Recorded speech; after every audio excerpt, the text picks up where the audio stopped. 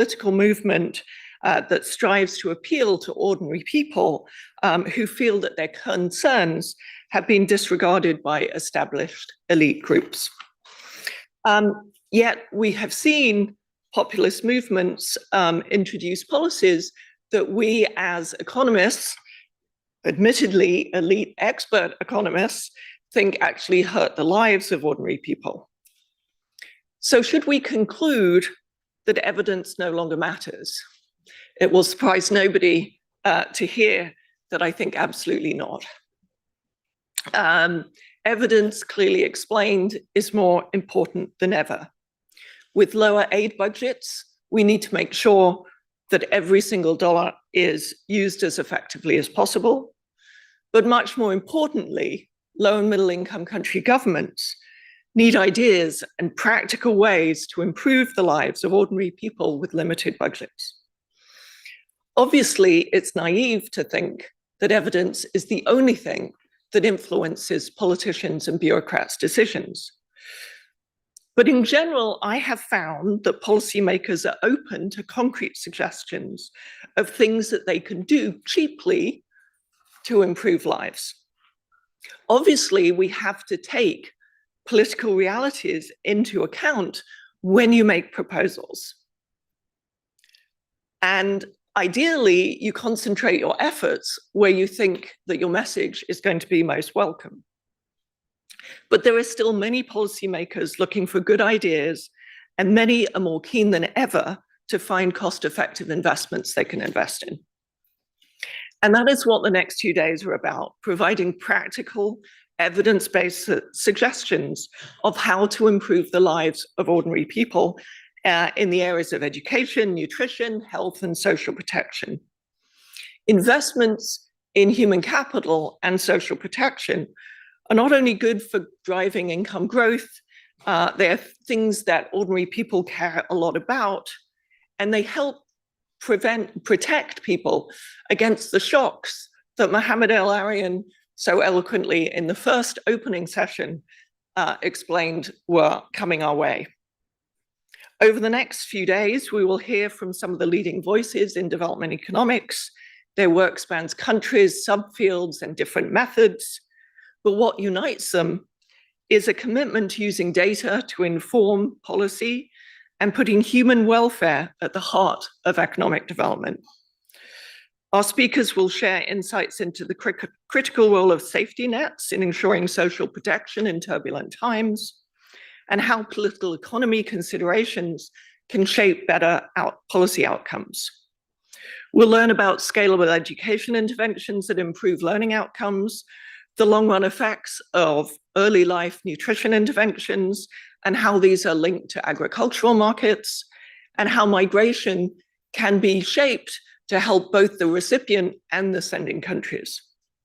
This conference agenda is a collective call to action to defend the idea that people are the real drivers of development, that there is no sustainable growth without human capital accumulation, and that even in an age of populism, evidence is our best tool for building a better world. So again, welcome and thank you for being here and for joining the conversation.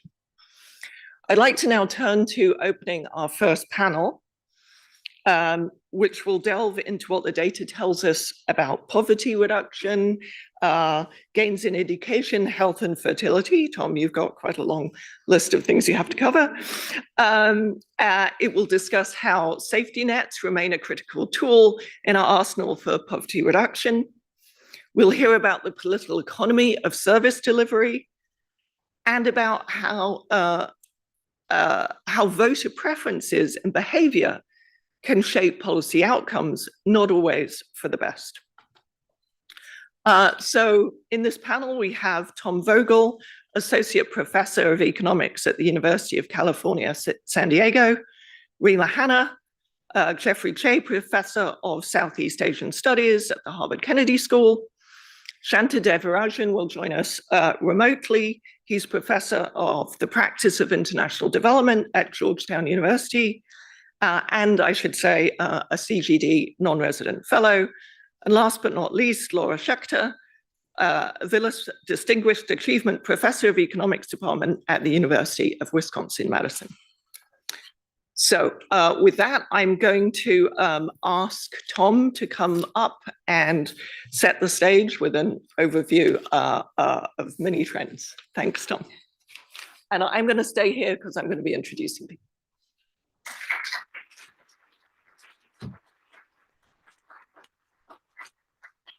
Hi, everyone. Thank you very much to Ishani for organizing this wonderful conference, and to Rachel for moderating. I'm really looking forward to the conversation today. As Rachel already noted, Ishani gave me a fairly broad set of topics to cover, and actually, Rachel, you added one. Nobody has said anything about fertility until you just spoke. And so I'm not going to try fertility, although I would love to. But this is going to mean that that I have to, choose carefully and be selective in what I cover on each topic. And Ishani also asked me to focus a lot on my own research. And so I'm basically going to allow my selective treatment of these three very big topics to be guided by what I've been working on. And so what I'd like to do is talk about these three topics. So not in the order listed at the top, but health, education, and poverty. And so chronologically, the poverty work will come first. This is going to be joint work that I've been doing with my colleague Paul Niehaus and our student Vinny Armentano, that tries to lay out some new descriptive patterns on what happened during poverty decline from 1990 up to about 2015, right? And 2015 was actually like right around the moment when this current populist wave was emerging. So this is actually largely before the current populist wave that I think much of this conference is discussing. But I think there are going to be some important lessons that we can take to thinking about what's going to be happening in poverty decline in the future, and how we relate, causal estimates from the development economics literature to these sorts of facts and so on. And so I hope those can spur some discussion. At that point, I want to switch to the post-2015 period.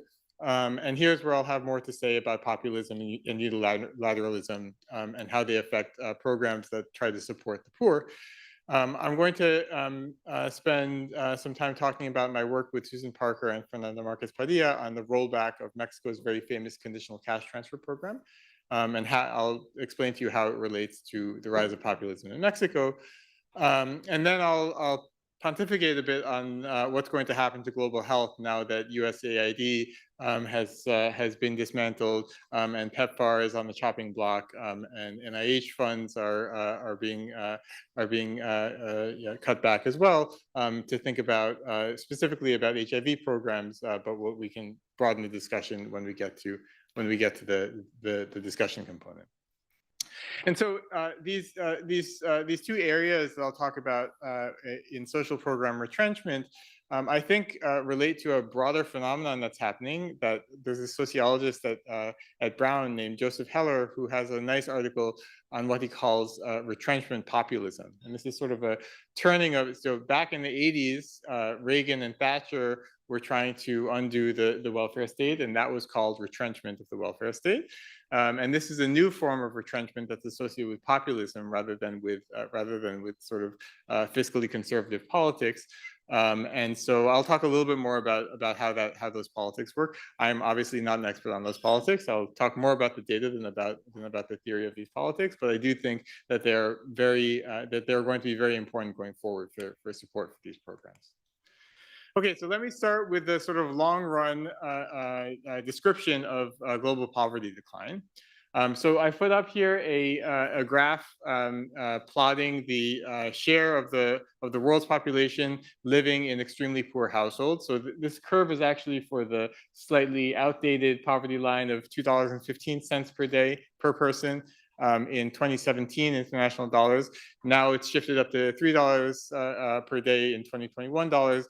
But regardless of which line you draw and which currency adjustment you use, you get basically the same line. And you see this really, really remarkable thing that happened over my lifetime. So back when I was, an infant or a toddler in the early 1980s, over 40% of the world's population lived in extreme poverty. Nowadays, that number is more like 10%, right? So that's a really, really remarkable achievement, one about which I'm sure many of the people in this room are familiar, and one that development economists have been studying for the past few decades. But one thing that is striking about the literature on these things is that there's sort of macro trends literature that looks at aggregates, and then the micro literature, at least for the past 2.5 decades, has really focused on particular programs or particular interventions and thought about their effects and tried to piece them together into understanding this trend and also thinking about what we can do going forward to get it from 10% down to 0. And so Vinny, Paul, and I thought it would be nice to have a set of descriptive facts that were representative of some large populations that just told us some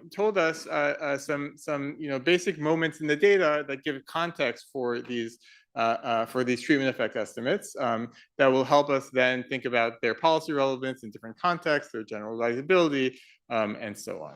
Right? And so our goal here was basically to do something similar. I don't know how many of you are familiar with this Banerjee and Duflo paper called "The Economic Lives of the Poor," which basically just lays out some descriptive facts about the poor in static conditions, right, in a cross section. And we basically wanted to build a similar thing with dynamics, where we say, like, what is happening to the lives of the poor over time as they exit poverty.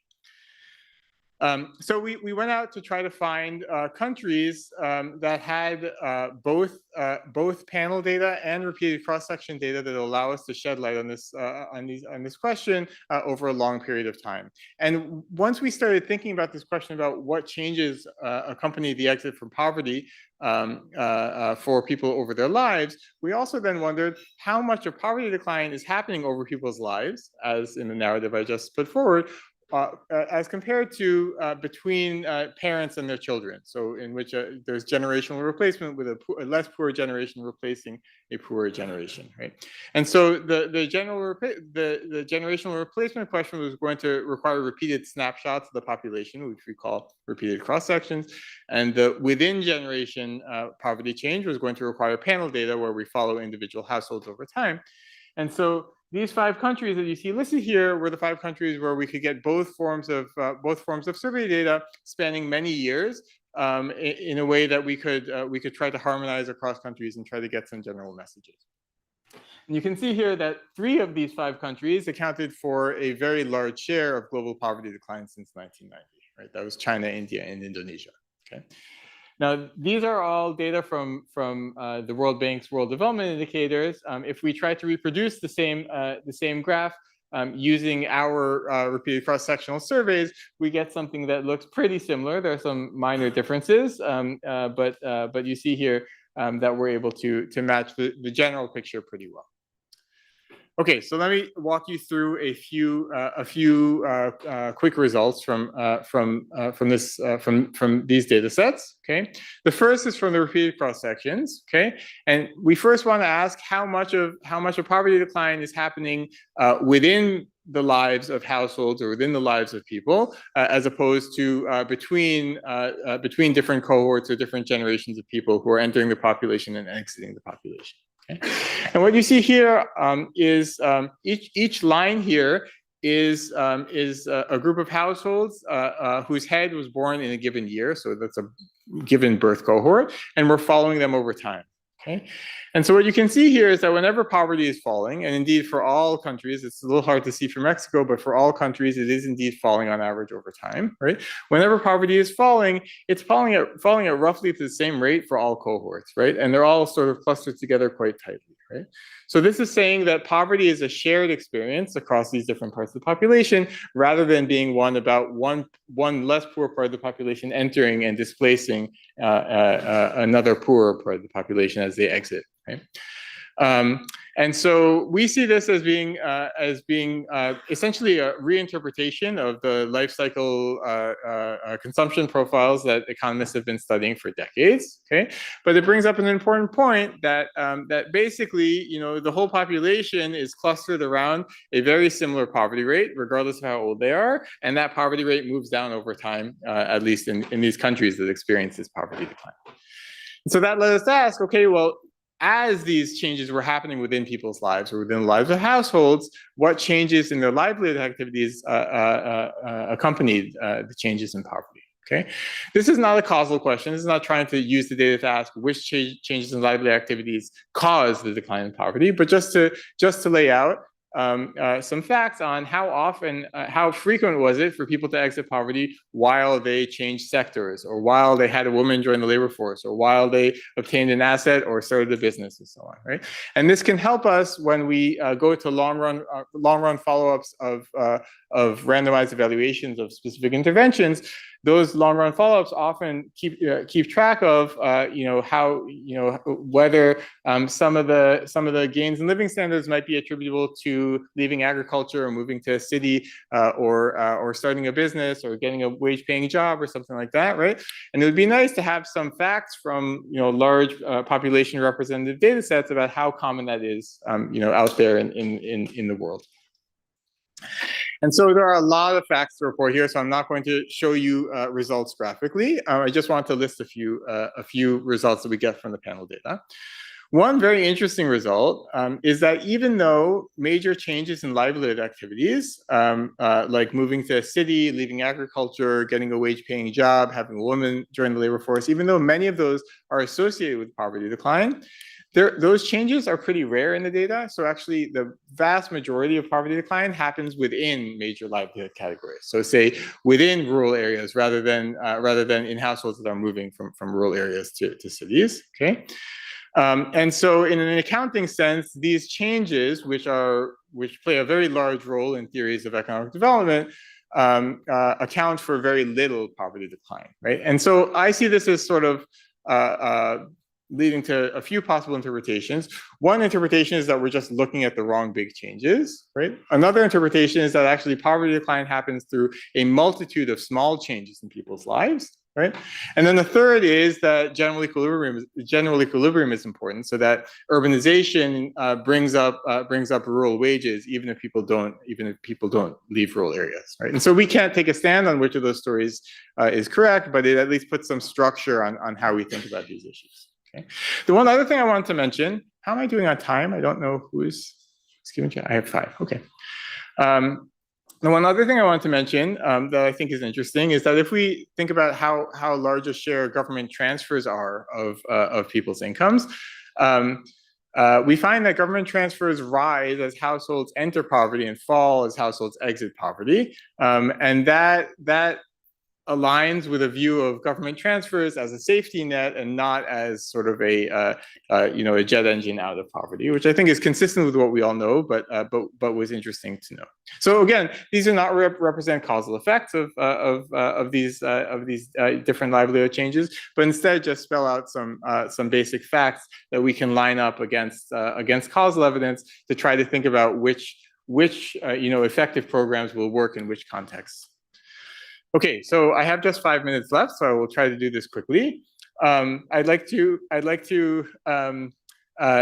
switch to thinking about programs in the age of populism and the retrenchment of these programs. So I'm going to spend most of the remaining time talking about the rollback of Mexico's famous conditional cash transfer program, Progresa. Okay. This was a very, very widely known and widely studied program that essentially paid poor families to keep their kids in school. Okay. In 2019, just after Mexico's populist leader AMLO was newly elected, the program was axed and replaced with another program that was much, much less progressive. So you can see here the green dots are benefits per household plotted against how poor a locality was, and you see a very steep slope for the green lines. And then in the new program, it basically flattened out so that rich kids in cities were getting as much money as poor kids in poor areas. And so we study the effects of this rollback and replacement using a differences in differences design. And we find that in these poor places that lost over half of the funding that they'd been receiving from the program, there were large declines in school enrollment and large increases in work among boys of high school age. So 12% of boys of high school age dropped out of high school and 8% of them joined the labor force.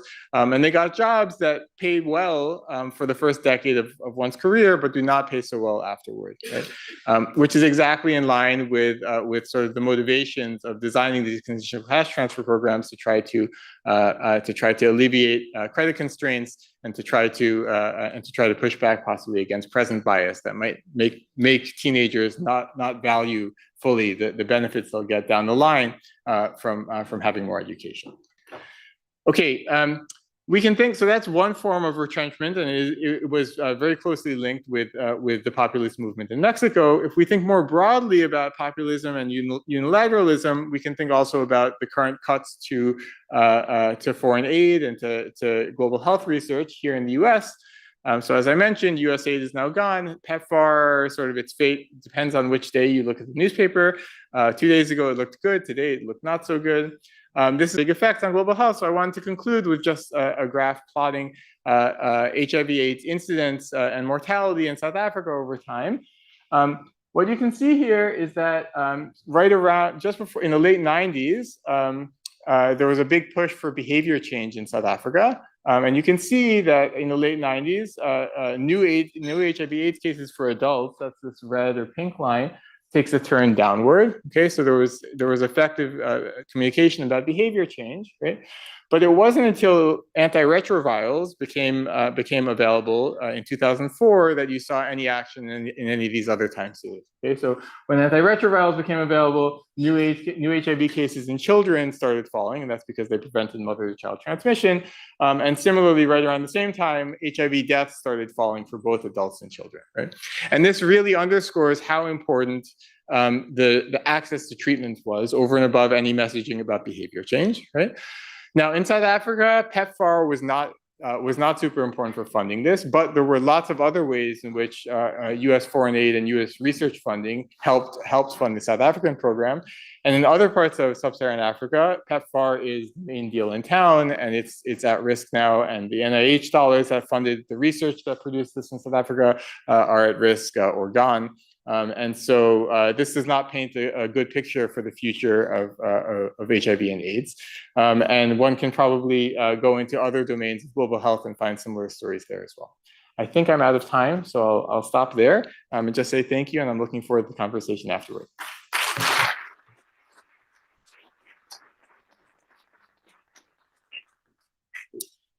Thanks, Tom, for that overview, and it's great to see people matching up the micro and the macro data on these issues. So let me now turn to Rima Hanna to do a similar sort of overview on social protection, and we'll get to ask some questions later. Thanks.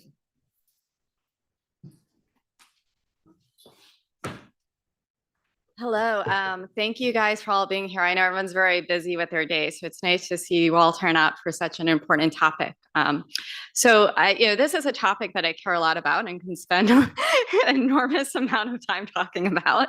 But I just wanted to give a brief overview in the minutes I have here today, and really talk about why do we care about social protection? What are the myths about it, and why should we care about it more, particularly in these times?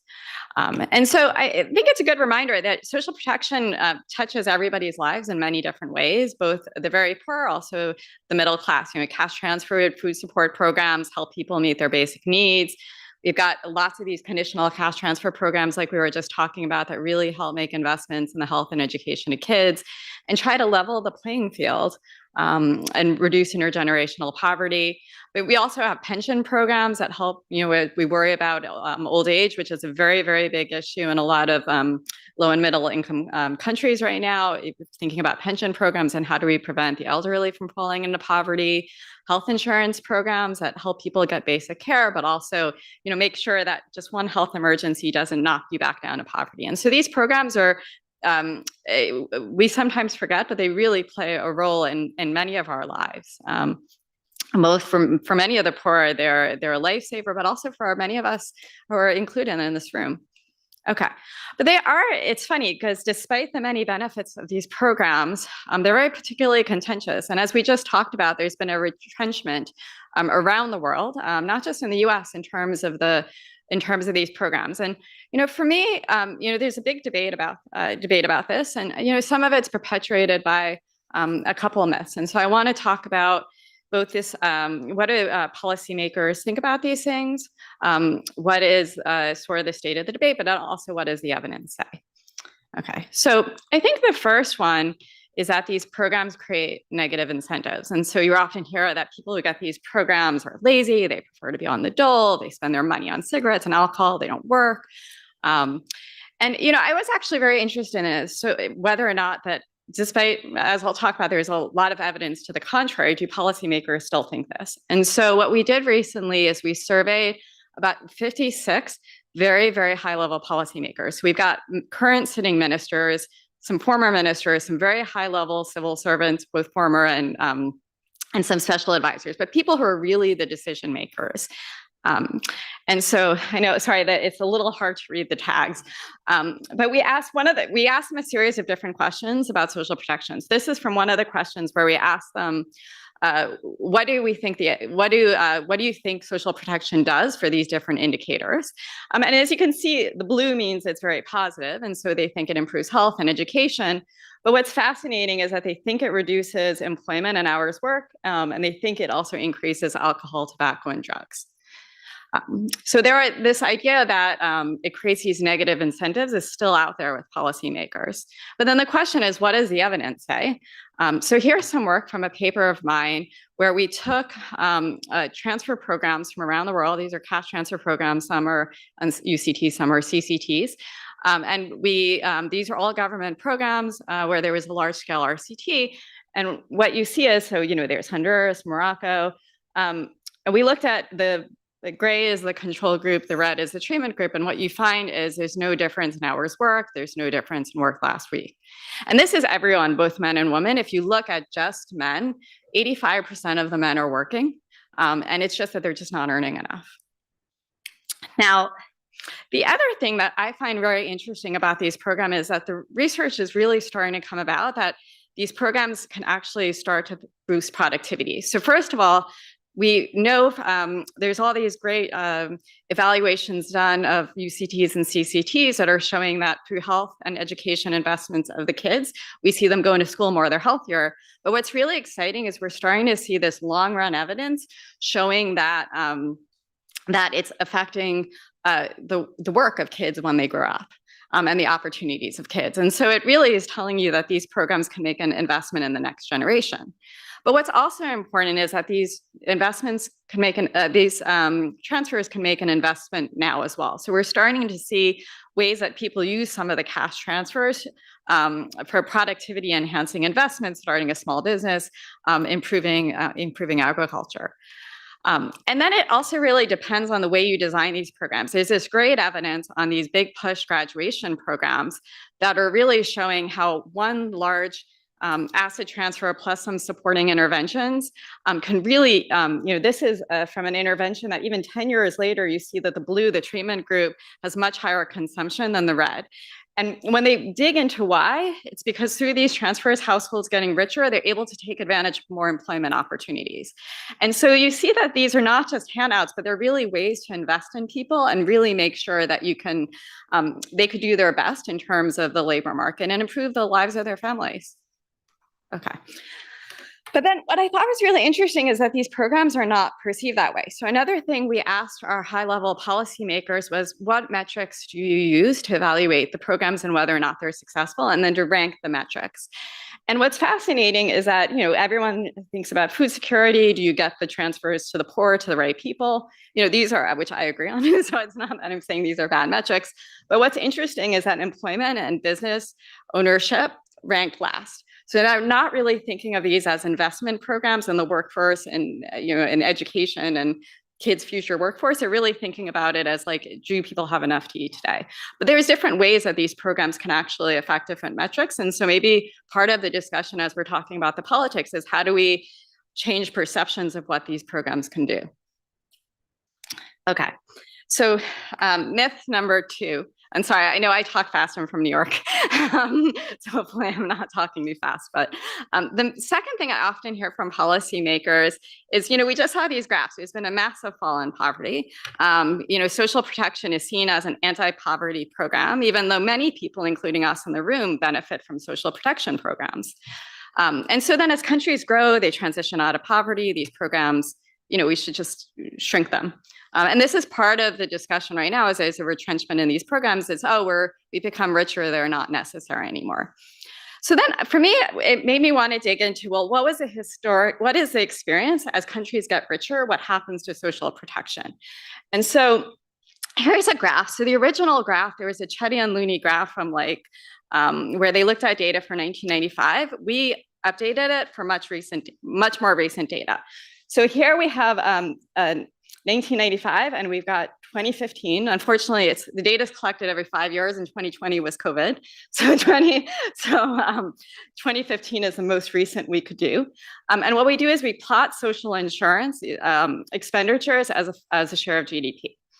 And there's two things to take away from this graph. The first is that it's really upward sloping. What is that telling us? It's saying that as countries get richer, they spend a greater share of their GDP on social insurance programs. And again, it might mean because now they're richer, they have the money to spend, maybe citizens demand more services from their government. So there's a variety of reasons. We don't fully understand why. But if history tells us anything, is that this is going to be more important for countries as they grow, providing these kind of services to their citizens. The retrenchment shouldn't be happening. The second thing I find fascinating from this graph is that the 2015 line is above the 1995 line. So it's basically saying that even at the same income level, today we're spending much more on social protection than we did before. And again, this is before some of this retrenchment because of the data issues, but it's also saying that I'm hoping this is a trend that continues in terms of trying to invest more, even within a given income level that we have. And you see this for individual programs as well. So here we plot UCTs, unconditional cash transfer programs in the first panel, and then conditional cash transfers in the second. We do it by income category. And again, we're doing this over time. And we see similar things, that they're increasing over time, but they're also increasing within income category.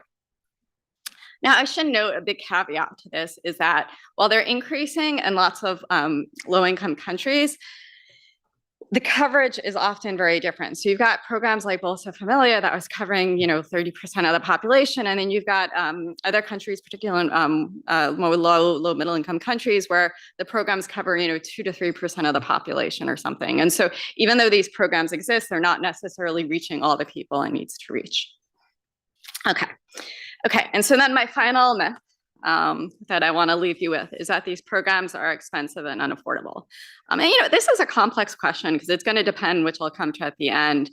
It's going to depend on the politics. That's why we're having these debates right now. It's going to depend on what are the goals of society and where do we want to invest our money. And it's also going to depend on both, particularly for low-income countries, their own resource mobilization, but also foreign aid. So I wanted to understand, can we do it? Can we, if we wanted to, could we get rid of poverty? And get everybody in the world up to a basic living standard? Well, just to get a sense of the ballpark of what it would cost. And I'm not saying, honestly, I think this is the bare minimum we should do. We should make a lot more investments in health and education and all these other things. But just to get a sense, if we really wanted to do it, if we really wanted to do the bare minimum and just get everybody up over the poverty line, could we do it? So we did this very, very crude, very simple exercise, getting everybody over the 2.15 poverty line. And again, this is arbitrary, that line.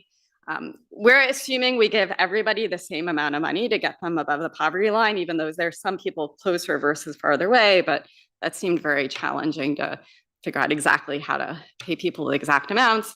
So maybe this is an overestimate in that way. We're probably an underestimate in other ways. So for example, we're assuming you could perfectly target these people. We could perfectly find everybody below the poverty line. The truth is, if you wanted to hit everybody, you might get many more people to reduce exclusion error.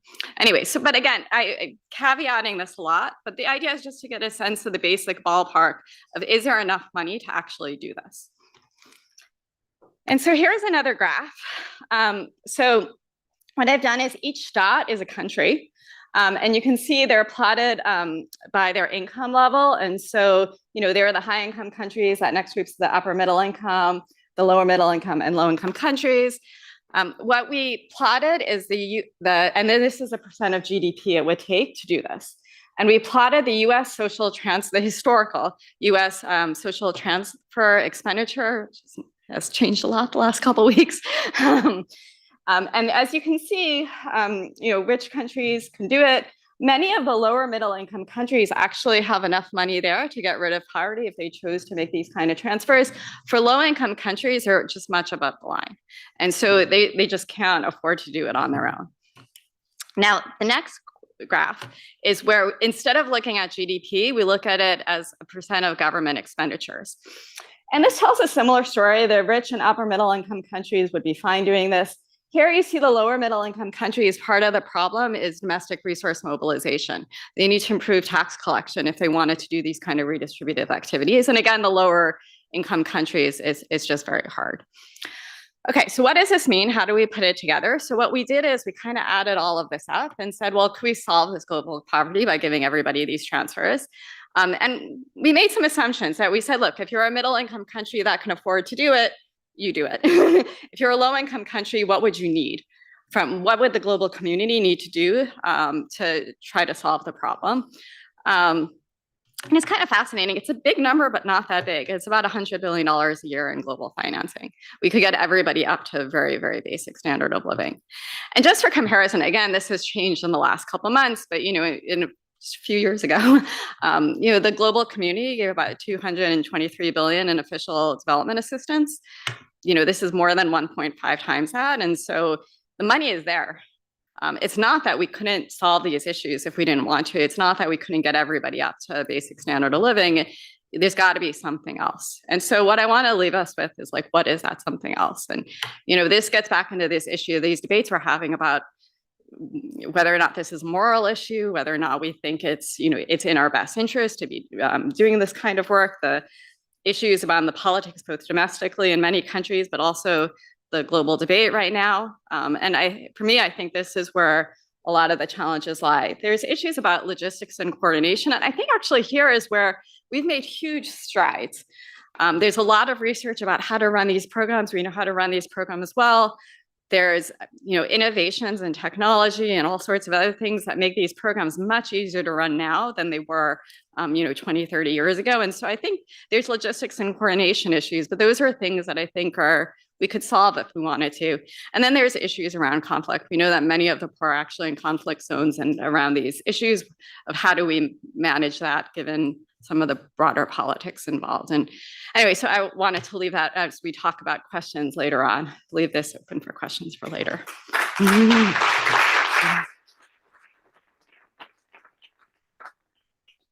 Thanks, Rima, for that great overview. Made me think of my time in the UK government and working on aid, where we would actually do that calculation of how much would it cost to bring people up to the poverty level, and could a country on their own afford to pay it? And that would feed into a decision on aid allocation. I wish more governments did exactly that. Okay, we're now going to turn to Shanta Devarajan, and great, I see you on the screen. Hi, Shanta. Hi there. And he's going to talk about public finance and service delivery. And maybe I'll come off the stage for this one.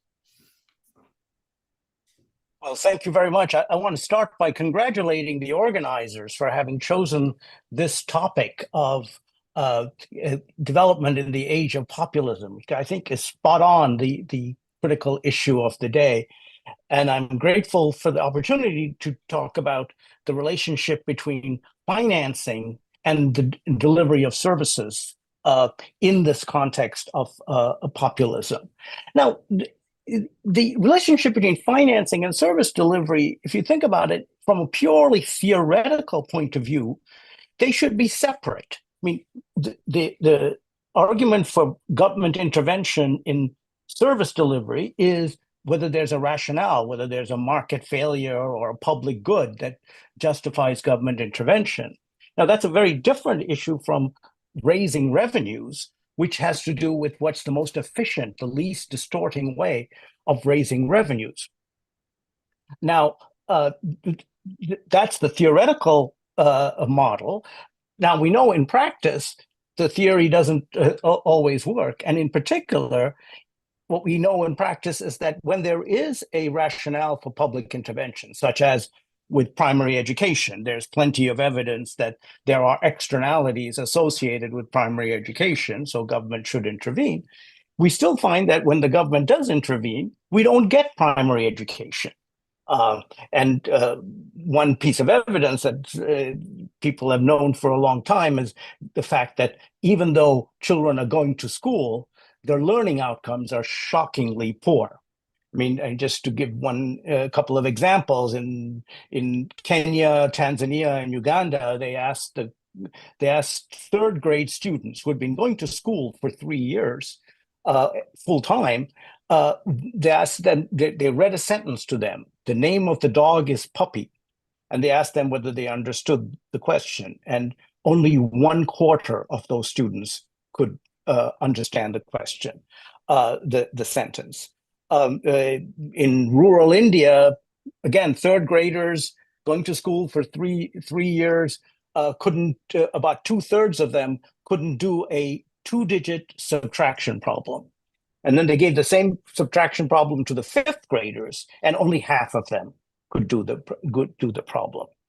And now we've known this for a long time, and the usual argument is that the reason why these children are not learning is that the service providers, the teachers in the classroom or the doctors in the clinic, are not accountable to the beneficiary. So teachers in sub-Saharan Africa and in India are absent about 40% of the time from the classroom and about 20% of the time from the school. We also find that, in India, unqualified doctors, whom we affectionately refer to as quacks, they give better service than the qualified public sector doctors in the clinics. And the reason we know this has to do with accountability is that those qualified public sector doctors give the best service in their private clinics. So the same people with the same knowledge, you shift the accountability relationship to the client, and you get a very different result. But the problem is that we've known this for at least 22 years. And if this were the only problem, we should have been able to solve it. I mean, we've tried various experiments, like, having teachers take pictures of themselves and send them in with the students, and send them in, and they get a bonus if they send in 10 pictures a month, or hiring contract teachers, and so on. And yet, the progress has been minimal in terms of learning outcomes. And I think we now are understanding that the problem is deeper than that, than mere accountability. It has to do with politics. In India, teachers, in many parts of India, the teachers run the political campaigns of the local politicians. And you can see that then the politician gets elected, and he turns around and gives the teacher a job for which he doesn't have to show up. We also know in many African countries, the teachers teaching 4th grade are incredibly unqualified. There's something like 2/3 of the only 2/3 of the 4th grade teachers had even the knowledge of a 4th grader, the person they're supposed to be teaching. That means 1/3 of them didn't even have that. And teachers' unions and medical unions can be very powerful in influencing government. And there's this famous experiment in Kenya where they introduced contract teachers with 2 arms. One was with an NGO administering the program, and the other by the Department of Education. And the arm with the NGO administered part of the program actually showed an improvement in learning outcomes, but the other one didn't. And then when they looked more closely, you find that the program wasn't even implemented. Now, this is where the link with financing comes in. Because if the problem is a political market failure, if you like, that citizens are unable to hold not just service providers accountable, but politicians accountable for better service delivery outcomes. And that is, I think, what's going on here. Then the way you finance public services might be a way to provide incentives for citizen action, for citizens to perform collective action. And let me give you an extreme example from the resource-rich countries of Africa. The resource-rich countries of Africa have very low tax rates because they get most of their revenues from oil. 80–90% of government revenues from oil. And as a result of that, the citizens in those countries first probably don't know how much revenue is being collected. Sometimes the level of oil revenues is a closely guarded state secret. But even more damaging is the fact that the citizens may not have the incentives to scrutinize government spending because they sometimes don't think of it as their money, even though it is. And as a result, public service delivery in these countries is awful. I mean, let me give you an example. In Gabon and Equatorial Guinea, these are two countries with a per capita income of $10,000 and $20,000. And they both have lower child immunization rates than Senegal and Sierra Leone, which have about a tenth of that per capita income. This is shocking. And, something along the lines of what Rima was just talking about, Marcelo Jugale and Na Nguyen did this calculation about 5 years ago, where they showed that if you just take 20% of the oil revenues and distributed them universally, so you don't even target them, you have universal cash transfers to the entire population, just 20% of the oil revenues could eliminate extreme poverty in Angola, in Congo Republic, and Gabon. This shows that in these countries, there's a huge distortion caused by the fact that citizens are not in a position to help them, to enforce accountability of public service decisions. Now, these are the problems. What can be done? And I want to suggest two possible promising areas where we can make progress. First is, I think this conference suggests, it's becoming increasingly difficult to get this kind of accountability at the national electoral level. It's never been easy. There have been problems all along with elite capture, vote buying, ethnic voting along ethnic lines or religious lines that have always prevented citizens from being able to hold politicians accountable. But there is now a retreat of electoral democracy in many countries, not just the United States. And populism, the theme of this conference, just makes things more difficult. But there is hope, because what we are also observing, and some of Stuti Kamani's work demonstrates this, what we're also observing is that there is greater electoral competition at the local level, at the subnational level. And this can actually be a potential for improved basic service delivery, because it's also the case that at the local level, there's a closer link between revenue collection and expenditures. Let me just give you, but there's both anecdotal evidence and systematic evidence. The anecdotal evidence is, when they introduced user fees for health in Niger, for instance, the local citizens began to take turns monitoring the local pharmacy to make sure the pharmacist doesn't steal the drugs. And literally, they had a 24-hour monitoring of the pharmacy. There's more systematic evidence of a randomized control trial in Malawi, where they found that a program where community monitors the local pharmacy actually led to both a reduction in drug theft and also an improvement in health outcomes. But I think one of the most promising or exciting developments is this work that Jonathan Weigel is doing in the Democratic Republic of Congo. This also harks back to Rima's point about countries in conflict. I mean, Congo is clearly a fragile state, but even in DR Congo, what Jonathan has shown is that when you introduce property taxes and you have programs that actually get people to pay their property taxes, they start attending public meetings and they start evaluating public spending. Indeed, it is even calculated that citizens attend public meetings at a cost of about 1 day a month of their daily wages. And they have started asking the hard questions. You know, there's a quote here from one of the citizens saying, "Why should the inhabitants of Lukonga pay taxes when the roads are in such disastrous conditions?" Another one said, "The provincial government should inform us how this money will be spent on public infrastructure and not wasted on other things."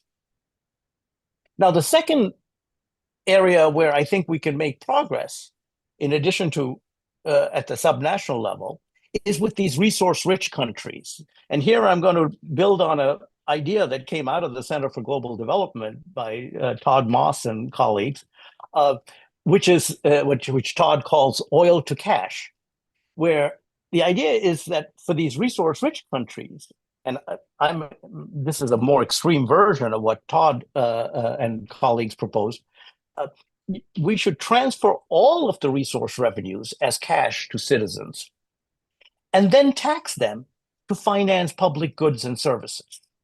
Now, before we start criticizing this proposal, let me just say first that this is technically feasible now with the development of these debit cards like the Aadhaar cards in India, which you can roll out and you can transfer this electronically, even through mobile phones, to every citizen and tax them in the same way.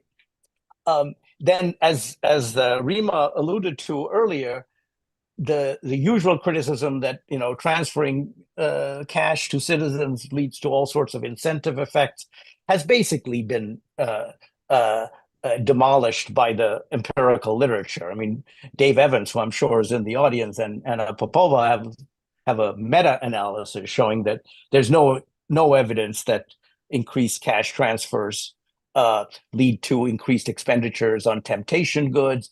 There's a whole slew of evidence, and Rima showed them, about the effects of cash transfers on labor supply that is either neutral or slightly positive.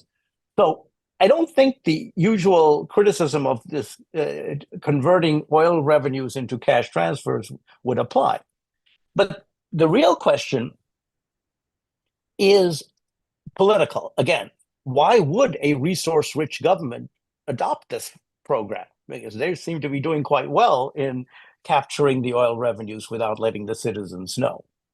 And here, there's some recent work from Kuan and myself, where we used a game theory model to show that if a country is running out of oil, or in the near future, and so it needs to rely on taxation in the future, the government needs to signal to the citizens that it won't continue stealing the money, for their tax money, to get them to pay taxes. But the only way it can really do that is to introduce the cash transfer cum taxation scheme now, rather than wait for the money to run out. And that way they could credibly signal that this government is serious, so that when they do run out of oil, they'll be able to raise taxes. Now, this was a game theory model, as I said. We thought it was a nice idea, but I was quite struck that less than a month ago, on July 3rd of this year, the New York Times had an article about the Sultanate of Oman, which is likely to run out of oil in the next 25 years, is introducing an income tax.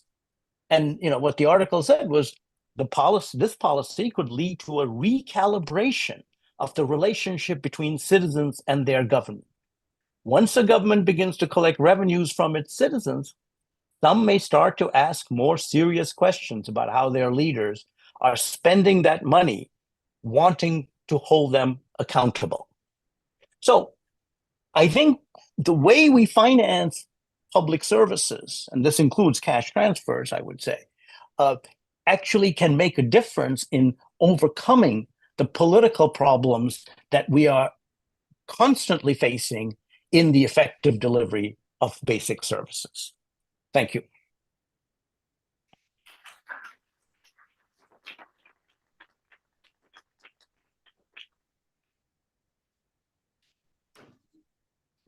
Thanks, Shanta, and for making me relive the times when I was on the IMF team for Gabon.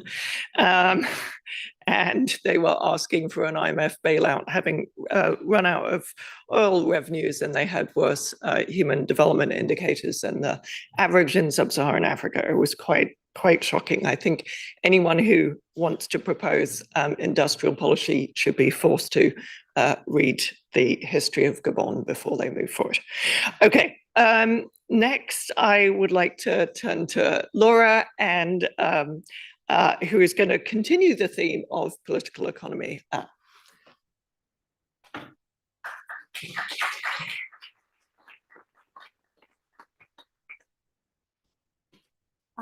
Awesome.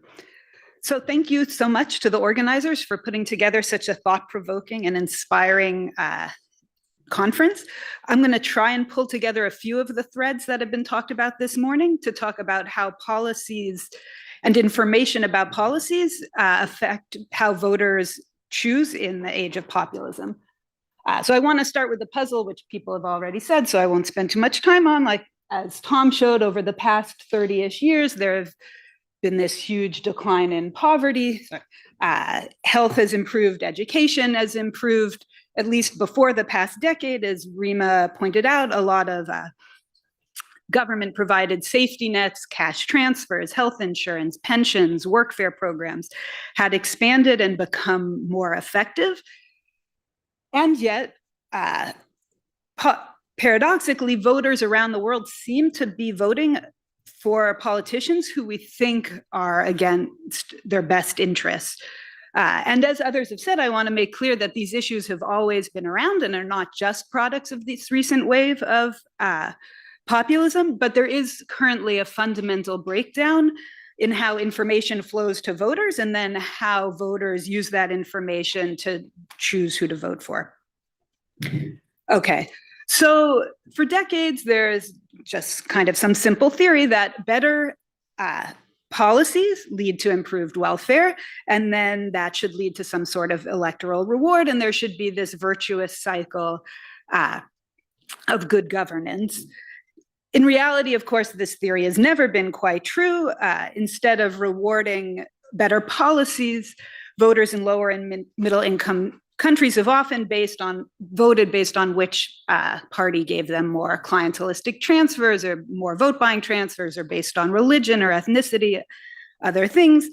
But I believe that this kind of virtuous cycle is breaking down even more nowadays as the media landscape is changing. So voters are increasingly voting based on some form of biased or partial information, and identity and emotion are becoming stronger determinants of electoral behavior. And meanwhile, politicians who sense this shift are less incentivized to act in the best interest of the public and more incentivized to control the media, produce fake news, incite emotional reactions. And so this feedback loop between good governance and re-election feels like it's broken. Okay, before I move ahead, I just want to mention two caveats. So the first is that there's a huge literature on these topics. This is a short time, and I've just picked a very few, and I'm leaving a lot out.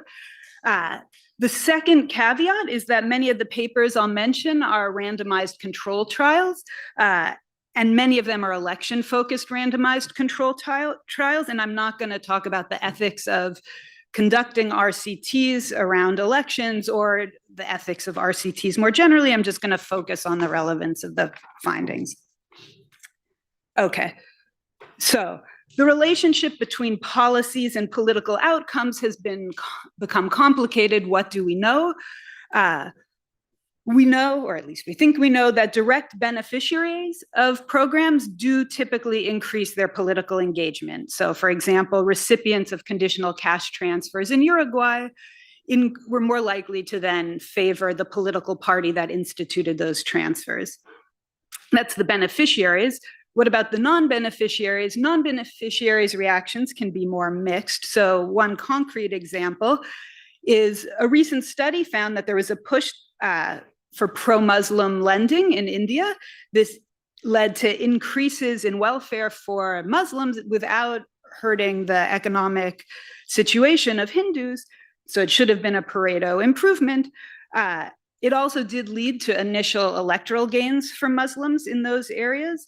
And then it led to a backlash and religious violence. And this type of kind of identity-based policy, which first leads to improvements in the welfare of the minority who's being helped, but then to some kind of backlash from a majority group, has been seen in contexts around the globe. People often only support redistribution if they think of it as fair, or if they think of the recipients as being deserving. And meanwhile, so vote buying persists and competes directly with policy outcomes in convincing voters who they should vote for. There's been a big debate, or I don't know, big, but there's been debate about how politicians decide who to target vote buying and clientelist transfers to. Are they targeting the swing voters, or are they targeting the core supporters? Or, as some of my past research has looked at, do they target based on more behavioral aspects, such as trying to target reciprocal individuals? Or maybe more fitting with this presentation, do they try and target influencers? And is vote buying like kind of a way to buy persuasion? Okay.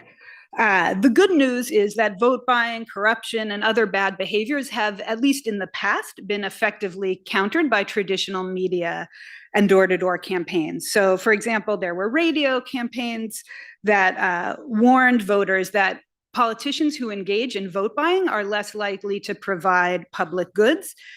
Those in multiple areas have been found to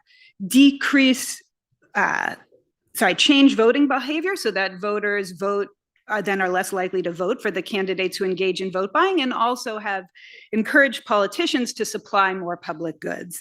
And it's not just vote buying, take corruption more generally. In multiple settings, when results of corruption audits have been publicized, it's been found that voters tend to avoid voting for candidates who have been found to be more corrupt. Okay. Similarly, there's research on report cards, which publicize politician behavior more broadly. So not just corruption and vote buying, but take things like, does the candidate have a criminal record? Or how often was the candidate absent from legislative sessions? And those report cards tend to lead voters to reward high-performing politicians and also improve policy outcomes, as the politicians increase pro-poor spending when they're worried that these report cards are going to come out and show what they've done with their time. The last bullet point on this slide is a little different, because rather than giving voters information with valence like, corruption is bad, showing up for legislative sessions is good, it just publicized information about policy platforms. And it was found that then this led voters to vote more for politicians whose preferences aligned more with their own preferences. Okay. So this all seems really promising. If we can just let voters know about bad behavior, make policy platforms more prominent, then voting behavior should follow.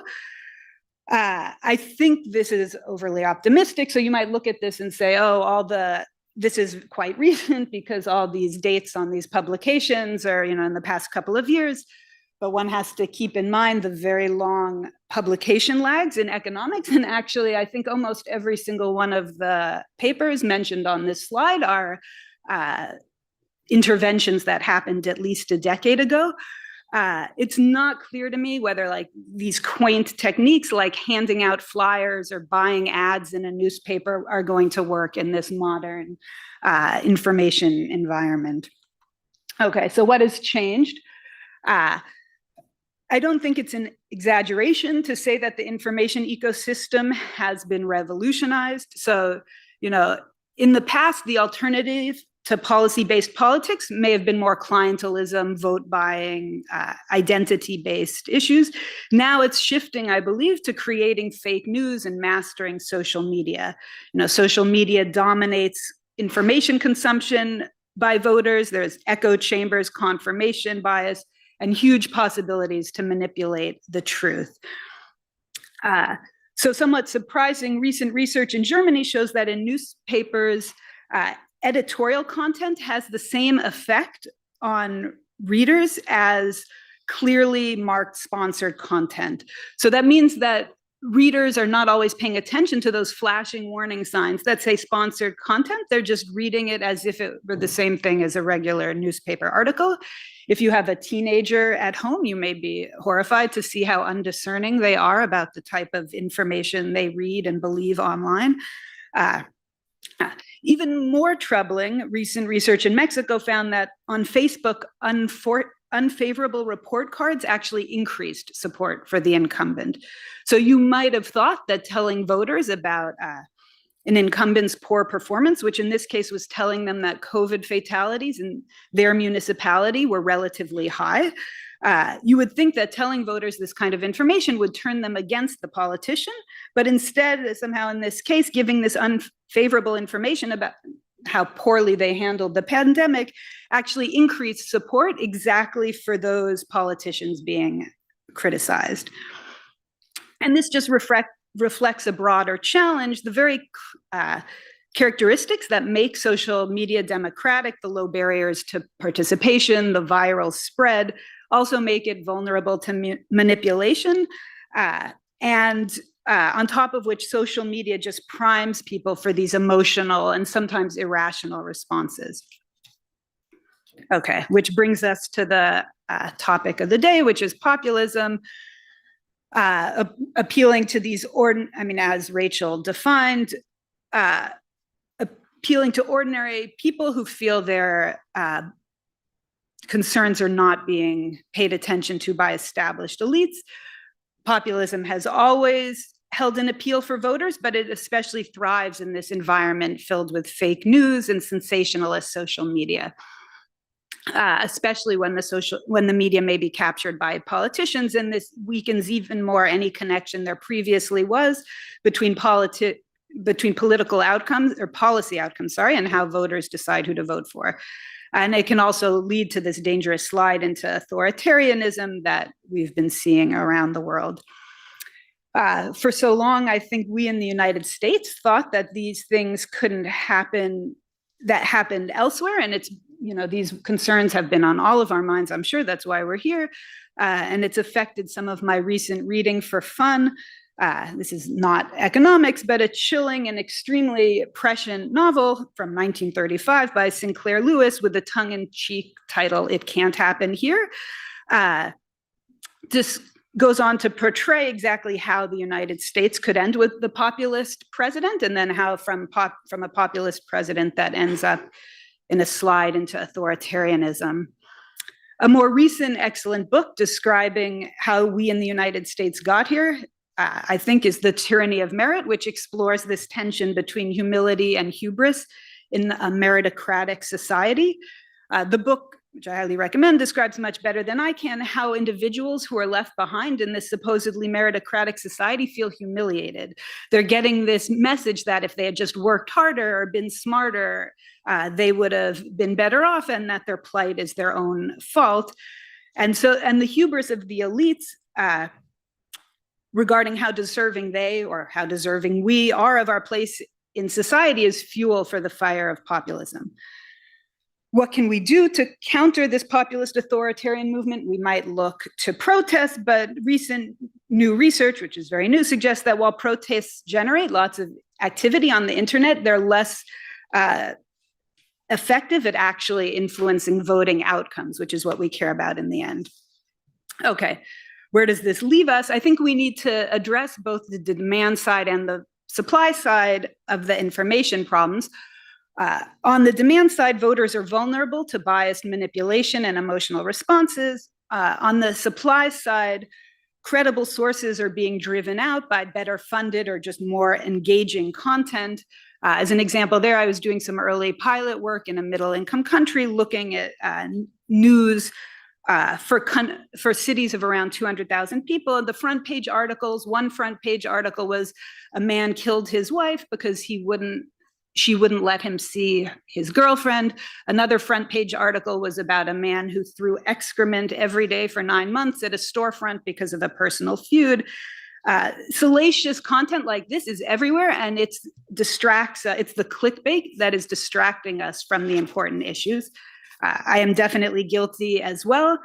I'm sure many of you, well, I won't say about you guys, but whenever I open a news website, you see something, if you see some article about Love Island and you're not like, I'm not going to click because I don't want to contribute to these algorithmic overlords who are going to like take my click and use it to decide what information they're showing everybody else.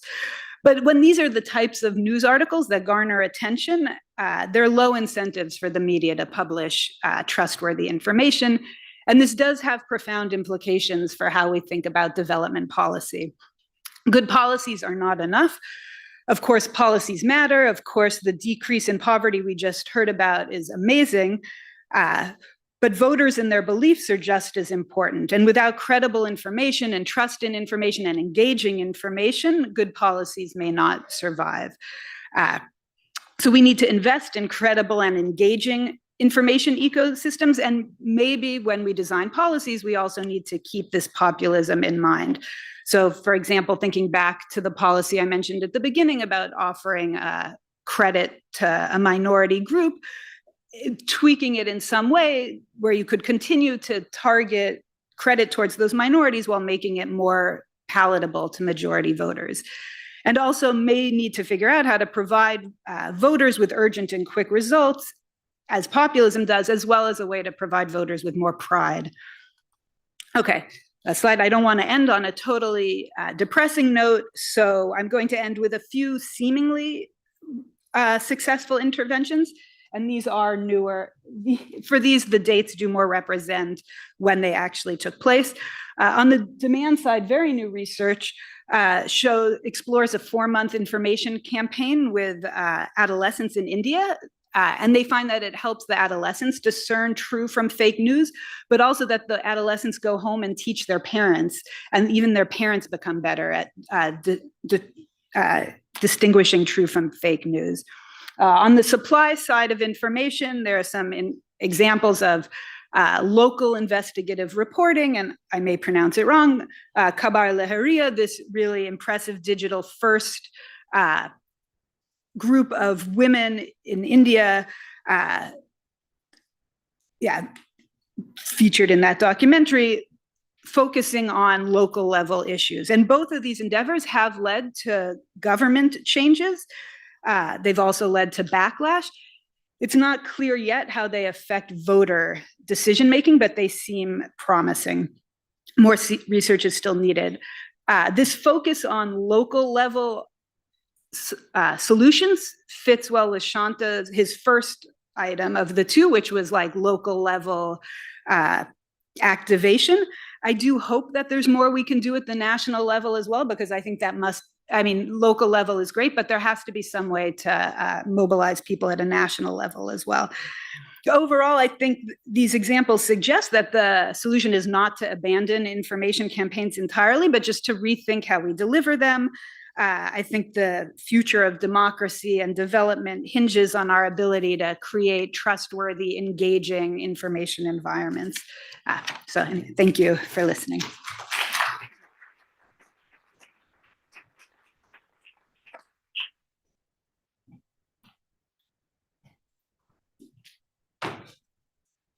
Okay, thank you, everyone. I'm going to ask a quick question of the panel, and then we'll turn to audience questions, including online. So please submit questions online.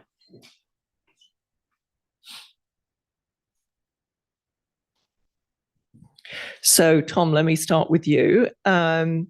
You said something which I didn't quite understand, so I'm going to ask you to elaborate a little bit. But you talked about how the people got social assistance when they were poorer, and then when they, when they exited poverty, they tended to exit getting that support, and so maybe these social protections weren't a jet engine out of poverty. Whereas if then Rima talked about how when these long-term studies suggested, and you've done some important long-term work, that you get when you're poor and you get the investment, you invest in things which actually help you get out of poverty. So maybe you could clarify and talk a little bit about your long-term work. That is a great question. Oh, my mic does work. I wasn't sure. That's an excellent question. And as I was making that statement, I sort of paused and say, should I really say this? Because this is just a description of how these dynamics work, right? And obviously I can't say anything based on those observational dynamics about whether these programs are a jet engine out of poverty, right? A lot of the work that Rima described, both in her work on conditional cash transfers in Indonesia, and in my work on conditional cash transfers in Mexico, and another paper that Rima cited on the same progressive paper on the same progressive program in Mexico that looks at long-run effects, you can see effects on the next generation. I would say that they don't look transformational, but they look economically significant, and that is meaningful, right? But that is different from the idea, of giving a household a productive asset or a cash transfer now, and then seeing transformational change, 5 years later. And my read of the literature on follow-ups of, say, cash transfer programs in the near run, not for the next generation, is that they do a lot to transform the household's well-being and their living standards temporarily, but that when you look 5 years later, the household has not moved to a new level of economic well-being. Great, that's very clear. I guess maybe the ultra poor program has more positive effects in that approach. Right. Yeah. Rima, you've done some important work with Ben Olken on comparing social protection to alternative investments. Maybe you could talk a little bit about that comparison. Oh, no, that's a good question. And it goes to a broader question of what are the goals we're trying to achieve? So for example, we've seen there are these very low cost educational interventions that have very high returns, and we should completely invest in those. And on the other hand, we also need to make sure that people can eat. And so I think one of the challenges in comparing these programs is that they affect lots of different things, and they affect different indicators in different ways. And for me, I want to be thinking holistically about the programs and not just comparing against each other, do we care more about education or health, but rather what are the best ways and how can the research inform us? How can we improve education, improve health, make sure there's food security, make sure people are being able to make productive investments? And I feel like their social protection can play a role.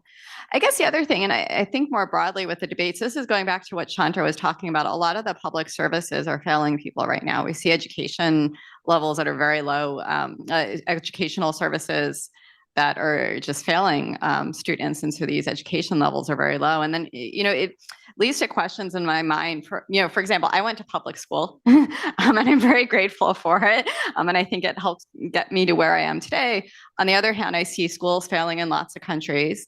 I see some of the emerging evidence showing how when private schools are coming in, it leads to competition, and it even improves the public schools. And so then it makes me think, well, should we be, creating more links between the citizen and the services by providing more vouchers and stuff for school? And should we be experimenting with different ways social protection can also help us achieve some of these health and education goals? And so for me, I don't like to compare the programs per se, but rather that there's a holistic set of programs that we're thinking about as we're trying to improve people's standard of living, improve dignity, improve their ability to engage in the world in the best possible way. And so I feel like social protection fits into that. Great, thanks. Shanta, so you're maybe not surprised that I want to pick up on two things that you said. One is you mentioned that providing user fees for health services sort of created more accountability, but we also know that they lead to a big decline in take-up. So maybe that's just more of a comment than a question. My question is about community monitoring, which you also mentioned as a potential way. And I've just constantly been puzzled by this because there's a very large literature there. You mentioned some positive examples, but there are also a lot of, zeros. If you look at all the literature, a lot of zeros and some positive, and the ones that are positive are spectacularly cost effective. But I haven't managed to wrap my head around what makes those community monitoring, what's different about the ones that worked. And I wondered if you had an answer to that, because it's been keeping you out. Okay, thanks very much. That's a big question. But first, I want to be very clear that what user fees and other kinds of revenue collection does is it increases the incentive for citizens to monitor. It doesn't mean that it overcomes the cost of the user fee. So there is definitely a trade-off here.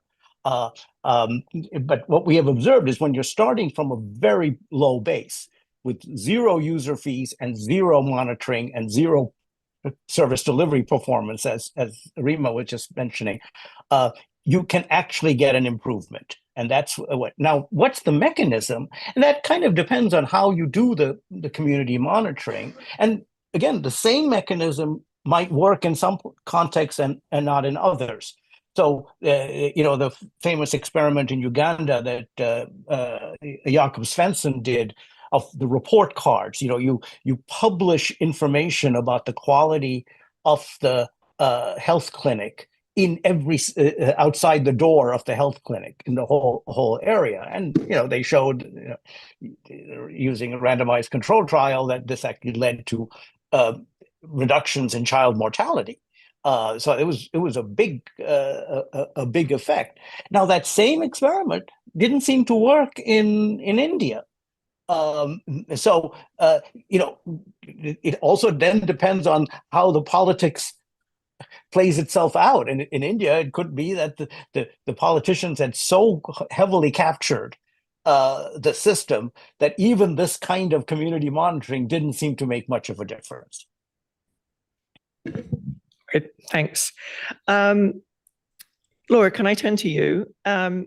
So you talked about how there had been these very positive effects of a number of information campaigns, and then you said, but the information environment has changed, so maybe it hasn't. Maybe we shouldn't be quite as optimistic. So anybody who knows my work will, again, be unsurprised that I'm going to bring up the topic of debates, which I'm very excited about in terms of, leading to better connection between politicians and the population. And I'm excited about that because I think that yes, handing out flyers, that's very hard to organize, has lots of challenges. But you can imagine, if you hold a debate, it's very easy. Well, you don't need that much technology and logistics. You just get people together, but also then people can clip it and send it out on WhatsApp clips. And so do you think that's a method that could still work in linking people to the population, even in a new information age? Yeah, that's a great question. I thought about adding debates to the slides because it seems like it's this new growing area of research. I mean, there've always been debates and it was a short time. So I didn't, and I'm afraid to say too much because you obviously know way more about it than I do. I wonder as a gut reaction if debates are again more useful at the local level when people maybe know less about, if you had a debate I'm from Madison, of like representatives in Madison, I'd be learning a lot. I'd be interested. It's not clear to me that like a Kamala Trump debate is going to have the same effect. I think it's going to have some of the same problems I talked about, echo chambers and people focusing on little snaps, that little sound bites that like fit their opinion, or like the Facebook study that people take the same debate and interpret it in just very different ways. So maybe that goes with Shanta's local solutions. I'm not sure it's the national level solution, but again, if you disagree, you should say so, because this is more your area than mine. Thanks. No, I'm just trying to finish up a paper which says that that asks the question, why do we get debates in areas where there's lots of information where they won't actually help, but we don't get as many debates around the world in places where there's less information and therefore where they could work. Okay, so let's turn to questions from the floor, and then I have some from online. Intermit. We're actually going to bring, so if you just put up your hand, we're going to bring mics. It's a change from earlier. So I was planning not to speak because I have been speaking a lot over the last couple of days, but I couldn't resist it, because the first was something that Shanta said, where he said that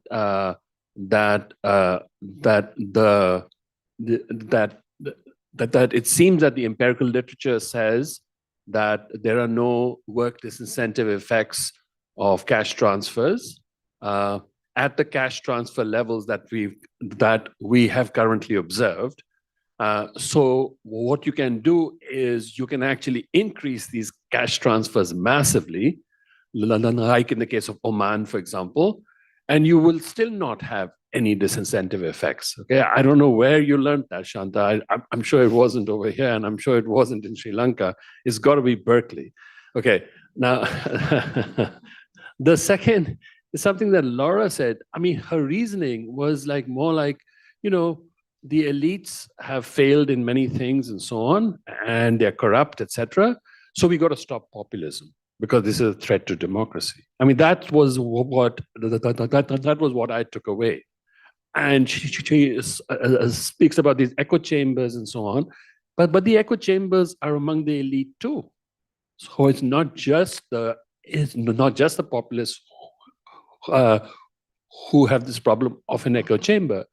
And then Rima mentioned something about the fact that for lower middle income countries, if you increase taxes or if you increase domestic resource mobilization, you could actually finance more of these programs. The problem, Rima, is that if you look at the way that way that tax systems are structured in these countries, they tend to depend a lot on indirect taxes. And indirect taxes tend to be very, very regressive. And it turns out that the efficiency of the redistribution system is not very good. So if you go that route, you actually end up with a much worse outcome than you would if you just rather focused on growth and made these countries upper middle income countries. And then you have a different issue. Yeah. Okay, I'm going to take one more, given that there were many questions. I'll just take one more and then come back. So this woman in the fourth row.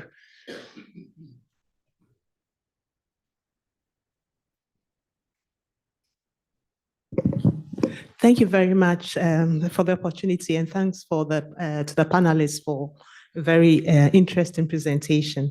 So I have two questions. My first goes to Tom, and then the second to Rima. So my question for Tom is that he suggested that poverty exit coincided amongst others with exit from agric.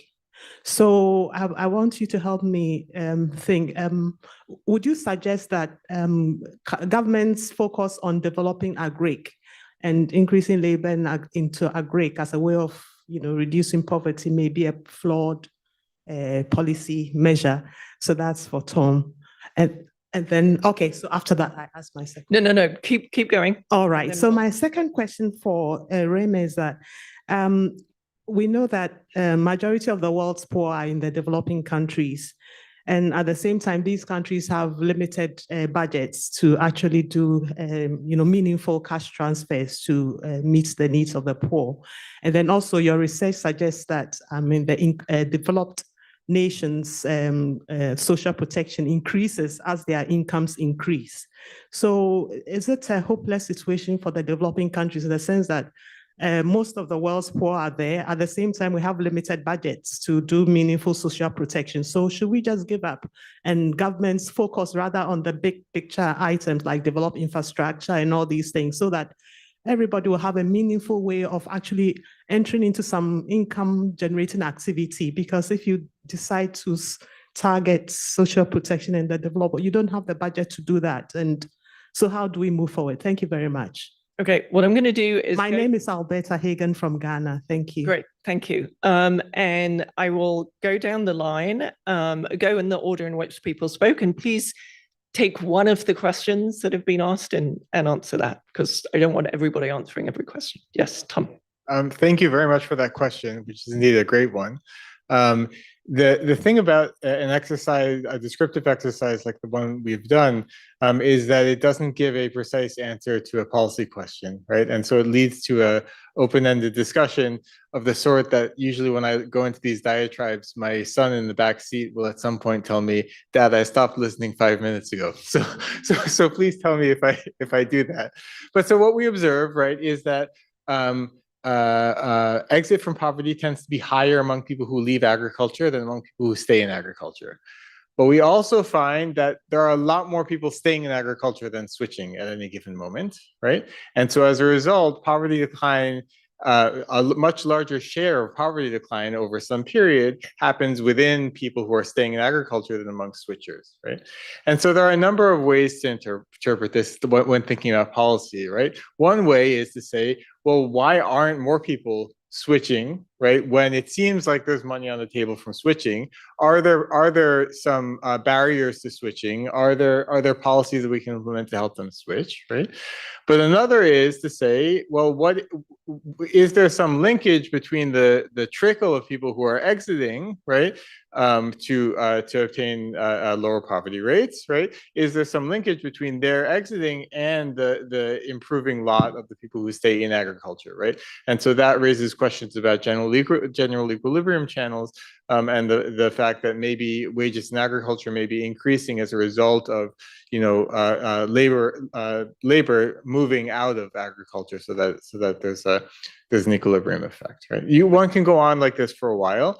So we see it as basically like pinning down maybe 3 or 4 different policy possibilities that then could be linked up with, a randomized trial testing a particular approach based on these discussions. Great, thanks.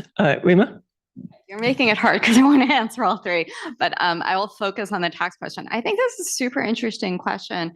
I think there's 2 things to be thinking about. So I agree, indirect taxes could be very regressive, but there's been some new research from actually a junior colleague of mine that's super interesting, because it shows that if you look at the consumption bundles across the world of what poor people actually purchase, a lot of the things they're purchasing are not covered under these indirect taxes. They're buying tomatoes or growing tomatoes. They're not necessarily buying like luxury goods. And so when you count in the stuff that they're buying and the fact that it's not really recorded well in the data, first of all, they're a lot less regressive than you think because they're not actually paying these taxes. I think the second thing is, and I agree with you, it's about how it's hard to say like indirect taxes are regressive. They're not regressive. It's about how you design it, what products you tax. There's been interesting work in Latin America where they give rebates on certain types of VAT taxes and stuff, depending on your income level. And so you could do targeted tax rebates and stuff. So I think there's a lot of ways to design these better. We're also getting better at thinking about, are there ways to improve corporate tax collection, for example? And so there's ways to make the tax system more progressive. And I agree with you. I think this is where research needs to do more, and where we should be thinking more about, as countries are growing and they want to be providing a better quality of services for their citizens, and we have to fund it. What is the most effective way to do that so we actually don't create a lot of other distortions? Great. Okay, Shanta, and I want to get some from online, so be sure. Very quickly, in response to Indermit's challenge, I would say just look at the reality of these oil-rich countries. Those are the ones for whom I'm discussing an increase in cash transfers. 90% of employment is in the public sector in these countries, and they pay very high wages, and they're completely unproductive. And what I was proposing was eliminating that public sector and replacing it with cash transfers so that the private sector can emerge. I mean, most of these countries have trouble developing a competitive private sector because the public sector pays such high salaries. So this is actually an effort to increase labor supply in the private sector and actually get these guys to grow. Laura? Yeah, I don't think I have a great response to Indermit's challenge on mine. There are definitely echo chambers in every group, but among the what? In this whole room, perhaps. I mean, when the things that we come together on are the, clicking on Love Island, but we can't agree on the politics, then, I mean, maybe this comes back to Rachel's solution of debates, which get people in the same room and speaking to the same population at the same moment. I don't know. I don't have a great response to it. Okay, let me turn to some questions from online. One is specifically for Shanta, which is a question about the Kenyan education program that you said failed. They didn't implement it. Could you explain exactly what happened? And, maybe more generally, what could be done better to make this kind of thing work? And Laura, but I think actually everyone might have a view on this. What steps can African countries, Nigeria especially, take to help citizens ensure sustainable and transparent practices in government? Okay, just a kind of small question there. So, or if you want, and there wasn't a question that came up last time that you weren't able to tackle, you can take that as well. Tom, did you? There's nothing for you. Okay. Well, let me go first to Shanta, of course, because that was very specifically for you. On the Kenya, what's went wrong with the Kenya program? Right. Well, the program was because of this problem with accountability that most teachers had permanent contracts and that so they couldn't be, which couldn't be modified based on performance. They were introducing contracts. So teachers were actually assessed on an annual basis, and the contracts were renewable every year. But the point here was that they introduced it using two different methods. One was that an NGO would administer the contracts and do the evaluation every year. And the other was that the Department of Education would administer the contracts and do the evaluation. And what we found was that in the former, where the NGO was administering, there was actually an improvement in teacher performance because the teachers felt like they were under threat of being fired or they were losing their contracts, so they actually delivered, and the student learning outcomes improved. In the other, the Department of Education basically either implicitly and in some cases explicitly told the teachers they would be renewed anyway. And as a result, you didn't get that improvement in performance. Literally, there was no statistically significant difference in student learning outcomes. So who administers the program actually has an effect. And that's when I was saying that it's because the Department of Education was very much politically aligned with the teachers' unions. Great, thanks. Rima, do you want to answer any of the previous questions? Okay, I'll give you a chance to do that, and then I'll come to supply question. Yes, I think this is a very interesting. It's a very interesting point that was raised of like the transfers in many developing countries are very small, and we don't see labor supply effects. What if we went bigger? And there's no one silver single bullet, but I think there's a bunch of evidence that shows that I don't think it's as much of a concern. So first of all, in a lot of the studies, there is variation in the level of the transfers, and you don't see differences in effect. So that's the first thing. The second thing, in higher income countries, the level of transfers are higher relative to income, including I've done some work in Saudi Arabia looking at this as well. And, there we see incentive effects. People take longer to find a job and so forth. But there's two things. One, these effects are not large. They're not just people not working at all. They're very tiny. And two, there's also something to be said about, like, for example, in Saudi Arabia, what we're finding is that, when the transfers go away, people take the first job they can get, and they take lower wage jobs they stay in for less amount of time. And so there is something about having enough time to job search and find the right fit job and a good job for you. And so, maybe if it takes you a little longer to find a job, that's not necessarily a bad thing.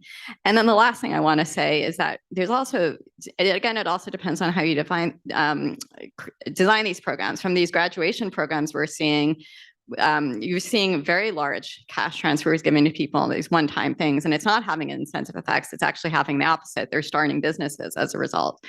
So I do think, it goes back to, and maybe this is the fault of economists, that we had all these series about, like, this is going to happen or that's going to happen. But I think magnitudes of what happens and why is also really important, and we should keep that in mind. Okay, Laura. Yeah, so I don't know, the question about what should a government like Nigeria do is a big open question. I don't really know. I mean, and some of these things, I guess, have maybe not done by governments. I mean, I do like the promising work that I mentioned at the end on teaching people how to discern fake information from true information, explaining sponsored content versus non-sponsored content, supporting a free and open media, trying to get the free and open media to be more entertaining and engaging and less kind of, boring and staid. Some of those things are not things that a government can do, but that, NGOs can do to try and push governments to then behave better and focus on good policies. But yeah, I don't. Do you want to come in? Yeah. Okay. So I got excited at the mention of Nigeria, which I thought was a good way for me to fulfill Rachel's promise that I was going to talk about fertility, because Nigeria is going to be one of the world's most populous countries, up there with China and India, right? And that is, I think, going to lead to a major change in how people working on development policy and development economics think about issues of development and where they live in the world, and issues of political economy and so on, right? That, like, Africa is the future of development, because that's where like going forward population growth is going to happen in the world, and that's largely due to existing fertility differences across different regions of the world. And I think that's a really useful thing to think about for what the next 50 years are going to look like. The next 50 years are going to be African, and especially Nigerian. Yeah, and I would say, come join me in working on West Africa. It's a fascinating place, and it is absolutely the future of poverty. Okay, thanks everyone. Thanks for our panelists. Thanks for engaging questions. A 15-minute coffee break. Oh, Shelley. Thank you. We actually have 20 minutes until about 11:45. Please do follow the ushers back promptly, and please join me in thanking our panel.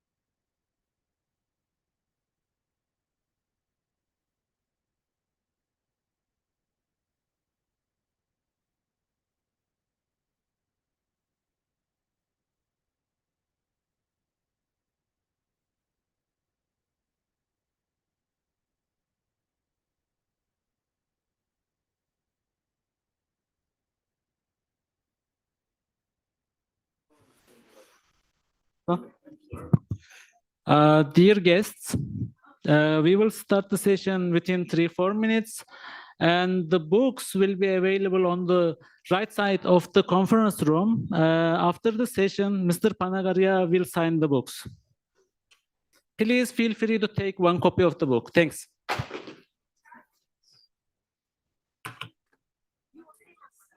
I have many.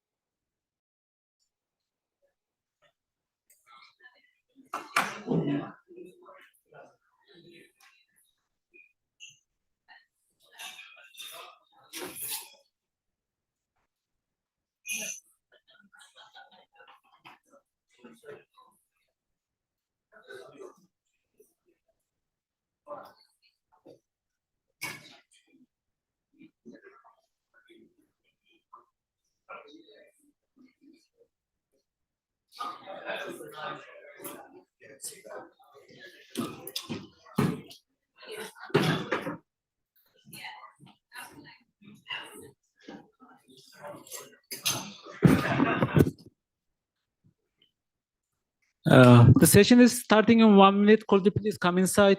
Thanks.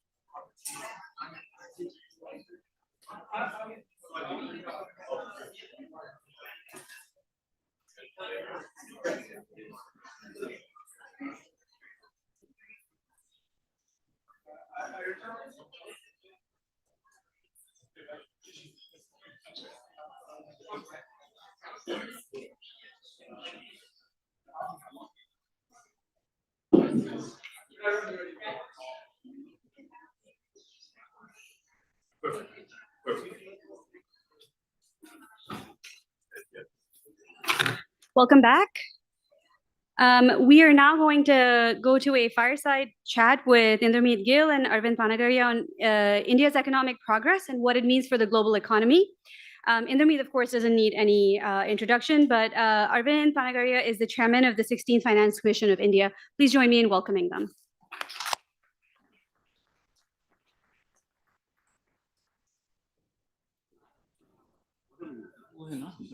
Presentation, you can do both. You can then standing is better. Standing is better. And by the way,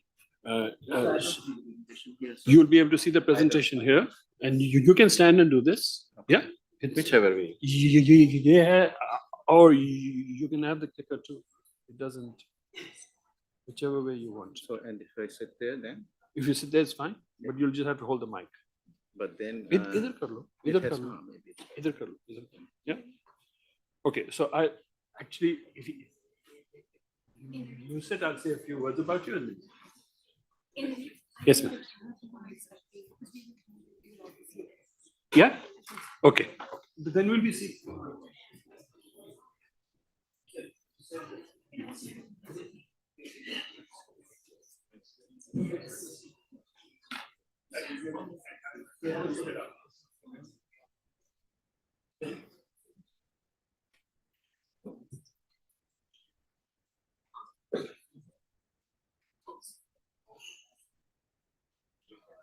Thank you all so much for coming. I'm going to fill in a few minutes because people are still trickling back in from coffee. So it's a pleasure for me to introduce Dr. Arvind Panagaria. He is a professor at Columbia University. So I understand that you still have a university. Yeah. As of yesterday, I think. Yes. But Arvind and I go way back. Actually, we're very good friends. I first met him when he was working at the World Bank. And then he became a professor at Maryland, and after that at Columbia. In between, he's had many other stints. He was the chief economist of the Asian Development Bank. He was the Sherpa for the Indian government at the G20 for 3 of its meetings. And then he now actually has this. And he was also the founding head of Niti Aayog, which is the successor of India's Planning Commission. And Niti Aayog is headed by a cabinet level person. So he was in Prime Minister Modi's cabinet at the time. And now he's doing a really important thing, which he's the chairman of the 16th Finance Commission. And for those of you who don't know what that is, essentially what the Finance Commission is that so each 5 years, the central state fiscal relations are reviewed and updated. And the person who heads that is the chairman of the 16th Finance Commission. Okay. So Arvind has not yet submitted his report as chairman. He's going to do that later this year. Arvind, is it? Okay. And when he's done that, we're going to bring him back and we're going to have him actually tell us about his findings then. Today, he's going to talk about 2 other things. He's going to talk about India, the path to Viksit Bharat, because he's written a lot of books on growth and so on. He also wrote this wonderful work of economic history. It's called the Nehru Development Model. And the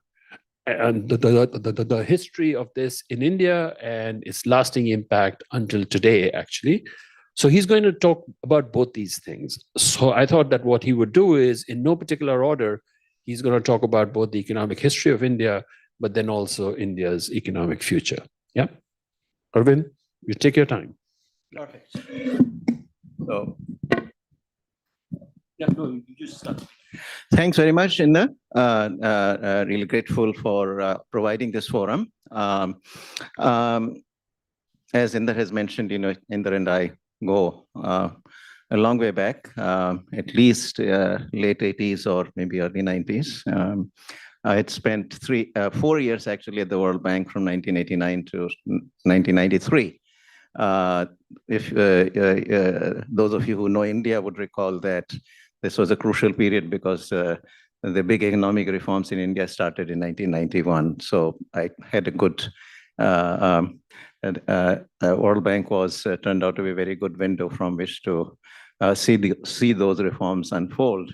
And when the second structural adjustment loan was discussed, actually, I became a part of the mission that went to India to negotiate that loan as well. So it's a pleasure to be back here. I've been here in between, but it's nice to be able to reminisce a bit about this. So for today, I want to talk about India, and I am sort of very bullish on India, and that is what you're going to see me or hear me talk about in the next half hour or so. The way I'm going to do it is talk first about, I'll talk about the future, recent past, and then at the end, I'm going to bring us to, in a way where this book kind of begins. So I'll introduce the book at that point, and from there on, we'll take on to the Q&A section of the session. So first of all, many of you would know that India now, is the 5th largest economy. Its GDP is about $3.9 trillion. And it's right behind Japan with its GDP at 4.1 trillion, and also a little bit further behind Germany, whose GDP is 4.6 trillion. These are all 2024 figures, latest year for which we have the full year data. So with India's growth, I'm going to talk about in current dollars, easily 10% or so right now. It will cross these two countries within the next 3 years or so. So pretty much by the end of 2027, and if there is a hiccup or something, maybe by the end of 2028 for sure, India will become the 3rd largest economy. So it is something to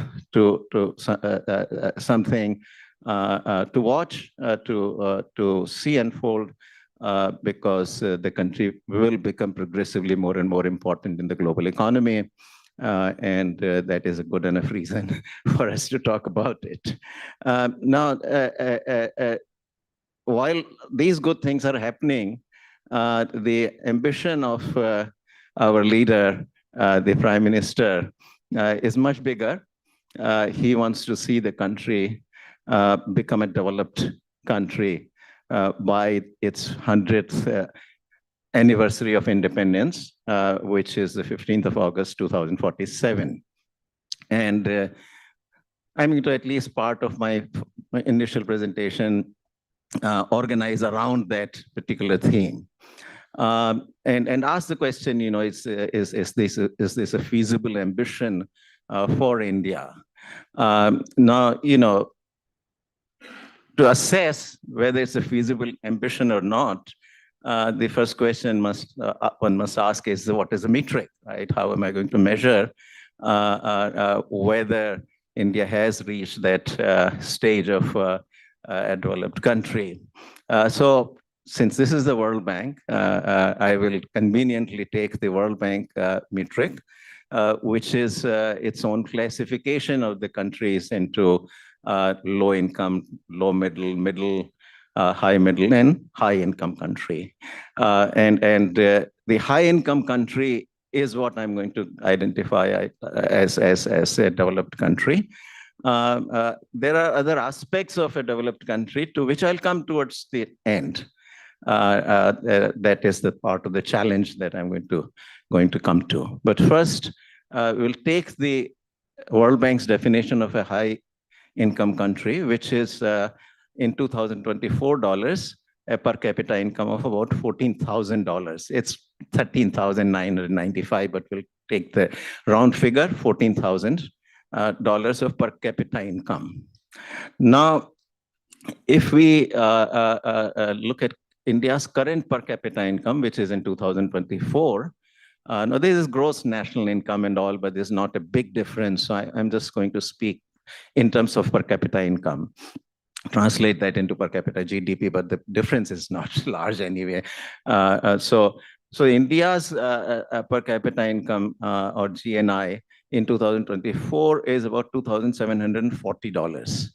Not a very large figure, and I'll come to that again later on.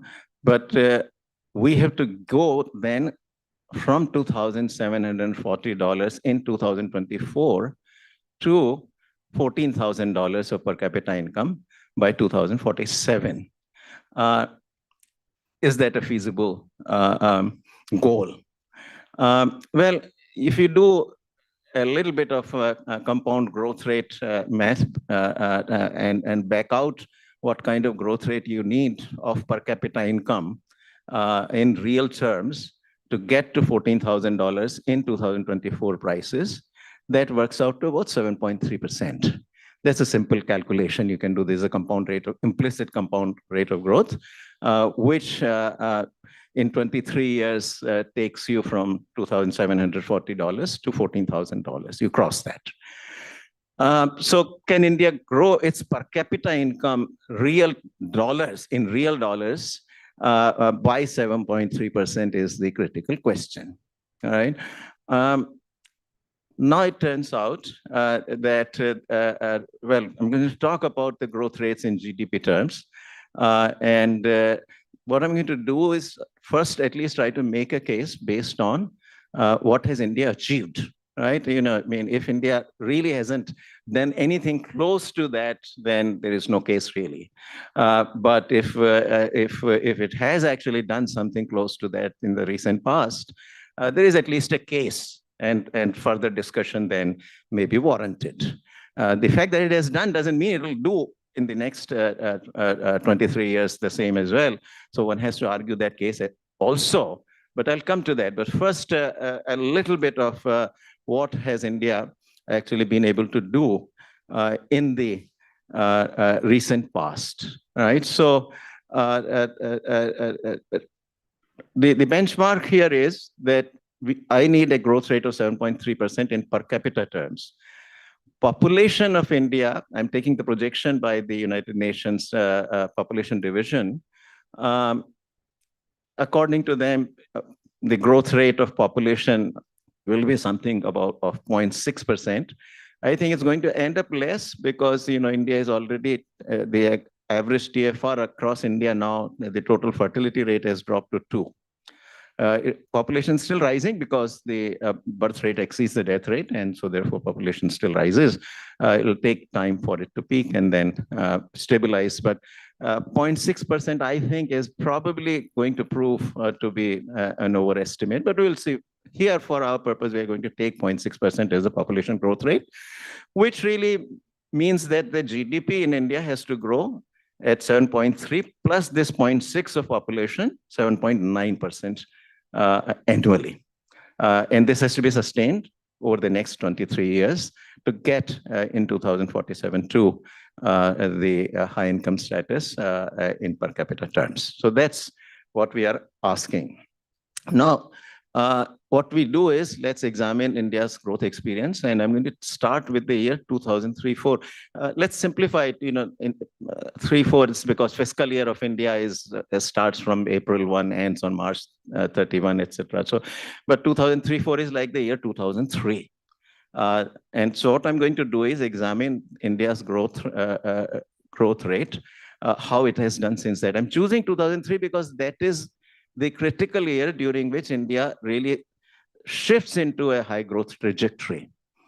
A lot of reforms precede that year, 2003. There are at least 2 prime ministers who have, one has 5-year term and the other one for 6 years, Narasimha Rao from 91 to 96, and then Atal Bihari Vajpayee from 98 to 2004.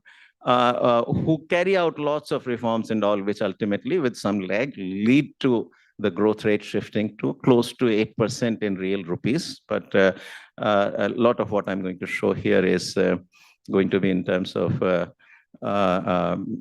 dollar growth, to which I'll come. But first, just a very quick view of what India has been doing recently. These are the growth rates under Prime Minister Modi. So 2014-15 is the year, first year during which Prime Minister took over. during which there were two crises that India went through, 2019-20, actually even that includes a bit of the 18-19 year as well. This was the internal financial crisis. A lot of non-performing assets had accumulated with the banks, and the credit growth collapsed completely and all. Banks had to be capitalized on a very large scale and all, but this is all behind. But then soon after came COVID. So you'll see that there are three of these, particularly these 3 years, but you could also include 18-19, which were crisis years. So if I take those, at least the 3 years out, then for the period 14 to 19, growth rate was 7.4%. This is in real rupees. And then 2022 to 25, that's 7.8%. That's a pretty impressive growth rate. But you'll see that it understates India's actual growth rate in dollar terms. Because, you are all largely economists, so you'll understand this, that when a developing country grows, when per capita income rises from low to higher levels, the domestic currency appreciates in real terms. This is the old Samuelson Balasa story, that you start at very low prices, price level is low, and as you develop, your price level rises. And that, of course, means an appreciation, is going to bring in an appreciation of the, in real terms of your domestic currency. And that appreciation will kick up the growth rate in real dollars as opposed to in real rupees. Okay, so that's what we are going to see. So now, what I show here is the first annual growth in Indian GDP in current dollars. This is a simple calculation I download from your World Development Indicators, India's GDP in nominal dollars, and compute the growth rate over the relevant period. So I take 2003-4 to 17-18. This is the largely crisis-free. There is still one crisis in there, the global financial crisis of 2008, but India really robustly recovered from that. It's had collapse of the growth rate for a year, but it really went back up very quickly. So other than that, this is a crisis-free period I've taken. And during that period in nominal or current dollars, India's GDP grew 12%. That's my first row with numbers here in this slide. And now if I take also the annual growth in the US GDP deflator, which is 1.9, subtract that out, I get the real growth rate in dollar terms. That's 10%. The little difference is the approximation that happens in the decimal point there. So that period, actually, you got real growth rate of 10%.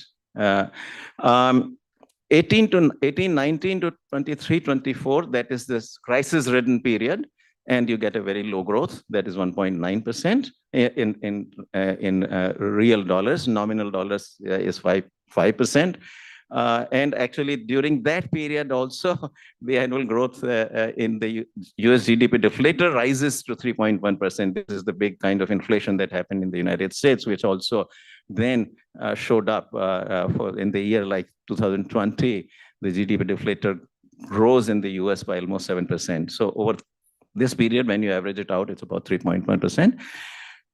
Take the whole period. So now I'm actually dealing with three crises during this period, 2003 to 2023.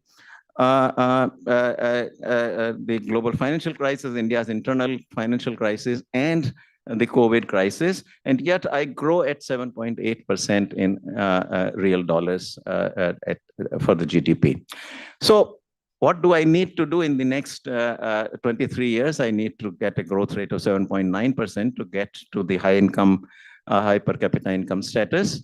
And my past experience, if you take the pessimistic scenario, it's 7.8%. And if I take the more kind of crisis-free, largely crisis-free period, it has been 10%. It's well within my reach. It is not a pipe dream, as some people might want to claim. It is perfectly feasible if I can do in the next 23 years what I did in the past, let's say about 20 or 21 years. I get there. So with 7.8, I get almost there. I almost get there. With 10%, I get past the finish line, well past the finish line or well before. So certainly it's feasible. Now I want to ask, this World Bank, so our chair of the session here has written a whole WDR about the middle income trap and all. So could that be a problem and all? So it certainly can happen. We are talking, this is all gazing into the crystal ball and see, what might happen. In the end, the reality will have to unfold itself to show what actually happens. But I'll make a case that, unless something catastrophic happens, India has a pretty good chance to accomplish what I'm saying, what it can accomplish. Let's see. Okay, I'm just going to skip that. Now, what are the favorable factors for India? So first, I'm going to talk a bit about the favorable factors, then I'll come to the challenge that India faces. And that's where then we will transition into the book. First of all, India's per capita income is still quite low. So there's, 2,780. So earlier figure I gave you, 2,740 was the GNI, the gross national income, per capita gross national income. Per capita GDP is 2,780. Now compare that to South Korea's, $33,000, Singapore's 84,000, United States 82,000, Germany 53,000. So clearly, with the existing technology, it is feasible to actually, for per capita basis, to produce that kind of income. India is extremely low. And so if you, think in terms of catch up or what have you, that if I accumulate capital over time, let technology, even the existing technology, and there's no further increase in productivity around the world, even with the existing technology, I've got a lot of room to catch up. And this is, by the way, very quickly, I'll mention to you, if you look at the transition of any country, from the past industrialized times and later on, you see that this time period has been compressed over time. And I'll talk about that a little bit more later on. But the first point really is that there is a huge gap, which really gives me a lot of room to catch up. And that is a plus point. Second is the demography. And there are two aspects of demography. One, India's population is very large, and it is a very young population. So both factors are helpful for the country. Large population, of course, means that my per capita cost of providing public goods, such as infrastructure, whether it's physical infrastructure or it's digital infrastructure, is low. If I got a population of 1 million in a given area and I have to construct a road, there is a per capita cost of it. But if the population within the region is 2 million, the cost of making roads is not going to double. It'll rise a little bit because more maintenance will have to be done, etc. But it's less than double.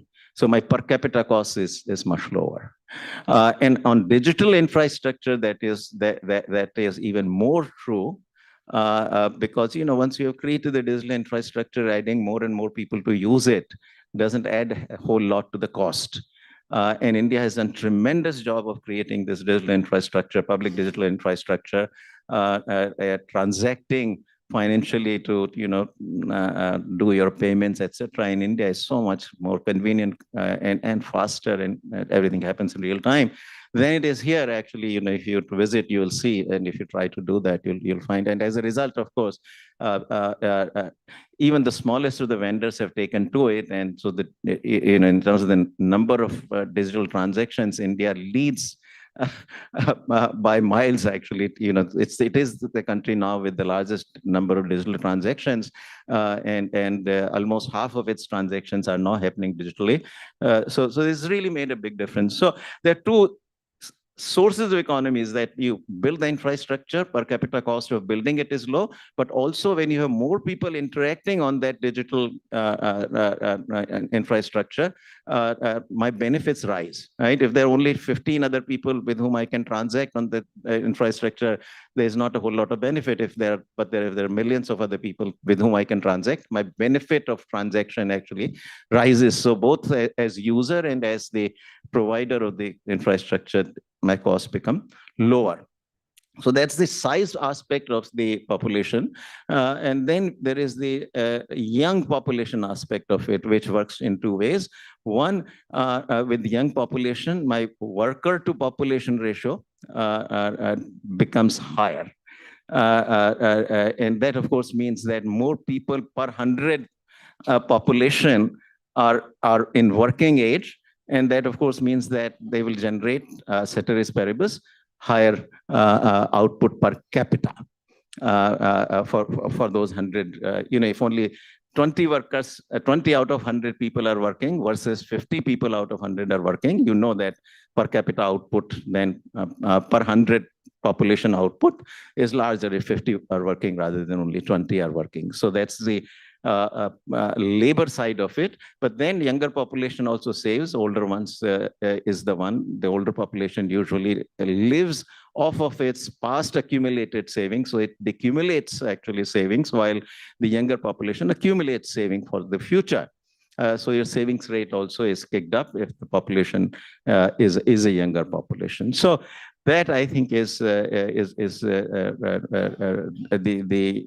demographics or younger population aspect of the population. Then last set of points, I would say that, well, two more points I should make here. That one, now there is incredibly good momentum India has achieved on building its infrastructure. As the chairman of the Finance Commission, I've gone to every single state in the last 1 year. I mean, that was one of the big things the commission do, visit every single state. And it's remarkable, the roads that have been built. I mean, I spent about 3 years from 2015, 16, 17, when I was at the Niti Aayog, and now I went back for about a year and a half, last year and a half, and the transformation, particularly in the roads, but also railways and the airports, is just phenomenal. I mean, airports numbers have more than doubled during this period. Road connectivity, fantastic roads have been built up. We even went to these, very high altitude places in Sikkim, in Ladakh, and you see this at 12,000 feet height, 13,000 feet height. Fantastic roads being built by the BRO. This is the Border Road Organization, which has a responsibility to build roads in the border areas, and which is generally mountainous. In the north of India is all Himalayas. So there's fantastic work going on, and also in terms of the tunnels and the bridges, etc. If you see the kind of stuff that has happened is just phenomenal. So that, I think, is going to be a big advantage for India, that connectivity really is fantastic now, and will continue to, the government now is really continuing on that capital expenditure of particularly the central government has really taken off, and so that's a big plus. Finally, there is a lot of room for reforms, and particularly I want to mention here the free trade agreements that some have been concluded. Yesterday only the Prime Minister signed the US-India, UK-India free trade agreement. A very good, for the first time. It's a relatively large country, at least, about the same size as India, the United Kingdom. Before that, we had signed with Australia and EFTA and so forth, but this is a more significant one. But two very big ones are under negotiation, one with the United States and one with the European Union. And for both of those, prospects look very good. And if that really pans out, I think there'll be a huge boost to jobs and growth in India, because that then creates a market which is friction-free, which is extremely large for India, India's own domestic market, plus the European Union, plus the United States, UK. It's a very large market for any potential investor. That makes India a very attractive location, because you got this very large workforce, which is both skilled and unskilled. And there is some push happening from China. So therefore, there is both a push factor, but if the India's free trade agreements actually become a reality, quite likely, that there is also a huge pull factor. So that, I think, is going to work very well for India as well. So that's my kind of roadmap, why I think that it is a very doable, very reachable goal for India. Now, the challenge, this is where India turns out to be a bit different from the other rapidly transforming countries, such as South Korea, Taiwan, China, or if you want to add Singapore and Hong Kong, relatively smaller countries. But if you add those, there's one particular aspect in which India turns out to be different. And that has to do with this transformation that usually happens when you transition from a developing to a developed country, that your share of the workforce in agriculture declines and that of industry and services rises. Now, that process has been underway. It's not like that has not happened, but in India, that process has been quite slow. And in the process also, you get urbanization. And you can look at, you can start with UK, because UK was the first industrializer and first country to transform. It took them 200 years. But if you look at the trajectory over time, as the share of agriculture declines, that of industry and services rises, and urbanization simultaneously rises. By the time in 200 years, when UK really fully is industrialized, its urban population, its share of agriculture drops below 20%. In the GDP, and across the board, you can look for the US. US comes after the UK, and therefore it does it in 100 years. Japan comes even after that. Second World War kind of interrupts this transition, but it manages to do that in about 55, 60 years. And then post-Second World War transforms all these 4 countries from East Asia plus China later on, they do it in 30 years. It's only the time gets compressed for the later ones, but this process that the share of agriculture in the workforce declines and the urbanization rises, that process is across the board, across all these countries that happens. In India, this has been slow. It's still 46% of the workforce that is in agriculture. It's also the workforce that is in industry and services is in really very small enterprises. About 40% of the workforce beyond agriculture is in enterprises with less than 10 workers. And then only about 10% of the workforce is in enterprises with 20 or more workers. And that transition is going to be India's big challenge. Now, why is that the case in India and all? This is where the economic history matters. This story really goes back to the 1950s. When India started its development process, it chose to take the path of heavy industry first.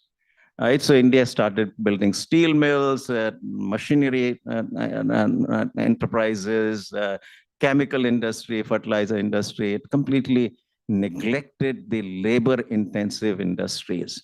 So it left, all the textiles, clothing, footwear, furniture, stationery, kitchenware, whatever, simple light manufacturers that we use in daily lives for these very tiny enterprises. At the time, it was called, household industry, village industry, cottage industry, these are the enterprises that are going to be producing these light manufacturers. But the organized, the formal industrial sector is going to focus on this heavy industry. That was the approach taken. And this was a very deliberate approach by Pandit Jawaharlal Nehru, India's first prime minister, on the presumption that he wanted to have self-sufficiency in the country. Now, if you want self-sufficiency, and in those days, the driver of growth was always seen, not so much the productivity growth, but the investment growth.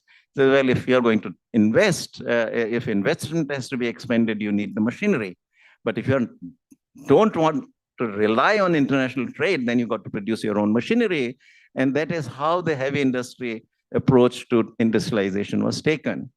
But the fallout from that, of course, was that bulk of the capital got invested. It was starting country, very low per capita, very low GDP and very low per capita income.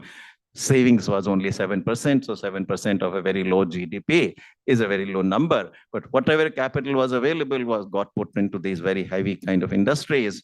All the rest of the labor force got no capital to work with. It's a very bad allocation of resources because, at one extreme you have capital working with no labor, the other extreme you got labor working with no capital. And that, of course, means a very gross underutilization of your abundant factor. Your abundant factor is labor, and if you're not using that very effectively, your productivity is not going to rise. So growth itself actually got badly impacted by that choice of allocation of resources. India grew very slowly for almost 5 decades. Which is, I mentioned 2003 was the really watershed year for India when growth rate really finally kicked up to 7 to 8% trajectory. So a lot of those years got lost, but simultaneously, and that is the running theme of this book, that look, simultaneously what happened was that it hardwired everybody into this very heavy industry kind of approach. So even today, the successful industries in India remain the machinery industry, the petroleum refining. India is very big on refineries, very heavily capital intensive. Then you got chemical industry, fertilizer industry, that the usual, or you got pharmaceutical industry, IT industry.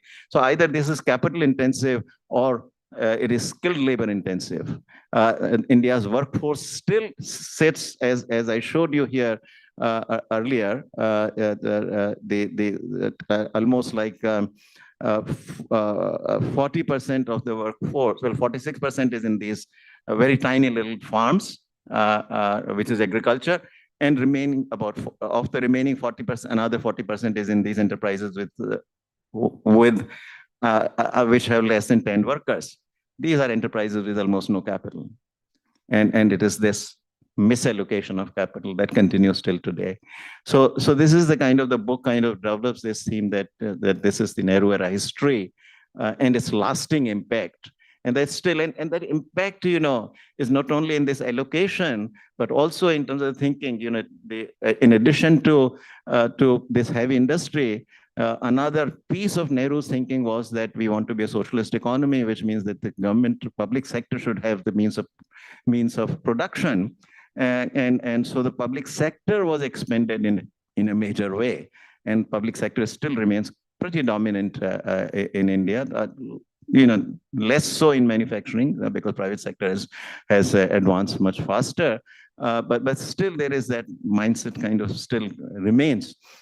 And of course, this history due to legacy effects. Usually what happens is that the newer generation that comes in learns from the old one. So whether it's political class or whether it's bureaucratic class or whether it is the even businessmen, they all learn from the previous generation, and there is this bequest that happens, this legacy effect that continues. So even businessmen in India, if you talk to them, they're not into labor-intensive industries. You go to any industry organization, whether it's FICCI or you go to the CII, ask them, how many of you are exporters of apparel?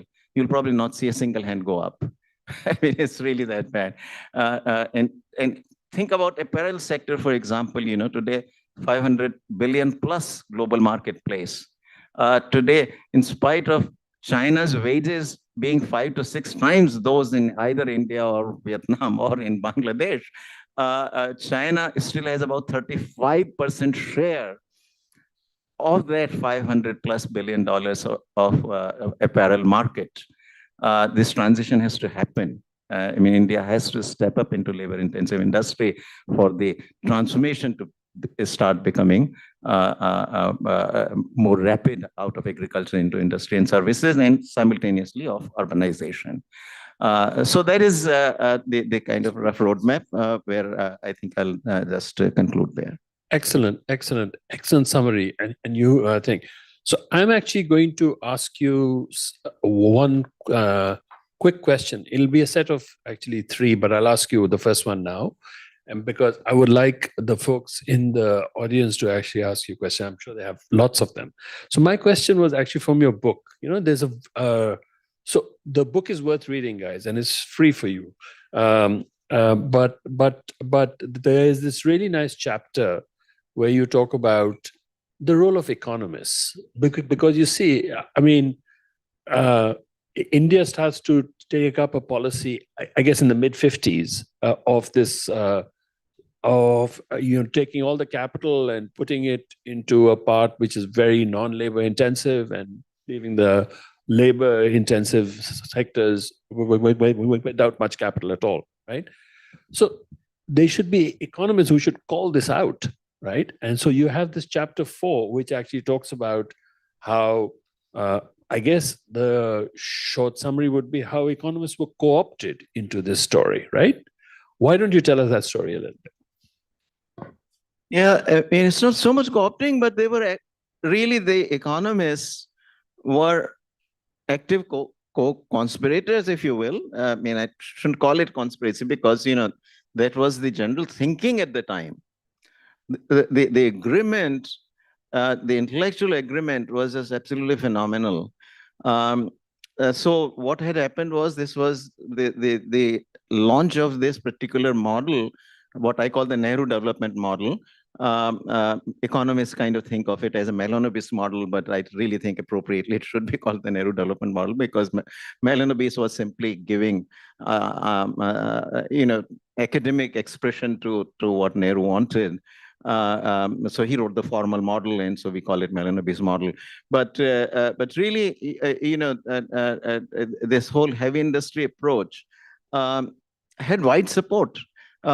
This was launched in the second 5-year plan, which is 1956, mid-1950s, as you've just mentioned in there.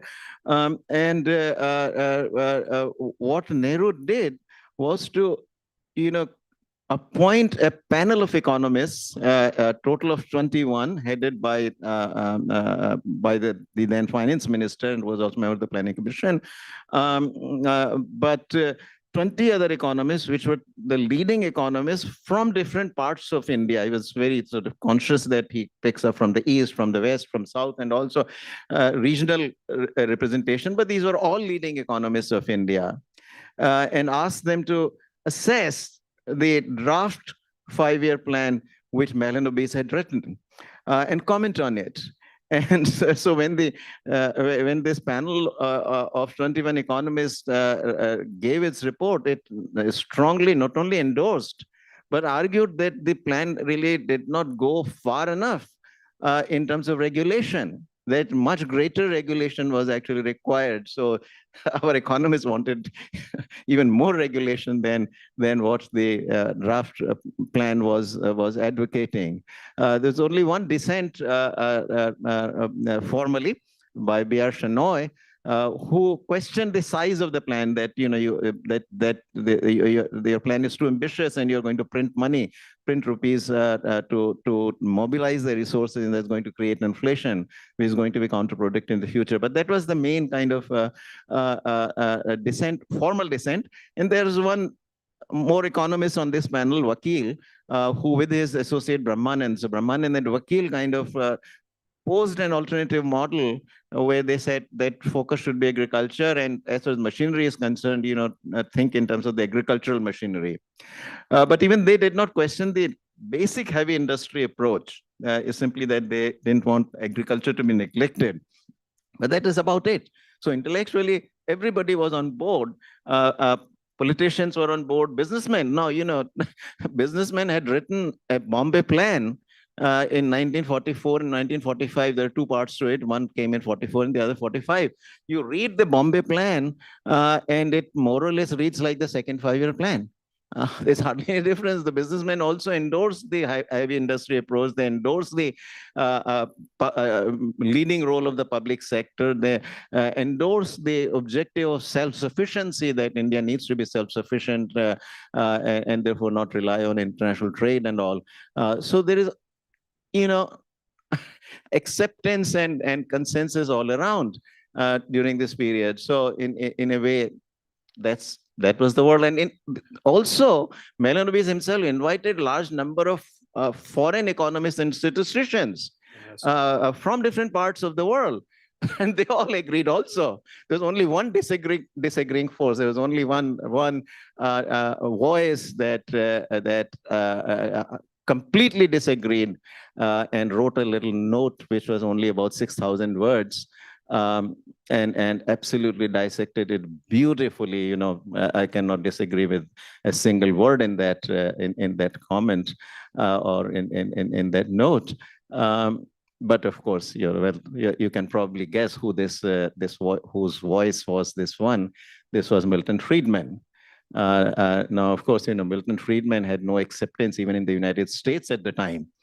So he had no chance in hell of being accepted in any way in India. And really, if you read the contemporary literature, nobody is aware except one who is really an associate of Milton Friedman himself. This is P.T. Bauer, who is coming from the same corner as Milton Friedman is. And so P.T. Bauer is very aware of it. 1960 book critique he writes of the 5-year plan. He quotes from Milton Friedman's note. But other than that, nobody is even aware. And I myself actually became aware of it around 2000 or so. And I was so excited, so I wrote a whole column following up on that at that time. But that was it. Chapter 4 of the book, beautifully written there. Okay, who has questions? You should look at the amount of hands there. We have to get mics quickly to people. If you can have 2 mics and people sort of have first Christopher and then Soumya. Yeah, right here. Second one, yeah. So, but first to Christopher, then to Soumya. Keep your questions short. We'll get a lot of questions in. Can you talk a little bit about AI? Because Modi in France woke up the European Union by saying India was going to go ahead. I gather that one of the good things that AI has already done is to converge 30 dialects so people talk to each other. But Modi was saying there's a great chance to connect with your digital ID. You seem to have convinced Zuckerberg to go into small open AI modeling with Llama. And then you've got the edge of people putting things onto sort of personal computers all at the same time. So is AI going to work for India and harness your growth or not? We take 2 more questions. Yes. What was the question? The question was, is AI going to work for India or against India? Yep. Soumya. Thank you. Yes, your last note on the intellectual origins of this problem were fascinating. To Bauer, I would then add the movement that began in the 1970s at Nuffield College, Oxford, with Little, Skitowski, and Scott that questioned the model. Then, of course, we had the great Bhagwati, who wrote enormously on that. And you have been excessively modest. You also made a very strong contribution in that direction. Now, you explained the baleful influence of our legacy on the present misallocation of capital and labor. What I'd like to ask you is, what are the present factors that are holding back reform? Holding back reform, particularly in labor. Our labor laws and industrial laws are a severe deterrent to the growth of small and medium enterprises. Our laws concerning land and land acquisition. And thirdly, the growing autocratic tendency of the Indian government. Now, you've been working on the 6th Finance Commission and visited all these states. You know very well how the central government is holding back reform efforts in some of the southern states for purely political reasons, allowing governors not to give their assent to legitimately passed laws, which would push the economy forward. So these are some of these current barriers that I'd like you to reflect on. And finally, for in the meet, you were very polite and you stopped with the Indian economists. I'd like to ask him, was the World Bank complicit in the 1950s and 60s as well? I'm not that old, Soumya, but I think you know the answer. Yeah, take these 2, the AI and then. Well, on AI, if it's going to work for America and Europe, it will work for India.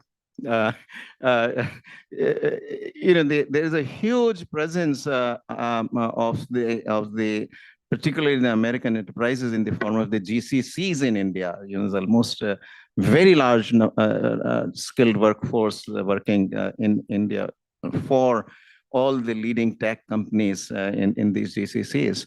And so, they are not so visible in a way, but they are very numerous.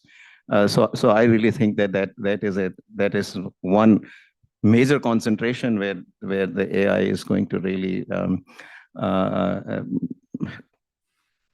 give huge returns in cooperation with the American and European firms.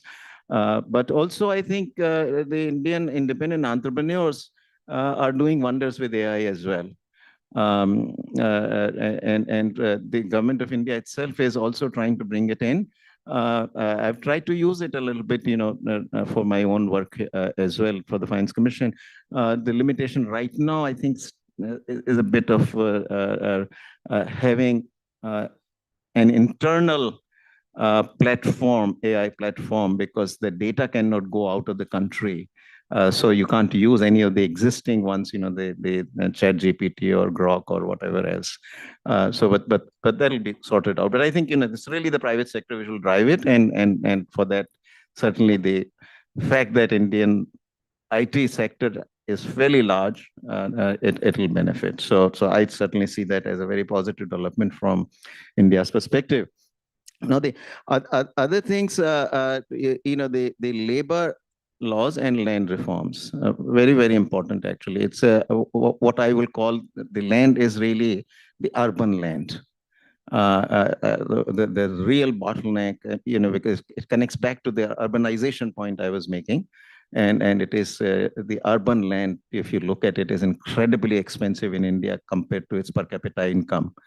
In Mumbai, if you want to, have a house on, if you take the top 5% of the population, this is one estimate that got played up in the press.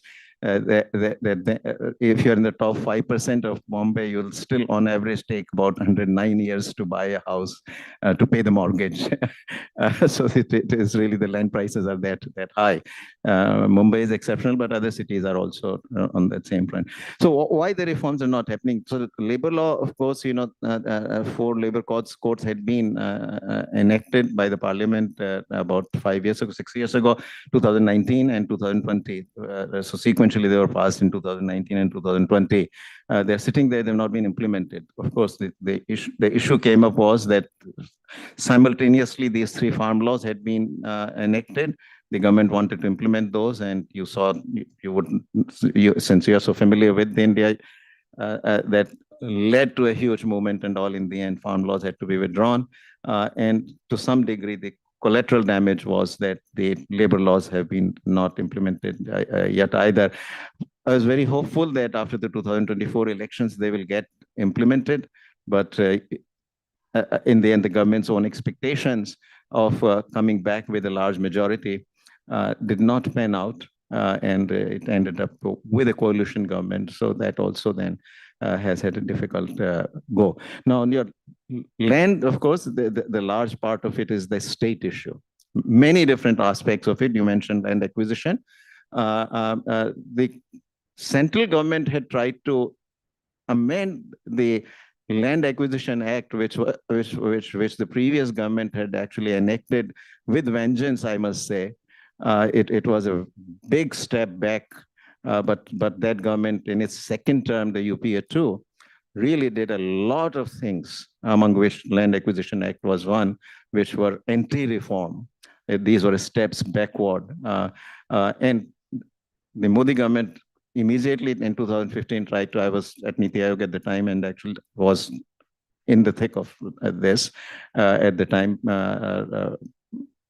The government couldn't convince the states, sufficient states. So in the lower house, it had the votes, it passed it there, but the amendment failed in the upper house. So it didn't happen. And now I think for any government, an amendment that has failed once is very difficult to bring it back. States can do it. And one state has in fact done exactly that. Haryana has actually amended the Land Acquisition Act. That amendment cannot be done without the central government's assent, but the central government has given its assent. So in 2021, they did it. Now, that is something I also, as a part of my commission work, learned about only very recently, that Haryana has done it, so other states can really do it also. So, I think it'll happen at the state level. So that's a story why some of it has not happened. You talk something about autocratic and all. It's a bit of a loaded term. Any exercise of authority within a democratic setup is very easily described by the opponents or the other side as autocracy. Well, this is a very well-functioning democracy, sir. Elections have happened, and very fairly, with full participation of the voter. And if leadership is not going to exercise authority, who will? We have had enough of the history of leadership failing to exercise its authority. How can the nation move forward? It's just an exercise of the authority that is given fair and square by the democratically elected government. So I don't see any autocracy here. So I'm going to try to answer the question that Soumya asked about the World Bank. So at the time, Soumya, I don't think the World Bank was actually engaged a lot in analytical work and so on in India, right? But India, around this time, India actually established its resident mission there. And India at that time was, the World Bank at that time was much more engaged in what the president at the time, Stanley Black, said, Eugene Black said about development diplomacy. So I think it was that, like, in this Rivers Accord, there were, of course, some projects. One was a railway project. There was even an IFC project at that time. But I think that mainly it was, I think that the discussion at the time, at least at the World Bank, ended up being about IDA, because IDA was established around this time, 1960. And at the time, actually, Nehru had a very good influence on IDA, because he actually insisted that IDA not be pure grants, but be subsidized loans, because he felt that grants diminished both the receiver and the giver, but a loan actually created things. So it was much more along those lines. I don't know if India, I don't know if the World Bank actually weighed in on India's development model at all. It was just financing it, yeah. Yeah. Now, the thing about autocracy, so if you contrast India and the US, Arvind, there is a lot of faith here in the numbers that the government puts out, and not a lot of faith here in terms of how clean elections are and so on. In India, it seems to be the opposite. There's a lot of faith in the Electoral Commission and how elections happen, but increasingly less faith on the numbers that come out. That's I think, part of the problem. Anyway, but that may be, I don't know why there is less faith, but let's say, because India is full of skeptics, so Indians themselves actually raise a lot of doubts about the numbers.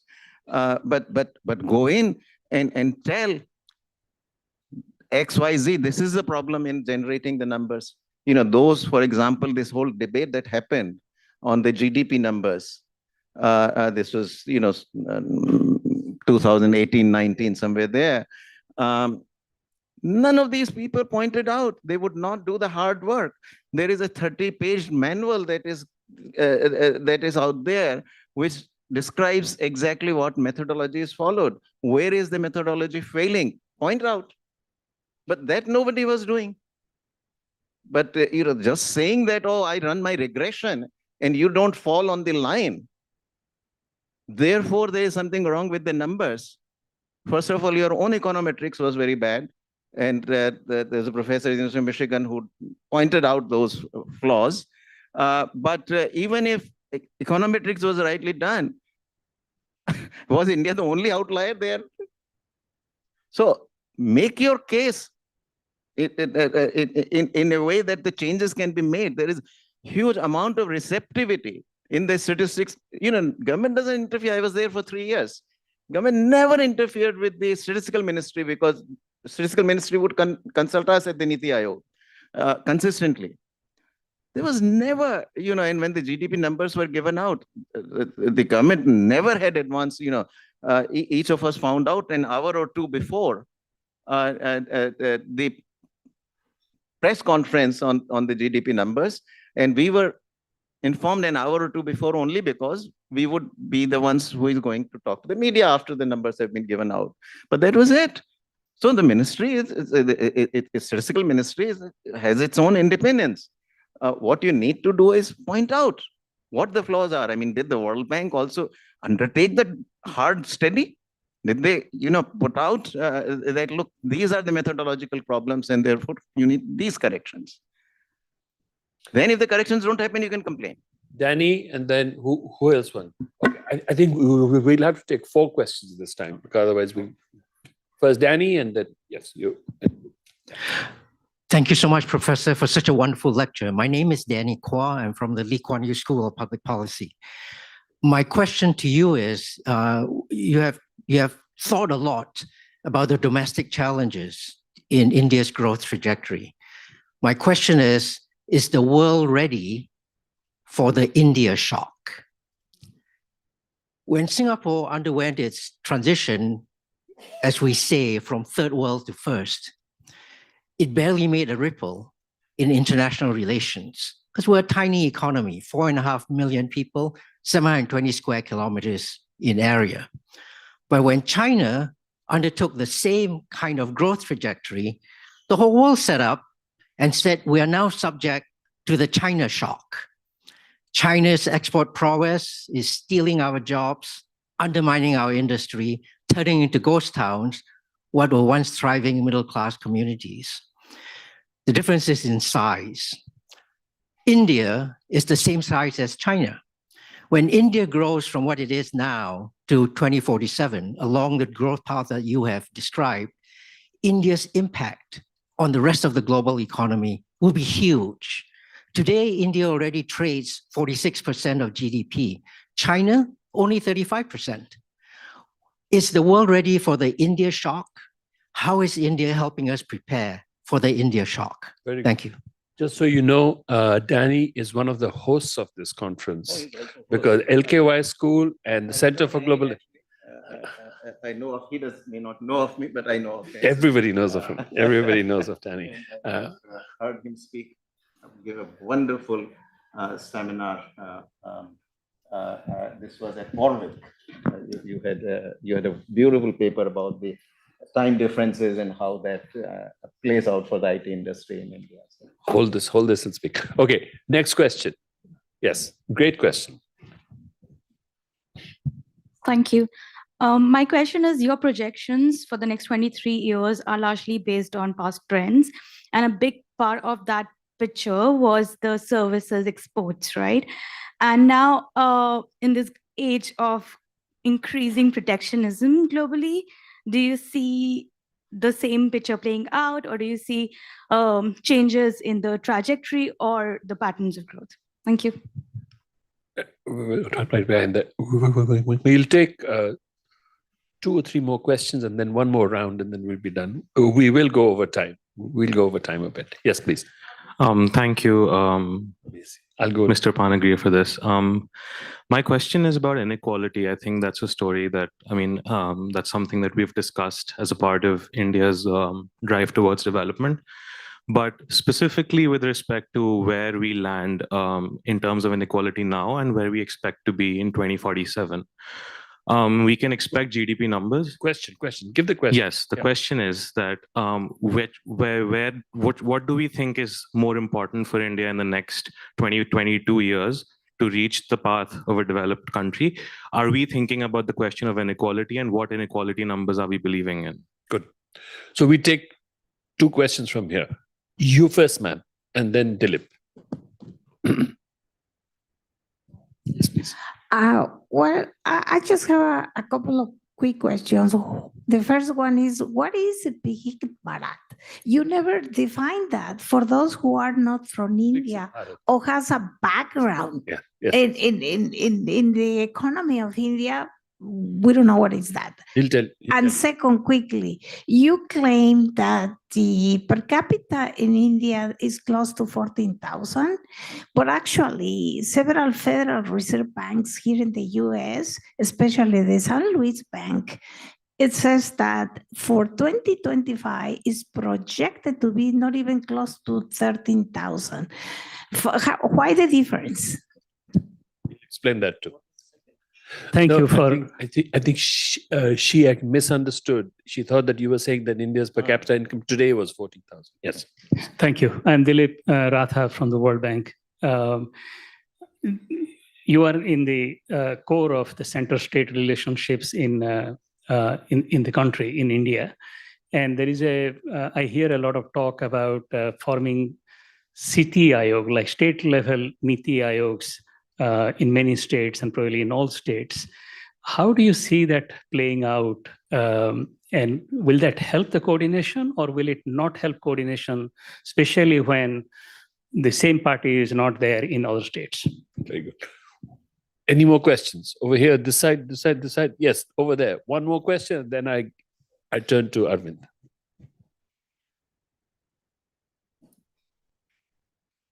Keep it real short because there are other people who still want to ask us. All right. Thank you, Professor. I saw, yeah, sure. You showed a table of growth rates based on between 2004 and then 2018. And then you had another one between 2018, 2023, and then another between 2004 and 2023.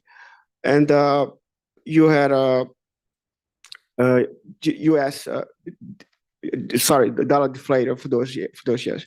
My question is, since we had a recession between 2007 and 2009, a global recession, and during recessions, normally what happens is recovery. Since you're recovering from a low base, the growth rate tends to be higher than it would be just to pre-crisis level.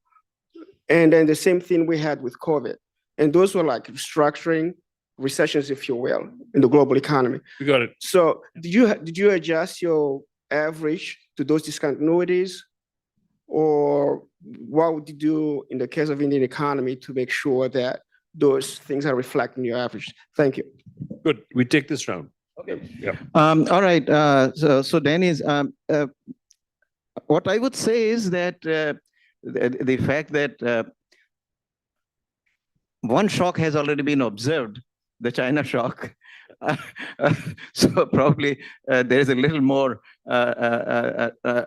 room for the second one, meaning that there's a less of a surprise element left when India gets to that level. But also I would say, but less of an appetite. That is true also.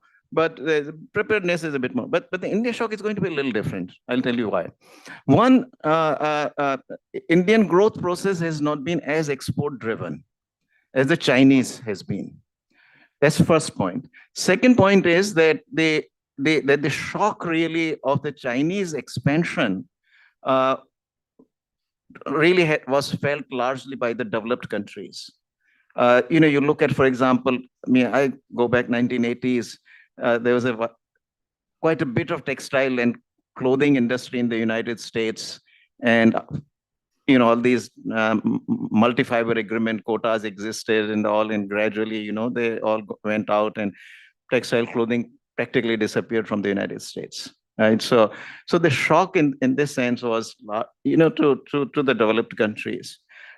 When India growth happens and continues, whatever shock happens economically, at least, is going to be felt perhaps more in China, I would say. Today, as I said earlier, that even on apparel industry, China accounts for 35% of apparel exports still. So when India takes over that industry, US and Europe have already exited those industries. So in this sense, so for both the reasons that India is less export oriented than China, and now the global economy also includes China, which is the second largest economy. Some of the shock it's going to be felt more in China then. So it's a bit more. I just wanted to add one quick thing to this. So I looked at household final consumption ratios in 2023 for China and for India. For China, it was 40%, and for India, it's 60%. So it really speaks to your first point. Yeah, correct. Yeah, that's right. I mean, India's savings rate are nothing like close to 50% savings rates there. So which is the mirror image of what you have said. Yeah. So there, and that also actually speaks to the second question, which was, will India be a little different than in the past? That has been IT driven, and maybe it'll be. So I'm hoping that it'll be somewhat different. The next 23 years will be somewhat different, because without that, this transition I talked about, from agriculture, industry, and services and urbanization, that's really not going to happen. You really then end up with these pockets, where you got a very highly capital intensive industry producing all the output, and workers are being left into agriculture, all these, or some of these household kind of industries. Which is not very good. That's not a good transition. So I hope, I will see what happens, but this requires both the urban land reforms. A lot of things in that need to be done by the cities and by the states on the land aspect, and labor reform, I think. And so hopefully the next 23 years would be a little more different. Job creation would be better than has been in the past. I'll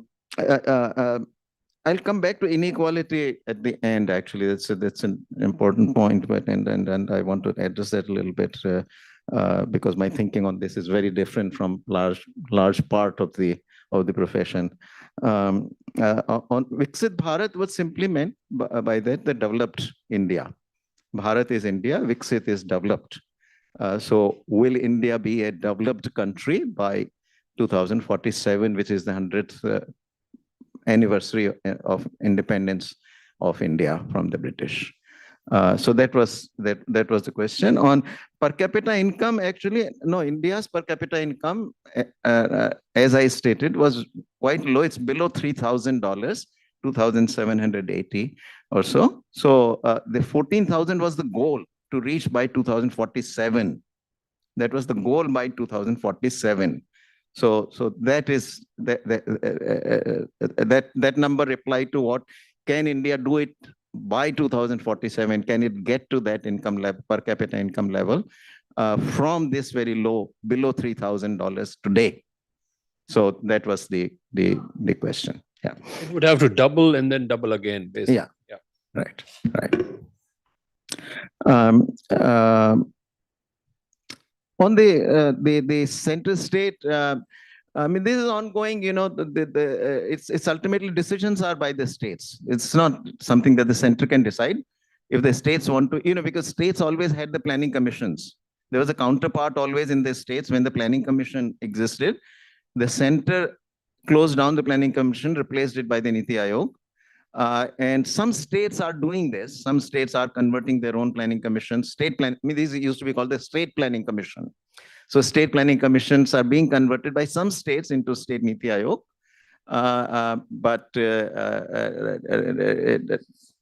So the fact that the states are run by different parties and so forth is of relevance only in that if that means that some states will choose not to convert the state planning commission into Niti Aayog, then that will be their choice. That is perfectly fine. In the end, it is the functions that matter more. And as long as even within the state planning commission structure, the functions that have to be performed are performed in the way that a state Niti Aayog would do, that's fine also. The label is not of major consequence. So then there was, what was there about the recovery effect? The last question was, were there these recovery effects that biasing the growth rate up? So when I wrote down those, that was precisely the reason that I gave the breakdown of the growth rates with crisis, without crisis. And so no matter how I look at it, the growth rate turns out to be high enough. So you can take the pessimistic one, which is because of the crises, etc., the growth rate turns out to be 7.8. You can take that, or you can take the high one with free of crisis, which is 10%. my story works actually, even with the low 7.8. Good point. So that So was, actually, we'll share your slides with the people Yeah, so that then you can actually look at these things. There were two questions online. but inequality one, should I Yeah. address it? So actually, one of them has to do with inequality as well. So the first question was, of course, because you mentioned infrastructure and so on, the first question is the tax base large enough to support public infrastructure? Or is that not a relevant thing for India? The second thing is, how will the government ensure equal sharing of growth benefits if India becomes, as India becomes a high-income country, given the existing amount of discrimination? Those are the questions. So I know that the second one relates to what you were going to say about inequality. Okay. On the tax base, you see, what I would say is that even I think there's a huge scope for widening the tax base. It has been a challenge, but efforts will continue there. But even with the current tax base, what I would say is that the government has been incredibly efficient at using the resources, particularly the capital expenditure part of it. So the capital expenditure went up maybe of the central government from 2% to 3% of the GDP, and that really made a big, huge difference. So in a way, there is also the issue of absorption capacity, which will only rise gradually. Even defense, for example, needs a bit more impetus. Defense expenditure in India is still very low, actually, particularly the capital expenditure, which is what you need to do. There is also the issue of absorption capacity, which will rise gradually, and with that, I think the tax base will have to be widened as well. So that's an ongoing effort, both in terms of base as well as collection machinery itself, the administration of the tax system. Inequality. So now the inequality issue, I have really a different view on this. For a developing country, the first priority has to be always poverty. What am I doing for the bottom 30-40% of the workforce or the population? And on that front, India has done actually quite well. Because of the democratic setup, and this also speaks to the question that came from the online, that democracy has an inherent bias in ensuring that those who are in the bottom 30-40% of the population are paid attention to. And in India, there's a huge constituency. Even with this relatively low per capita income, as early as 2005-06, where the per capita incomes were just barely beginning to rise, the NREGA, the National Rural Employment Guarantee Act, was put in place. Then Food Security Act was put in place. Right to Education Act was put in place. So large number of very redistributive, and now believe it or not, there is a huge competition among political parties during each election about announcing these redistributive programs to the widows, to the women, to you name it. Every constituency that you can name it, any large group you can name it, there are redistributive programs. So at least the government revenues, as they become available more and more, will get channeled into redistributive programs. That goes on. So to both the questions, this is what I would say. Inequality. Now, when poverty begins to get conquered, intellectuals always going, oh, but what about inequality?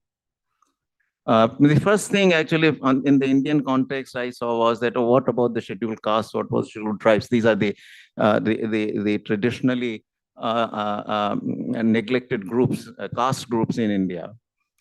And so I actually did myself all the numbers because luckily the sample surveys India does actually identifies the scheduled castes and scheduled tribes. And lo and behold, when growth happened, all boats got lifted up and poverty declined. I did it by every conceivable group you could identify from the sample surveys: scheduled castes, scheduled tribes, OBCs, the other backward castes, then Hindus, Muslims, Sikhs, Jains, you name it, every single group actually got lifted up with the growth. So it is a powerful engine, and what growth by itself doesn't do in the Indian democracy, the redistribution policy then complements that. Now, come to inequality. I mean, in the end, let me ask you, would it please you if we asked all the billionaires in India to migrate to Boston or to Washington, D.C.? We can ask, I mean, would you make that recommendation? The complaint that is, I mean, if you do the income inequality or expenditure, really our surveys really talk about the expenditure surveys. These are all expenditure surveys. That inequality, if anything, your own numbers actually show that India is one of the lowest or probably the lowest. No, wealth. Wealth in India, in the rural areas, what is wealth? It's land. And that land, of course, is not evenly distributed from the British days, we know. And the land reform in India failed. So if you look at that kind of wealth inequality, which is driven largely, the measures are driven by who owns how much land, that will turn out to be a very high. But is that the relevant inequality I should worry about? And lastly, let me make this point, which I like to make, actually, if nothing else, to tease you all. I mean, the fact that tomorrow, let's say, whichever billionaire, you want to pick, like Bill Gates or any billionaire you want to pick, or any billionaire that you dislike, if he makes another $1 billion, are you going to sleep any worse tonight with that knowledge? I'll tell you, one fine morning, I got up, Wall Street Journal ran a story about this billionaire row that apparently there's a row of these high-rise apartments had appeared in New York City within the previous 10 years. I had no idea, actually, that it had happened, but I learned it from that story. And the billionaires lived there, and the penthouse apartment in that in those buildings went for about $250 million, $250 million. I mean, I had slept as well that evening as I had slept in the previous evenings, In fact, I was more fascinated that, wow, I didn't know that there were these billionaires living in my backyard.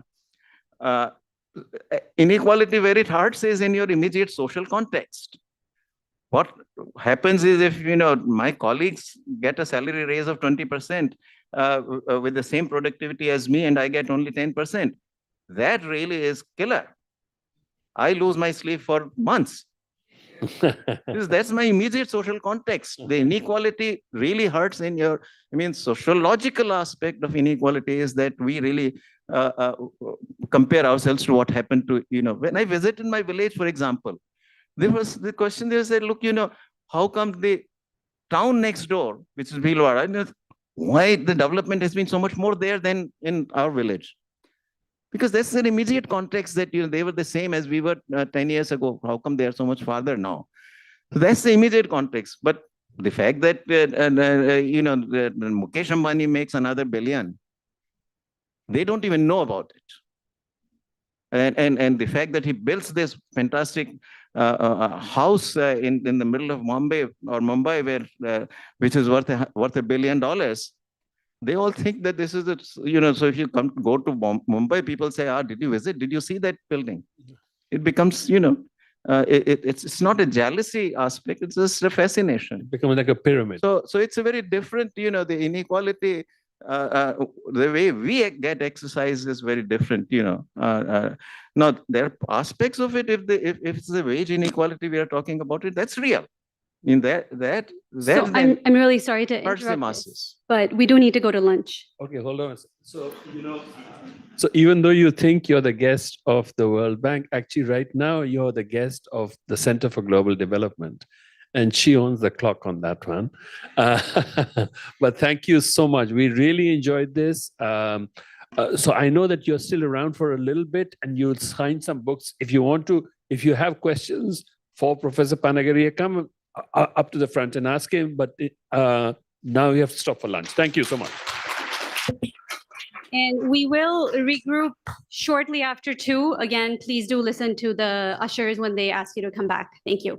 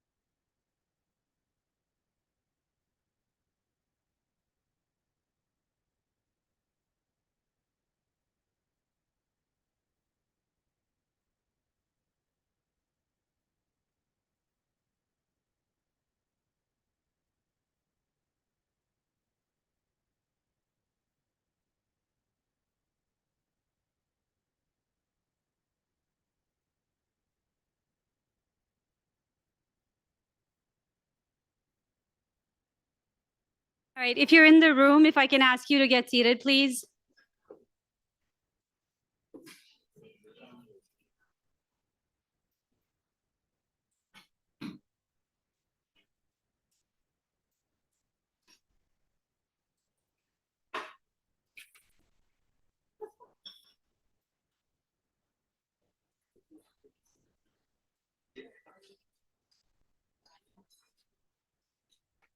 No, that's mine. Don't sit there.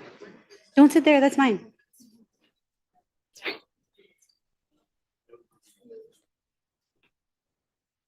We're live.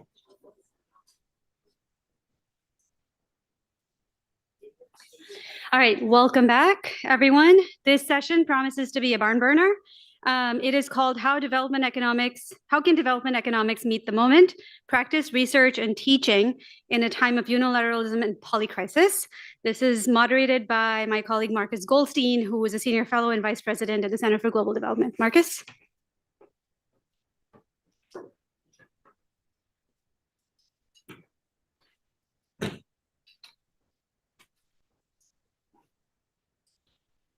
Can we get the slides? Yeah. Mics are good? Okay. Thanks.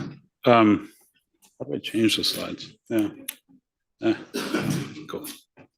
Awesome. Thank you. Okay, welcome to the after lunch session.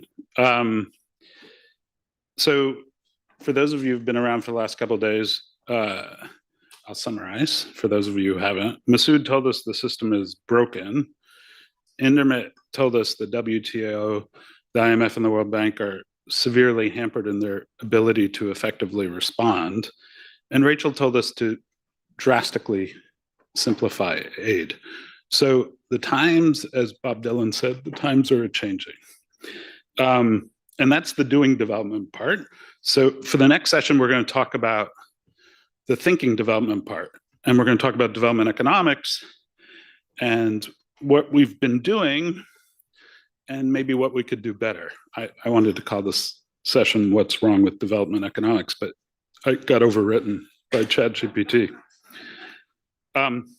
So let me just give you some motivating data. I'm going to focus a lot on sub-Saharan Africa because that's where I've worked. So I'm going to give you 3 R's because some management consultant told me always 3 and then make them rhyme. So this is the share of papers focused on sub-Saharan Africa that my colleague Juan Menendez put together in the top 5 economic journals over the last 10 years. So this is the percentage, not big numbers. The scale is misleading. And so from this, we sort of end up with 62 papers. And Jishnu, who's going to join us on the panel, he did some earlier work where they looked at a similar question, different in some ways that you'll see. But they found that from 1985 to 2005, so over a 20-year period, there were 34 articles in the top 5 journals assigned to sub-Saharan Africa.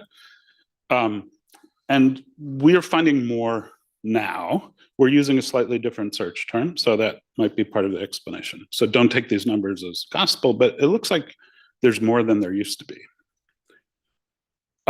So that's the first R, which is the rate. The second is who's writing these papers. Americans, basically, or people who are based in American institutions, that's on the left, and people who come or are citizens, as far as we can tell, of the United States. So if you look at how many in these top 5 journals, how many are written by people affiliated with an African institution, you get 9. And if you look at the country of origin, you put all the African authors together and you get the same number in the rest of the developing world. Also writing about Africa, right? These are just articles that meet those search terms. Okay, so that's the second R. The third R is relevance. So we asked the advisors to African leaders last week. We asked them what are their top priorities that they're worried about. So this is the list that came back. For those of you who work on sub-Saharan Africa at the bank, these are not a surprise. So let's see how the articles stack up. So we have 62 articles. I read the abstracts late at night, so take this data as suggestive, and I tried to match them, and I threw out economic history papers. I love economic history, but I didn't think that the policymakers would want to read them. But maybe Leonard can argue with me on that. Yeah. So we get about, there's some areas where we have very little, which I did open the AER from 1970. The AER in 1970 was talking a lot more about this number 3 bucket, structural transformation, diversifying the economy. And it was talking about it in the context of development. So yeah, you had more back then, which is another interesting thing to think about. Okay, so those are just some motivating statistics. The last piece I want to leave you with is going back to Jishnu's earlier paper, which does it on a per capita basis. So this is, again, going back to the 85-2005 period. So this is the total publications per million citizens. And this is using all economics journals, Jishnu? Or top 180? Okay. And so you can see the relative to how many people you have. This is the number of papers you're getting, the research quantity you're getting in economics, and this is when you just restrict it to the first tier, right? So again, a severe concentration. Okay, so that's just the setup. Now we're going to have a panel, and we're going to try and do this very free range. So I'm going to bring the 2 panelists who are here up on stage. Jishnu, Leonard, do you want to join me? And then we're going to have Oriana on screen, joining us from England. How big of a screen? Don't be afraid. And then I'll introduce them and we'll get started.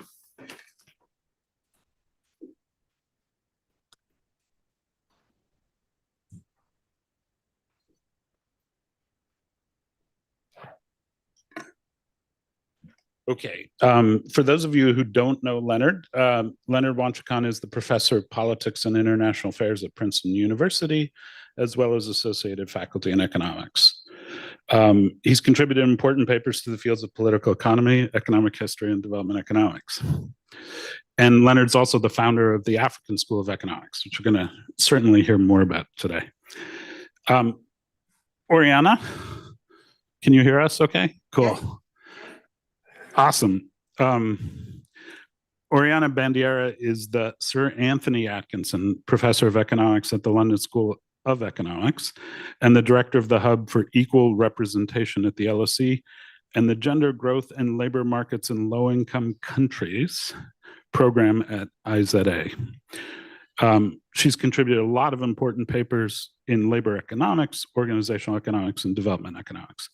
And last but not least, Jishnu Das is a distinguished professor of public policy at the McCourt School of Public Policy and the Walsh School of Foreign Service at Georgetown. He's contributed to papers in health, education, and development economics. So let's get started. Should we start with relevance? Does anybody want to jump in and reflect on what we just saw, that sort of the policy priorities of the advisors and what the research supply is providing?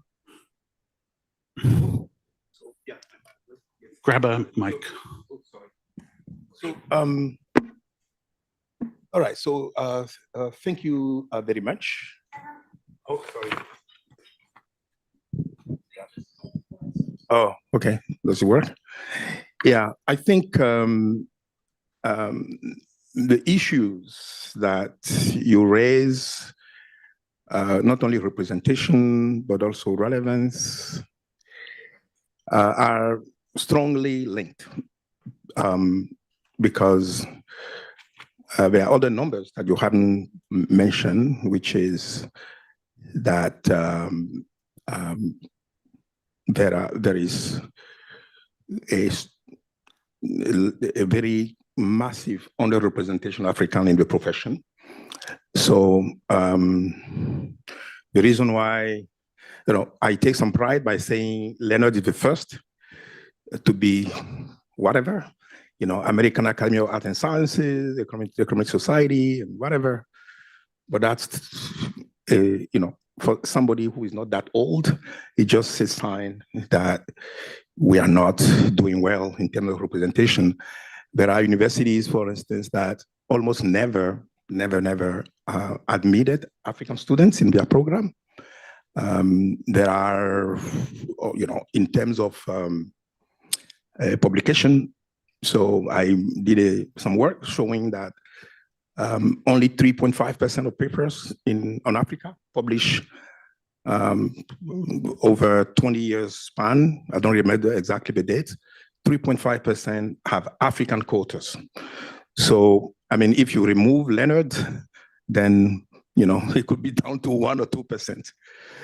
And then, when you even get in, it's very difficult to be cited. I wrote a paper recently when I showed that all else being equal, like, Africans working on Africa are less likely to be cited than non-African working on Africa. I'm not sure if you heard what I just said.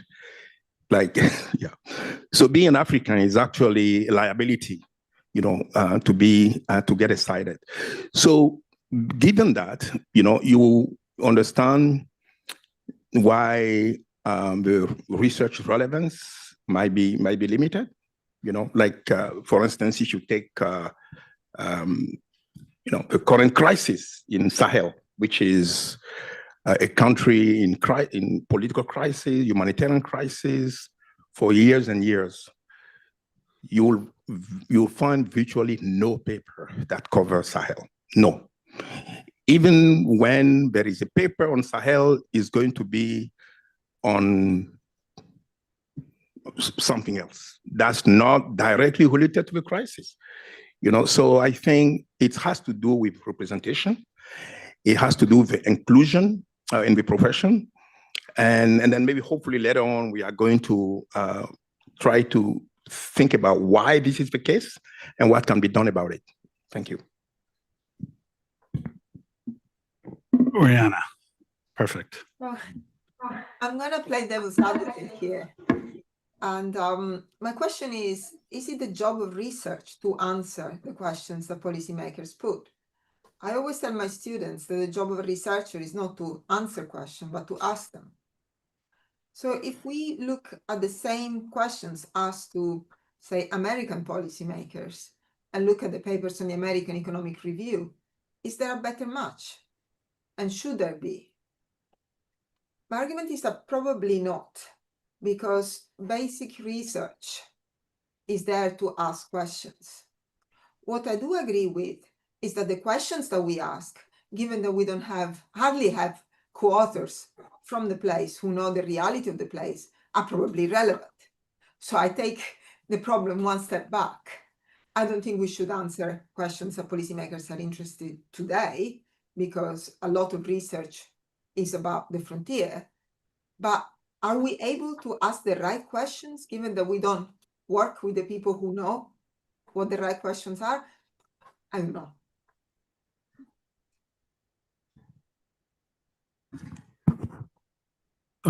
Thanks for having me on this panel. I'm going to try and be constructive, as usual.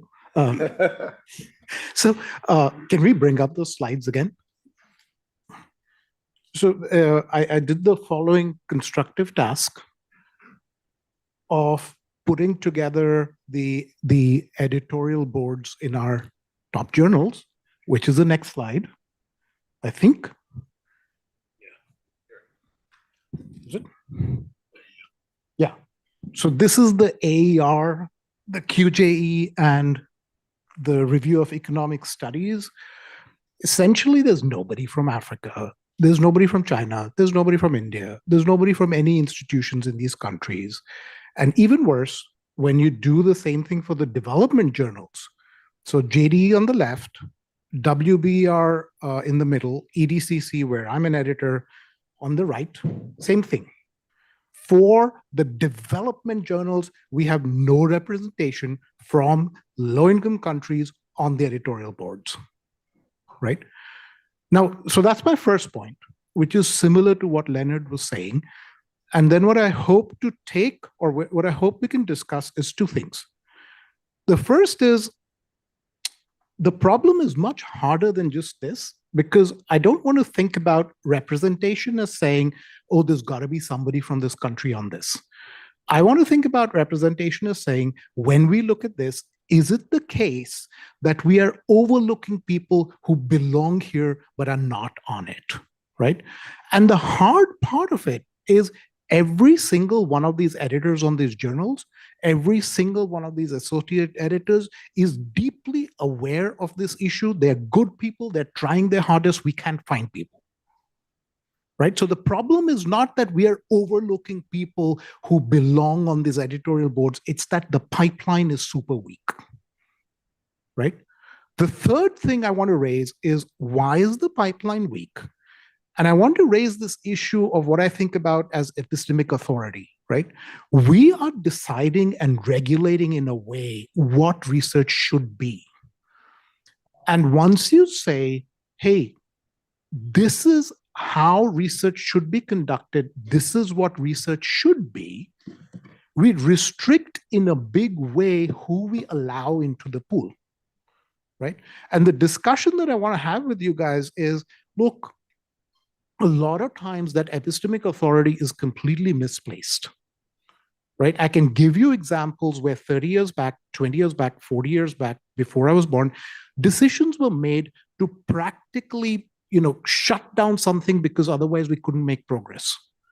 Over time, the fact that it was a practical decision becomes lost, and by now it's a moral decision, right? So I want to emphasize that none of these issues are going to be easy to solve, but we can't solve them if we start off with this with an approach of saying, okay, we need representation, let's just get there. No, the problem is much deeper, and we need to start thinking about it in a fairly deep sense.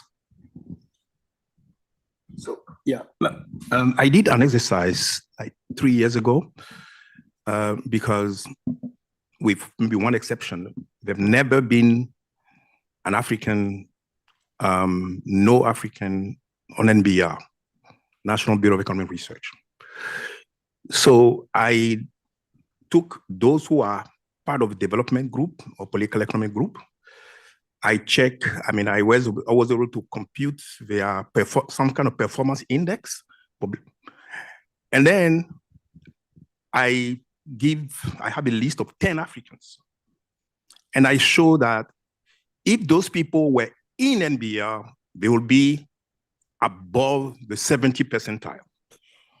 So I'm not even talking about average. They are above the 70th percentile. But here's what I like. So I gave this talk at the Economic Society meeting. And then the president or the director of the NBR, 23 minutes later, called me. I checked. And then he said, let's do something about it. And the following year, almost 2 or 3 Africans, sometime one, that have been admitted to NBR. So it's a good example. I mean, for instance, you take general development economics. I know some editorial members who, some of them are not even academics. At least 3 or 4 years ago, there was somebody on the board who was not even academics. And then there have never been an African on the editorial board of general development economics. This is crazy, when you think about it.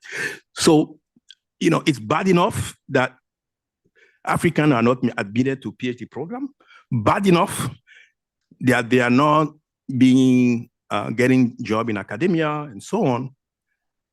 it's worse when they even get there. They are not even being recognized properly. You know, so I agree that it's a hard problem to solve, but I think where we are, it's a bit extreme. And I think like the presidents of NBR did, you just have to look a little bit around and then you can start somewhere and build on it. Go ahead, Oriana. This is not to minimize the problem, to the contrary, to tell everybody that it's actually a good idea to speak up, because people appoint people that look like them. That's the way of the world. But sometimes they don't even think actively, like, I don't want people from Africa. They just don't think about it. And so adding, talking up, speaking up is always a good idea, because worse come to worse, you get to the status quo. It would be very useful to have lists. I know it sounds horrible, but to be present, to say that there are all these people that can be invited to seminars and the like. As a woman, having joined the profession when I was in a minority of like 1 in 50, now I'm 3 in 50, is a great improvement. There were simple things like the timing of the seminars. Academic seminars at the LSE were always in the evening. Not the best time for a family with children. I asked, why don't we do them at lunchtime? And people were like, oh, right, let's do them at lunchtime. So there's a lot of inertia in the system, which doesn't mean that it's a good thing, but it means that we can make progress quickly.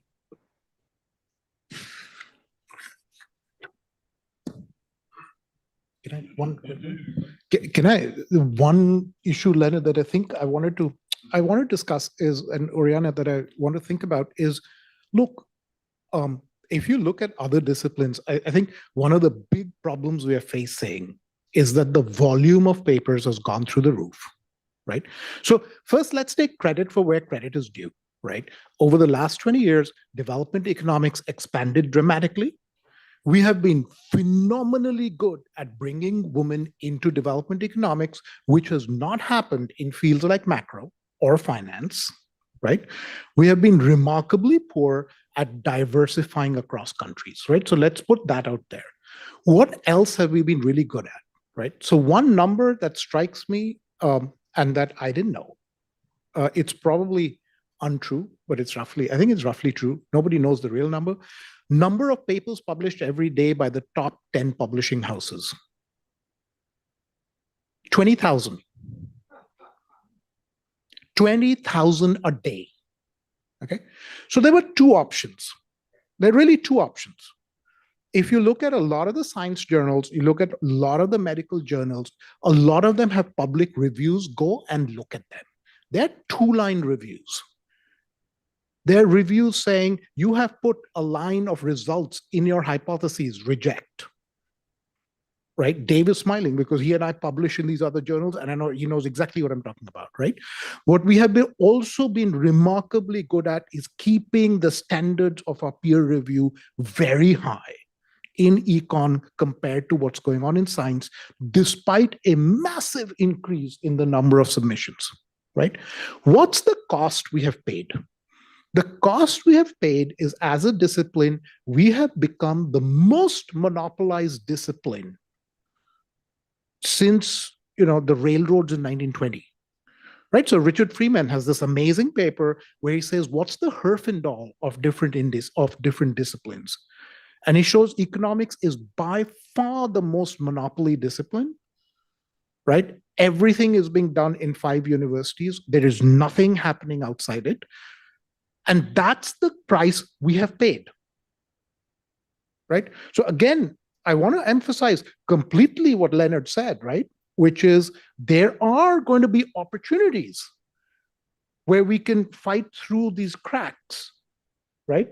At the same time, I think there are big questions about how do we manage our discipline? How do we adjudicate the quality of work in a way that deals with this massive surge and volume of submissions that's happening around the world?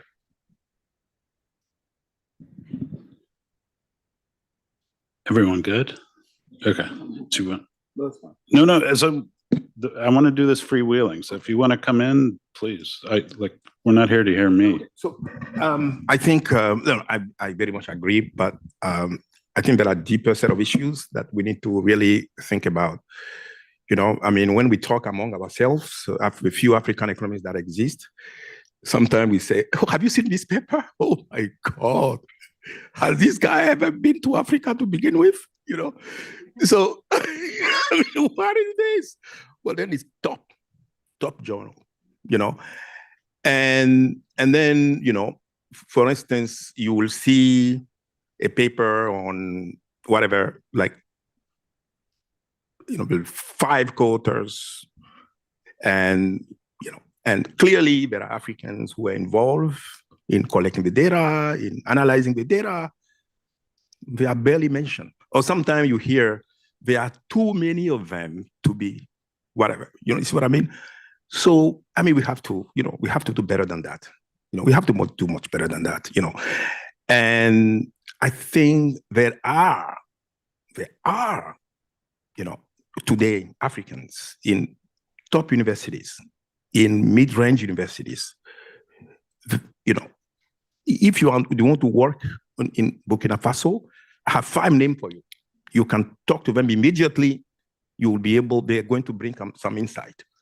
But the problem is that when you talk to this guy from Burkina Faso, you say, okay, do you have an array for me? And then he will give you some names, sometimes names of senior faculty in the country that you are going to turn into whatever, you know, I mean, and then, you know, so we have to sort of look ourselves in the mirror and saying, not only is unethical, obviously you have the money, then, you know, you can have the money and still be unethical, you know, because you believe that, I mean, come on, this guy knows the place much better than you do. This guy, he or she, you know, like, he has insight that you don't have, you know. So you are not doing a favor, you are doing a favor to a profession by making sure that his or her voice is heard, that he's properly, you know, he's properly included, and that he or she has, you know. So I think it should be, I think we need to go beyond the, you know, the mechanics of publication by saying there is a bias, you know. So that's one point. The second point I would like to raise is what I call the weird bias. Weird is Western, educated, industrialized, rich, and democratic, you know, like the West in general. So some of the questions that are asked are weird questions, you know, like, for instance, you know, if you look at, let's say, cash transfer program, we talk about that today.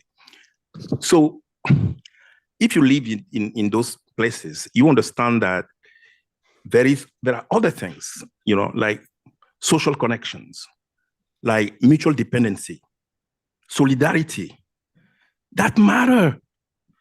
So, like, for instance, I come from a village of 300 people. In my generation were 40 people, 45 people in my class in the 60s or 70s, you know. 14 of us has PhDs, 14, you know. So, and it's not cash transfer, it's not, it's parental investment, it's drive, it's ambition, it's aspiration. So, but then you will hard press to find research that kind of put this at the top. It will be about, well, you know, how do we get people some cash so that whatever, you know, cash is important, don't get me wrong. You know, also this idea that, for instance, typically the poor, it has so much in his plate or her plate that she or he cannot think straight or cannot think far ahead. And I was like, have you met my mother? You know, what are you talking about? You know, like, she doesn't care about today because, you know, whatever. So, but then by integrating more and more kind of Africans and people from the place in the context, you can capture these things And then you can design better research project. You can make, recommendations that are more context sensitive, I should say. So this is what we are missing. We are missing the lack of representation makes the question too weird. And then, the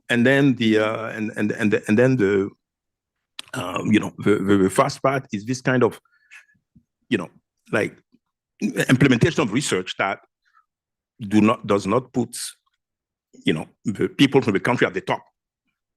They are at the bottom, because they are not paying for it, So, and those are the kind of things that we need to address forcefully. And, because everything we have been talking about correlates, implications or, of the situation that you described. Thank you. Awesome. I was just going to ask Oriana, but did we lose you, Oriana? I think we might have. Oh, there you are. I'm here. Do you want to talk? So Jishnu talked about epistemology. Leonard was talking about weird questions, which I need to put a sign above my desk. Did you want to talk about the topics, the questions we're asking? Yes. So I couldn't agree more with what's being said. The questions, so the things that you read are sometimes completely unrelated to anything that's going on in the field. And you think, why does this get through? Well, it gets through because the person who writes and the person who referees the paper and the person who edits the paper have no clue to the same extent. Mm-hmm. Yeah. So that's why it goes through. Whereas a wrong standard error will never go through. So we seem to put a lot of attention on things that shouldn't matter because asking the wrong questions doesn't give you the right answer, even if the standard errors are perfect.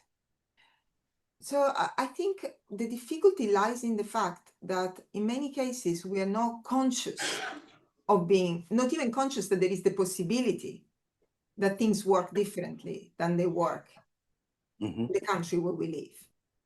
And it's only by interacting with people on the field that we learn this. I could tell you millions of stories about pilots making us realize how stupid the questions were that we wanted to ask. How these were questions that could only come in the mind of a theorist that put in the favorite top 5 place that you can think of. And that nobody on the ground could think like that. And what I find particularly, I think, pernicious is what I can call, well, for lack of a better word, the kind of paternalistic view of the less rich countries, let's call it like that. I don't want to call it the global south because it's something that I found profoundly offensive. And it's this view that it's very hard to shift, that somehow we have to help. Yeah.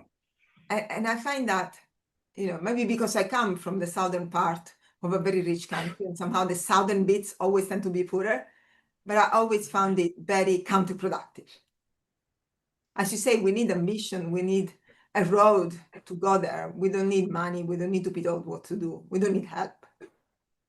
We need fairness. Awesome. On that note, why don't we pivot to talking about how to do things better? Yeah.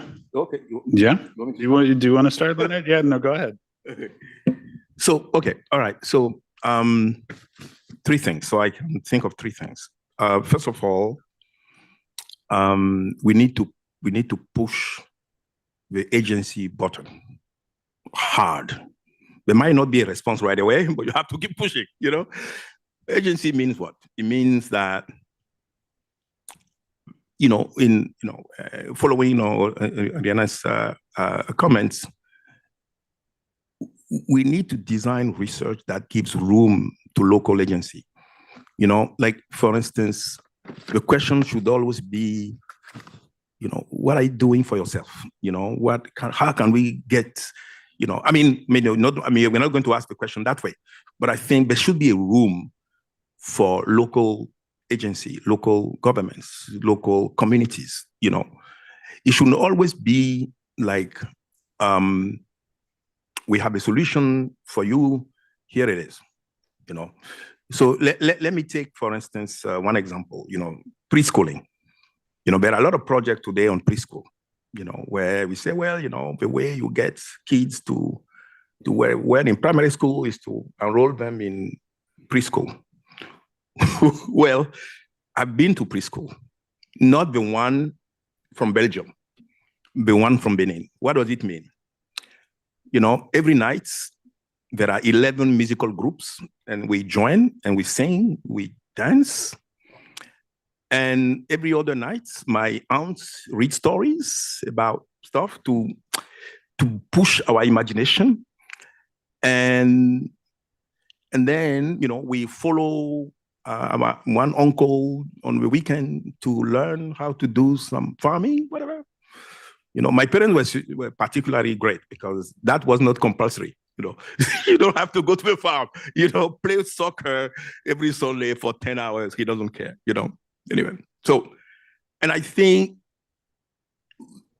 but then it means that if we want to build the preschool system in Africa, we have to look at this context. We have to ask people, how do you do this?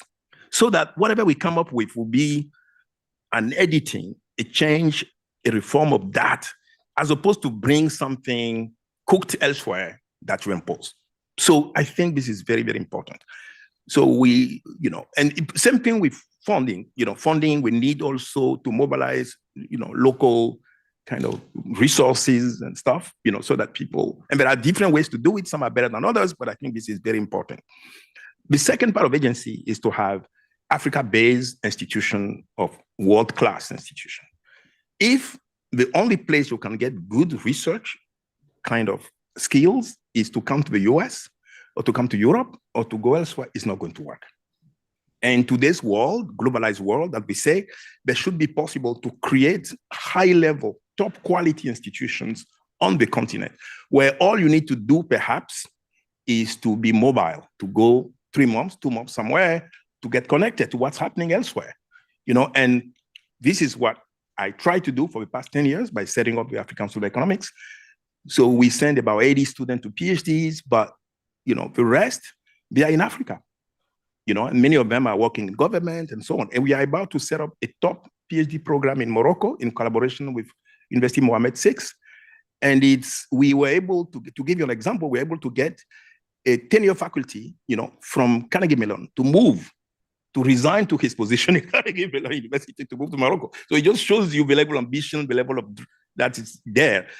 We have more of that.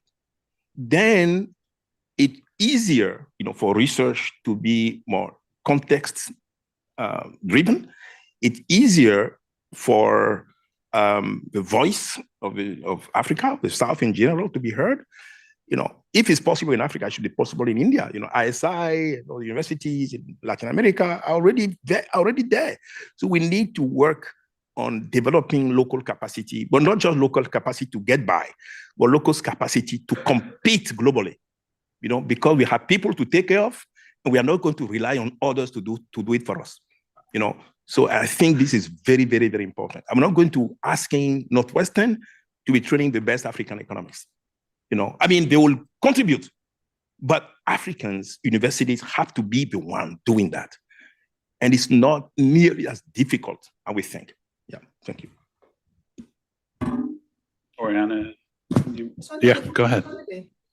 Just to say that, one strange thing is that all the conferences about development are all in the US or in Europe. A couple of years ago, when I was director of CPR together with Robin Burgess, we started doing these conferences in Africa or in South Asia. And now BRED is doing their conferences in Africa and South Asia.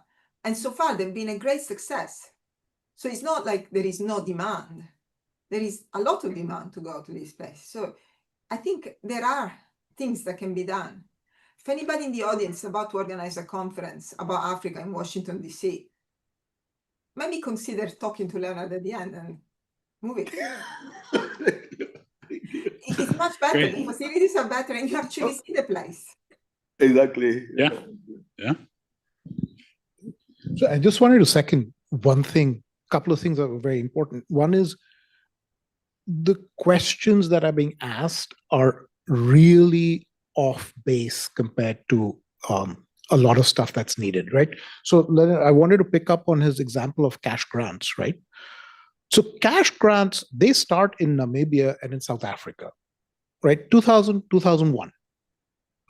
And just, the debate that's happening around South Africa then, and I want to quote from, well, Johnny Steinberg is now at Yale, but literally it's worth reading what he wrote. He writes, if I can ever figure this out. I can't figure this out, can I?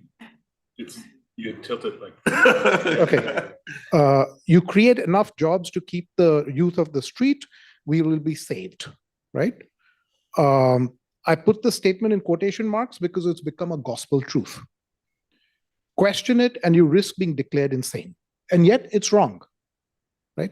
If we are honest with ourselves, we have long ago given up on trying to employ everyone or even to have unemployment, right? And then he goes on about, look, the whole question about cash transfers in South Africa is because with the ending of apartheid, suddenly political claims on the state are for a much larger population, and there are no decent jobs.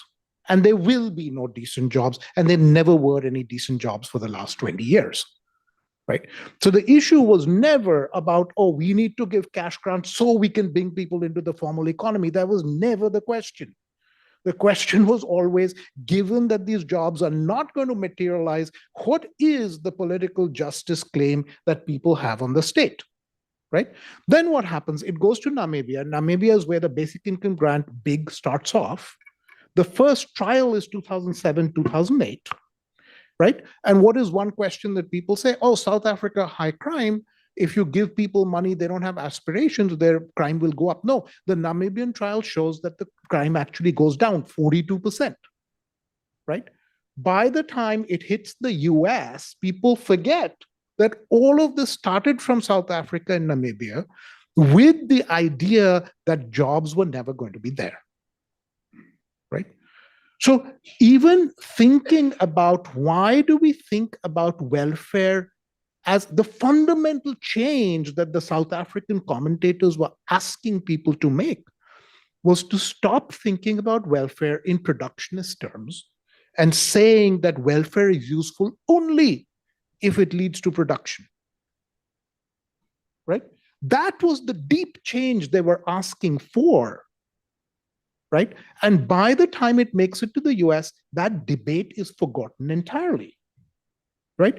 But when you start seeing what governments are doing, look at what India is doing. India keeps talking about jobs, right? How many cash transfer schemes? 320. How many people getting some cash from the Indian government with duplicates, as it says on the website? 700 million,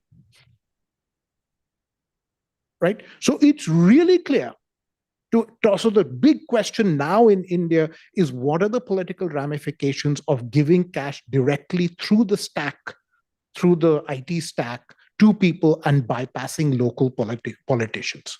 That's the big question, right? What are we landing up with? We're landing up with paper after paper saying, here's the income elasticity of different things, including labor, which is just the jobs, right? Never the question, never the right thing to look at. Right.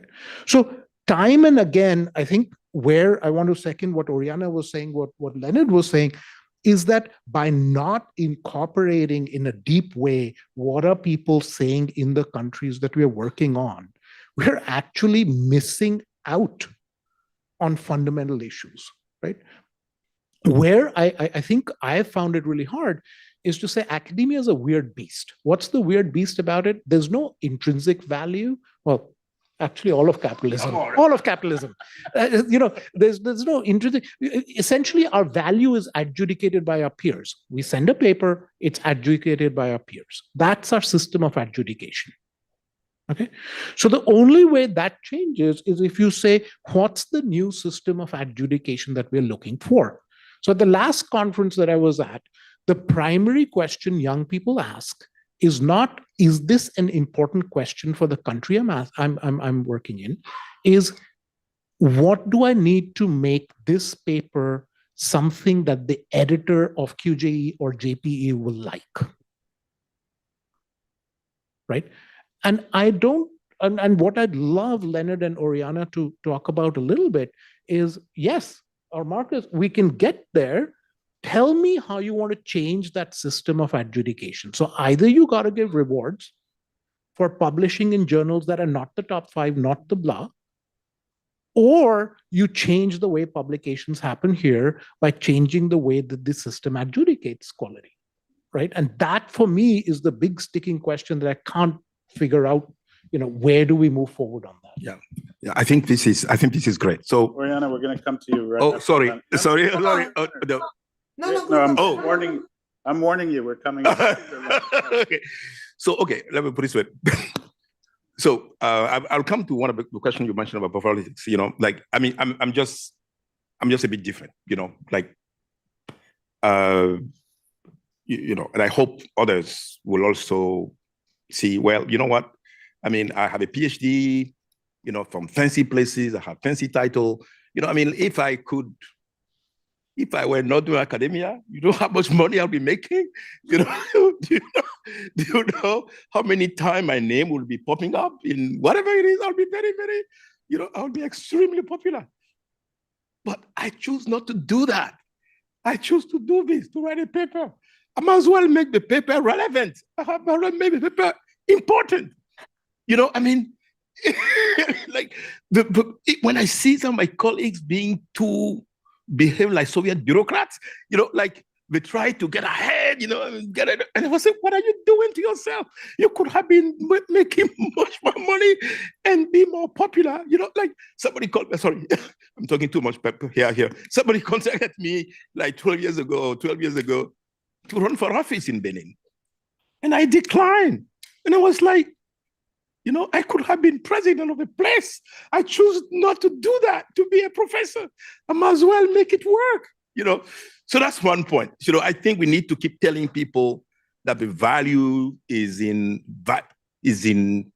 how you connect with the work, how important it is, and don't be overly strategic. And obviously you have to play that game a little bit. But the worst are playing those games are people who don't need to. They're already tenure. So what is the point then? So that's one point. Okay, the last point that I wanted to put, which follow on what Jishnu have said, it's not only we have to give voice, we also have to listen. When we go to a place, ask, how do you do this? What is it? So that you can incorporate this knowledge into the work you are doing. Like for instance, another thing we need to stop is to consider politicians as thugs. That's it. Okay, maybe they are. But the point here, and I think Kant have said that beautifully, like 300 years ago, whatever, he said that our role is to create a system so that even devils will behave as if they don't have any evil intent. So we need to be constructive, creative about the system is what it is. Can we arrange it in such a way that it's in their best interest to do things a little bit differently? So the point here is that it's our responsibility to make politics work better, not just to say, not to claim that we have good intention, we have great ideas, and politicians are the one messing it up. So I think political economic research has to be. Wait, are you talking about the US or? Where are we trying to make the politics work better? No, I'm talking about developing countries in particular. No, but the point here is that even in the US, you have to say, okay, how do we move there from here? Are there ways? Okay, maybe you fail making an impact right away. But let's say in 5-10 years, when there are opportunities and people ask you, okay, what do we do? You have to have something to say. You see what I mean? If you don't start preparing now about the reform, the politics that will work, if you don't think about it, then it will be complaining all the time, which not get us anywhere. Anyway, so I agree with you on the listening, on this voice, but also we need to listen. We also need to look at politics, not just as study of bad people, but politics are things that we can arrange, so ideas that we can put in place so that, you you need to have a decent amount of humanity, decent amount of ethics, you'll behave properly. If not, time will come where those people will be in and then they can make things better. Oriana. I couldn't agree more with Leonard. Every time I see somebody struggling to publish a paper in one of these journals and being depressed if they don't, I always tell them, like, look, if your happiness depends on whether your superior likes you or not, go work in a bank. You're gonna be paid. Yeah. But the point that I want to make is that maybe, Jason, like the problem is that we are too stuck on incentives, on rewarding people for piecemeal things, and then we lose sight of the big picture. And I just want to tell you a story about a presentation that I saw by a junior researcher. And it was at the time where everything was corruption. Everything had to measure corruption. And so this was about corruption in some municipal place in some African country. Okay, typical way of describing the research. And they did the experiment and did everything. And they were presenting the results as if they were showing corruption, except that the results were showing the exact opposite. But they were so convinced that the place was corrupt and their experiment was designed to detect corruption that they were presenting as if the results were showing corruption. So that's the level at which we get to when we don't know, when we don't go with an open mind, I think. And it's I find it very dangerous. And, like to explain why you can be, that corruption is a consequence rather than a cause sometimes. You have to be there. You have to know the context to understand it. Okay. So I think it's really hard to have an open mind. And I'll tell you why so one reason I think it's really hard to have an open mind. When we work on problems, the only way you can make an advance is if there's certain parts of the problem you sweep under the floor, put a rug on it, put a chest on it, right? So the first, put a chest on it, put a heavy box on it. So the first time we do that, the people who do that have a great realization that this is at the moment, I need to make a pragmatic choice in order to advance, right?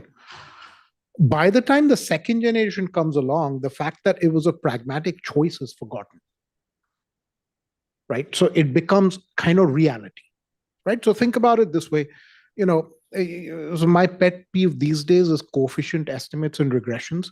You ask somebody who's a proper econometrician, like, what are we doing here? And they will be like, you can't interpret a coefficient. It's not interpretable in a statistical sense, right? The fact that I'm getting blank looks from around the face is by now, that's like, whoa, we've totally forgotten that. Yet we interpret it all the time in economics. We have no basis to do it. We really have no epistemical basis to do it. We have no knowledge basis to do it, right? But yet, when we go and present in a low-income country, right, and we say, oh, I have a very big coefficient that's imprecisely estimated, and somebody in the audience says, well, that doesn't hold true. We are like, well, you don't understand statistics, whereas it's us who doesn't, right? So we are not even open. In a lot of these cases, what I find is we are not even open to actually understanding that the basis of our authority are so flimsy sometimes, right, that we should really try and listen. I want to give one last example. All of us have been to low-income countries. I went with a researcher from this thing to a slum. I was in a slum. And what do you see in a slum? You see everything everywhere. 50 vegetable shops, 20 schools, 30 pharmacies, 15 blah. Right? So we come back, whatever. And I was like, okay, what did you see in the slum? Like, what struck you? And she said it was shortages. And I was like, that's interesting, right? So what's really interesting is we keep thinking about low-income countries and slums as a place of shortage. It's a place of excess. Yet how many of us are writing down theories of excess entry of vegetable sellers, schools, pharmacies, health clinics in poor slums in low-income countries? Absolutely nobody, right? So we are missing out in a major way on what are the fundamental issues in these countries by refusing to open ourselves up to thinking about what we are seeing in front of our eyes. And that for me is a really, really interesting conundrum that I don't know how to solve or how to think about. Okay. On that note, let's open it up for questions from the audience and online. Let's help Jishnu think about it. Where are mics? Just, yeah. There we go. My question is for Mr. Leonard. I know when we started speaking about publications, how do we start as Africans? How do we start and look at it in a way that we remove the West and start our own forms and our own organizations in Africa so we can start our own publication? If we talk about African literature, we have some of the most amazing literature in Africa, from Nigeria to the west of Africa, through the South, Central, everything. We have amazing authors. How can we start now and start our own organization, cutting out the West? We have some amazing universities. How can we, the youth, start collaborating with universities so we start publicating our own literature, our own publications? So that was my question. Awesome. Thank you. We're going to collect a bunch. And then I have a couple of cool ones from online. Let's do one on each side. Let's alternate.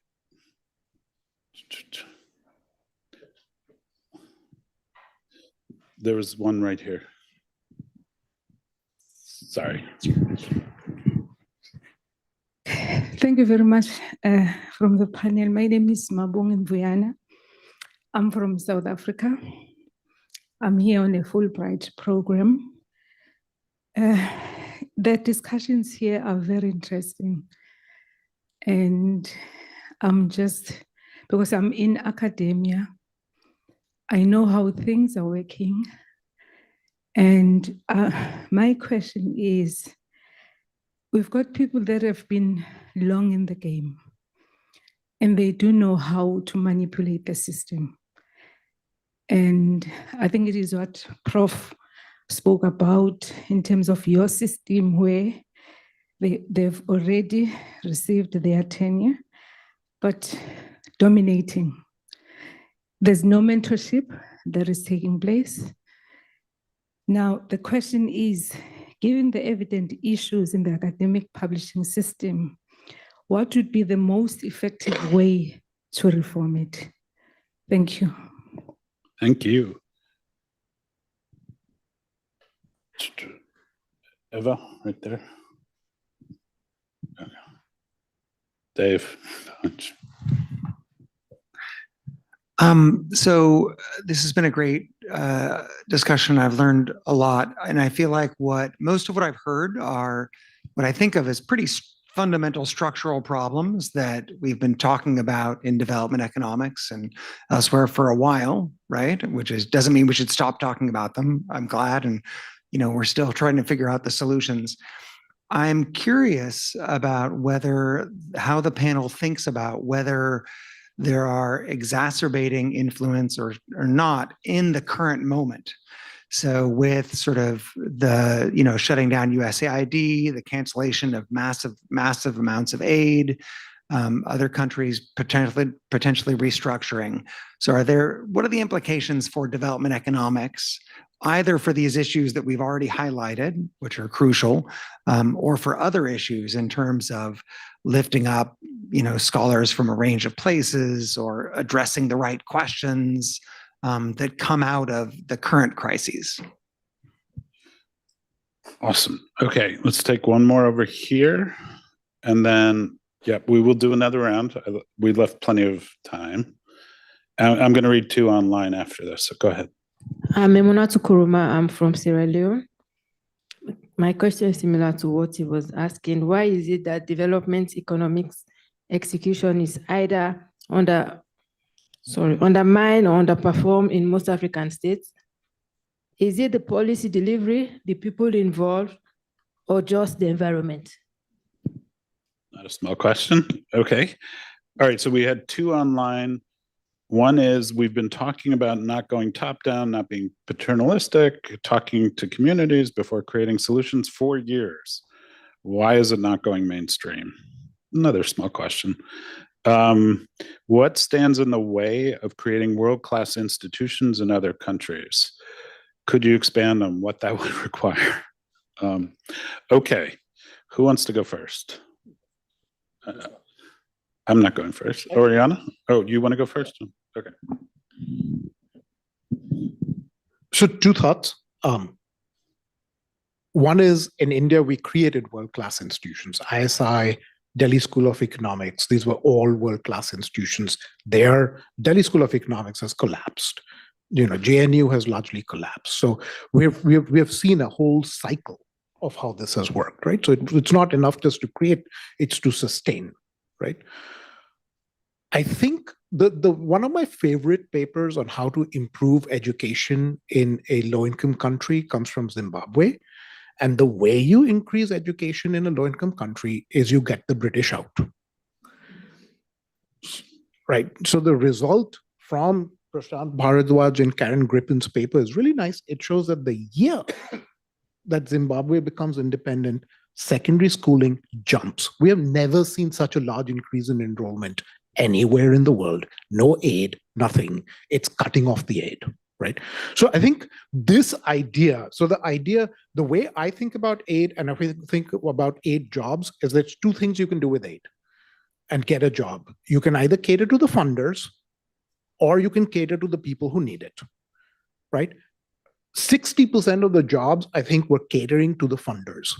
The number of panels I've seen where everybody, this is usually the reason I don't go to panels, everybody agrees with everybody. Everybody says, except this one because we don't agree. So everybody agrees with everybody else. Everybody says, you were great, scratch the surface. Absolutely nobody knows what they're talking about, right? It's actually ridiculous. If those panels are all shut down, the convenings are shut down, nothing better, right? Where I think the down thing in aid has to come back up is we have to get, and we've had this discussion before, I don't think we should be relying on aid from the US, from UK, from other places. Why can't we ask the people in our countries to start saying, fund these damn things, right? I mean, it's not that hard, right? So think about colleges. How many colleges, every how many hours did India set up a college between 2003 and 2019? The right answer is 8. Every 8 hours, India set up a new college from 2003 to 2019. We can do it, we will do it. Right? The big question now is, how do we set up the systems ahead of time, given that a lot of these countries, certainly India, are not in a good place in terms of thinking about democracy, free knowledge, free speech. That for us is the biggest issue. The issue is not the money.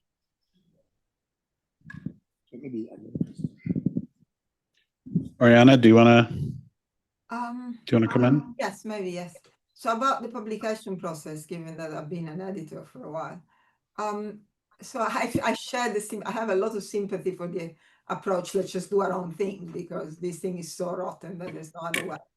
But there are advantages in academia, especially, the exchange of ideas is fundamental. That's how we grow. So I think we should give it one shot at making it work altogether, which doesn't mean that there shouldn't be a published journal in Africa. There should be, I think, like there is in Europe. But the research shouldn't be compartmentalized, because once we start doing that, there are already too many people who want to raise barriers. Ideas should be free to circulate, I think. So let's give it one more shot. Okay, so we have one. Yes. Do you want to say more about like what could we do? Because we were talking about gatekeeping earlier, or at least epistemological gatekeeping. So seen from the other side, well, nobody will believe me, but seen from the other side, there's actually a huge effort in trying to promote young authors and trying not to go for the entrance. But of course, nobody will believe me. The effort is there. So what you're observing is despite the effort of the editors. Also, okay, I'm not going to complain about being an editor because that's not going to be popular. The other thing that I want to say about aid, this is actually quite serious. I'm worried about I'm not exactly excited about government and aid going to countries that have not elected a government, But I'm even more worried about aid from private citizens going to countries that have not elected the private citizen to distribute money around as if they were, because this can create quite a lot of problems. The randomized control trials that are done with amount of cash that are larger and larger in a community where you give it to a third of the community and leave the other 2/3 without anything. I mean, they can create quite a lot of strife, I think. I know that I would be very upset if somebody came and gave my neighbor £1 million and nothing to me. So I think there are lots of considerations that we have to take into account when we allow foreign institutions to go unregulated, giving money around. I'm just concerned about the inequity and the ethics of this. Great. So I agree with Rena's point on the journal. I think we need to keep knocking to have a stronger presence and relevance in international journals, but it doesn't exclude us having, an Africa-based journal. And I think in that case, we may want to make it more multidisciplinary, so that there is a critical mass of people, because I think one of the issues with academia today is fragmentation. Like basically, in Africa, we don't have even the luxury of fragmentation.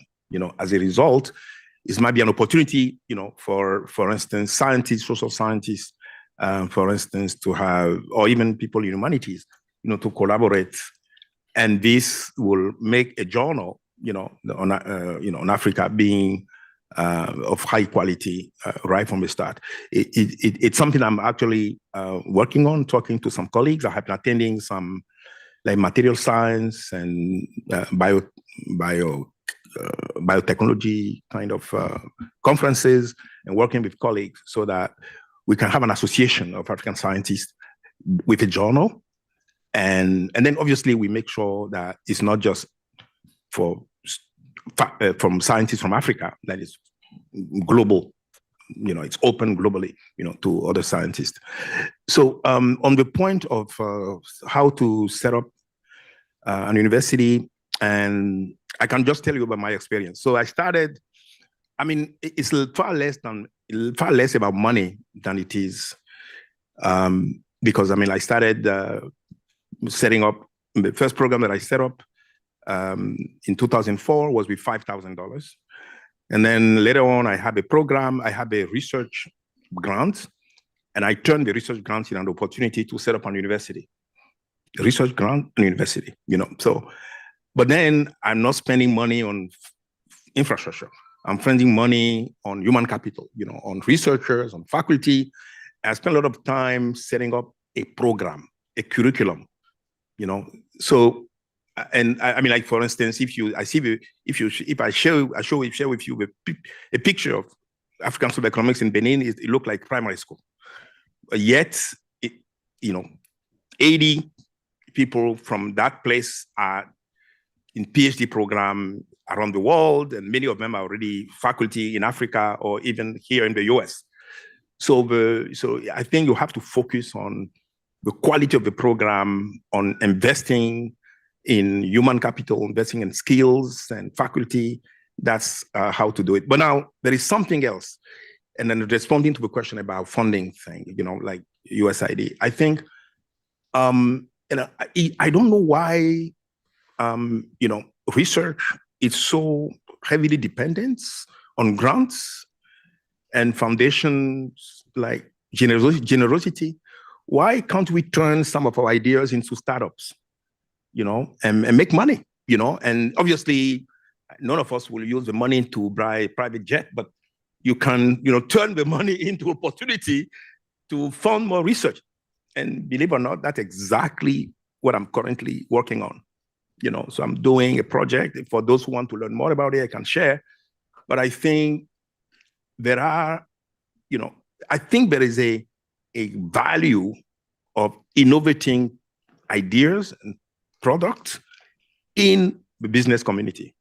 So we should be using this opportunity and have largest market share, beat the uneducated entrepreneur, and be able to generate not resources, and the resources will be used, will be full the research into more, the benefit into more research. You know, I think it's a model that's being currently developed at Princeton University. Entrepreneurship is something big on campus, have been big on campus recently, and I think it's a very interesting direction. And then you can also build your own partnerships, decentralized manner, with, you know, individuals from other universities, so that you don't have to go through the university, go through the country. Researcher to researcher, you know, on a project, you know, that's a way to do it. So to summarize, I think we just have to you have to put this, we have to plant the seed of entrepreneurship in academia to overcome some of the challenges that we face, you know, and today. And I agree with the point made about, you know, mentorship and the necessity, the need to actually, the older to be able to nurture, to support the younger. You know, I think this is very, very important. Thank you. Awesome. Okay, I want to hear more about the entrepreneurship later. Next round. Right there, please. Thank you. The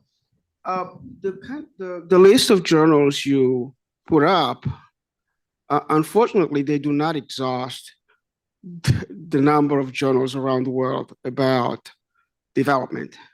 For example, I can name one of the oldest, World Development. You can name Cambridge Journal of Economics. Those kind of journals actually do put something, talk about development per se, like as an economic transformation, and about Africa. And there's actually one review specifically devoted to Africa called Review of African Political Economy. So my issue is, you have this ideological fight, or this ideological fortress, if you will, in the both teaching of economics in general and development economics in particular. So if you're a researcher and you want to present, you have a paper about Africa, if it's not about game theory, if it's not about any kind of neoclassical analysis, it's not welcome in those top journals that you presented. But on the other hand, so this is like a relevance issue in two-way street here. What those journals focus on about economic analysis are totally irrelevant for problems that Africa confronts. We want to talk about structural change, and that's not what those journals are talking about. That's not what those journals welcome. That being said, there's actually a lot of research about Africa, a lot of publications in one of those. I would say the kind of journals you put up, it's like telling people about cars while you're talking about Lamborghini and Formula One cars, and then you forget, oh, there are Fords around, there are Toyotas around.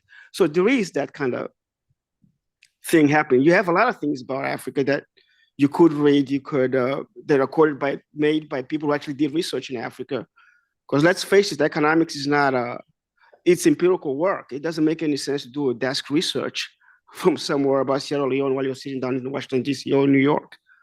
But anyway, so my question is, when is that wall gonna break down where you're gonna allow pluralism in the ideas, in the paradigms, so that those kind of reviews will be relevant in both undergrad and graduate courses in development economics? Thank you. Awesome. Thank you. We had one more in the back, then we'll take one up here. Yeah, and then we'll go to the other side of the room. Eva in the back there. Sure.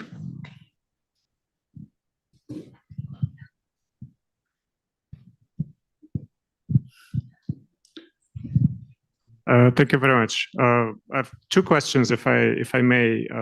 One was related to the exercise that Marcus, you started us off, and I was wondering how would this look in a different discipline, like either sociology or anthropology, that put a lot more value into contextualization? Because there was a lot of discussion of the value of context and the fact that a lot of the research on Africa misses the local collaborators who have the context, and economics is sort of places more value in abstraction and generalization. And so I'd be curious to see if things look different in disciplines where the value structure is different. And my second question related again to this value structure and the system of adjudication that Jishnu mentioned. I mean, how would you think about sort of trying to change that? Because I guess it's very sort of deeply ingrained. The tenure, the tenure sort of systems is AER 5 points, JD 4 points, JDS 3 points. Decargy here uses similar systems, and even like you go to conferences and simple heuristics. A presenter is usually the standard way a presenter is introduced as so and so comes from department so and so, and his work has been published in QGE, AER, and JDE. Nobody says anything about what questions that research, attends to, or whether, a public more than, 10 people is interested about those questions. So how would you think about sort of a better system of adjudication for the professional literature? Thank you. We're getting the breaking down the walls questions. Okay. Yep. So you got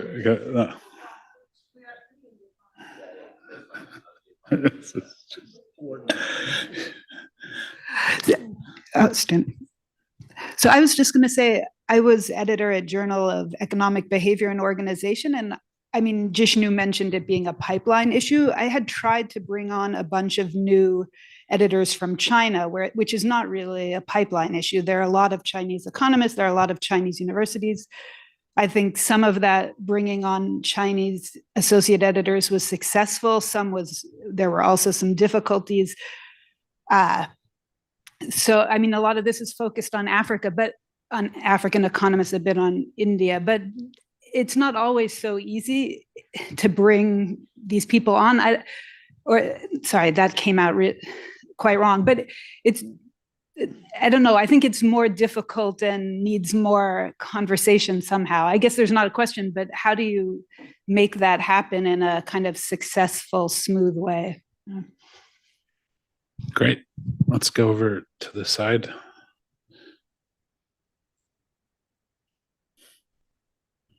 I've got a question I think you won't like, which is the core purpose of the university or education system the student, or at least the parents or the community that sponsor them? Actually, 13 years ago, just after subprime, my family sponsored Muhammad Yunus partly sponsored Muhammad Yunus to go around 4 of the southern states with entrepreneur competitions. Students loved it.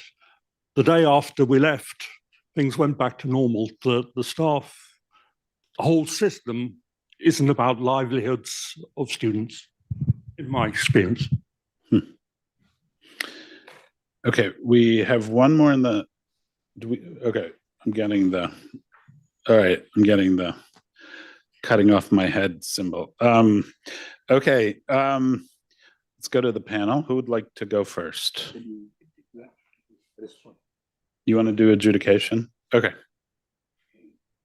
I'll take the adjudication question and just exactly say why it's hard.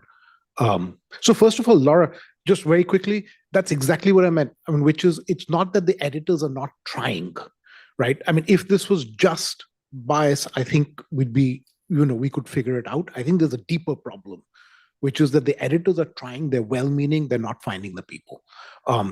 But on the adjudication question, so here's the really hard part of it, right? Which is, I think what's needed is a separate set of questions, a separate set of ways of doing things, right? Now, India, very interestingly, has set that up for science.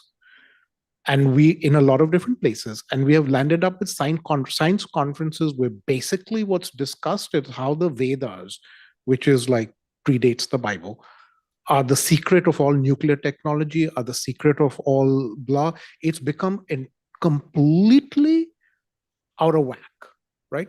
So this question of how do you set up a parallel adjudication that still maintains quality requires on who's going to judge that quality in the first place. And I think the only time systems have been successful is when they mesh. Right? Systems have been successful when we can bring people from different epistemologies to contribute to that separate set of adjudication criteria. So that's why I don't think it's an easy issue. It's an issue that we need to urgently address and we need to urgently take care of.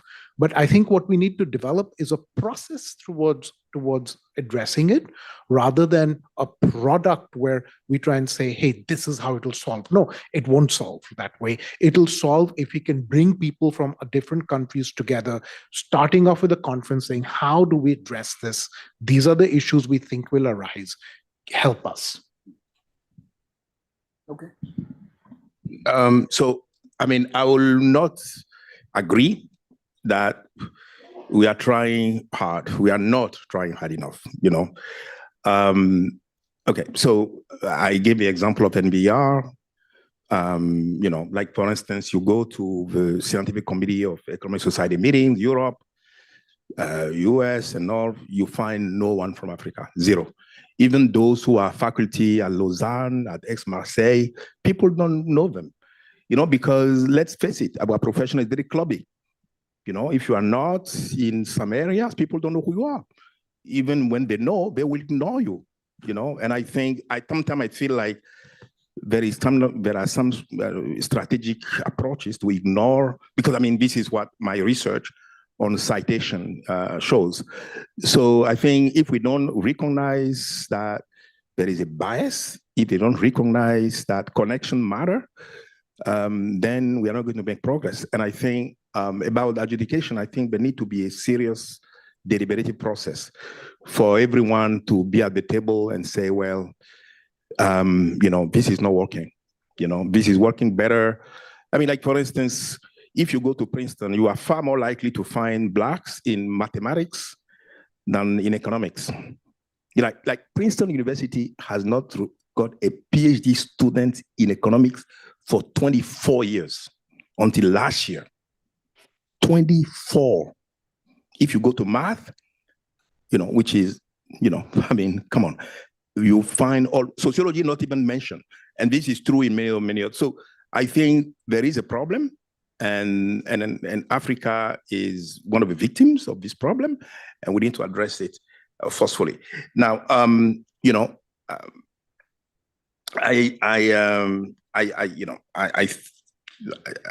is one issue we haven't discussed, but unfortunately, maybe time is up. But I think one of the issues in the profession is also the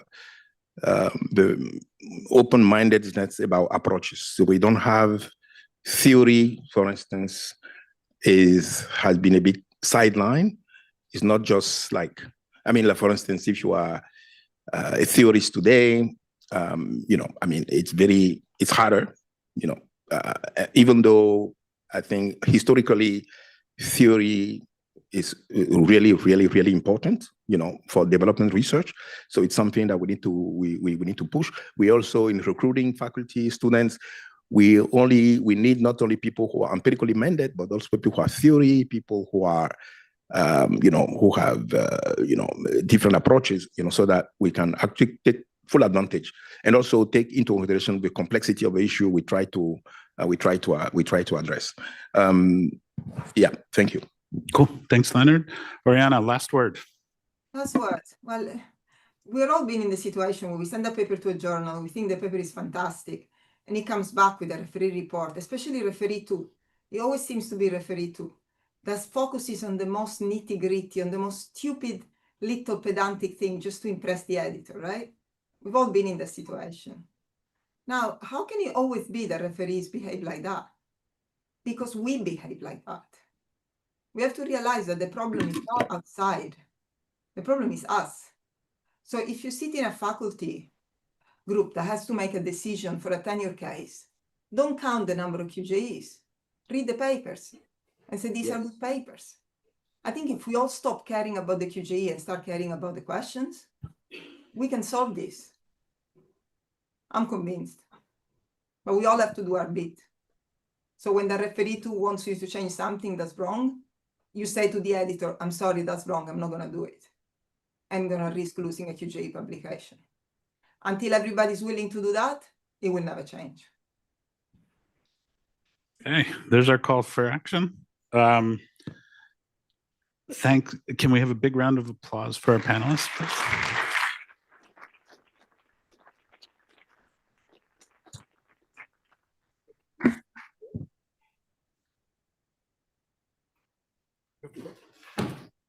Thank you. Let's take a 30-minute coffee break. Thank you, Marcus, for running things on time. We will be back exactly at 4.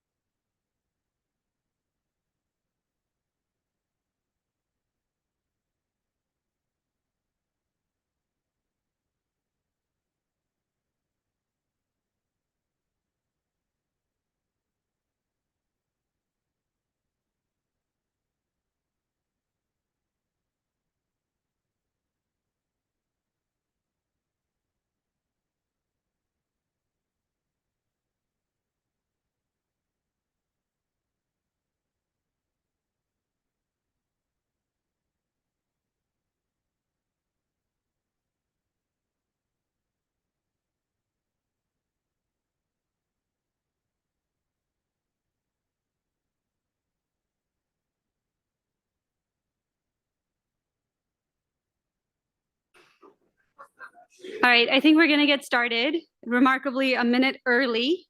So if you're Dave Evans, please have a seat. All right, this session is titled Education Policy, and it is moderated by Dion Filmer, who is the director of the research department at the World Bank. This will go for an hour and a half, and then we're gonna go straight to a cocktail reception after that. So I will not be back up after this session, but see you all tomorrow.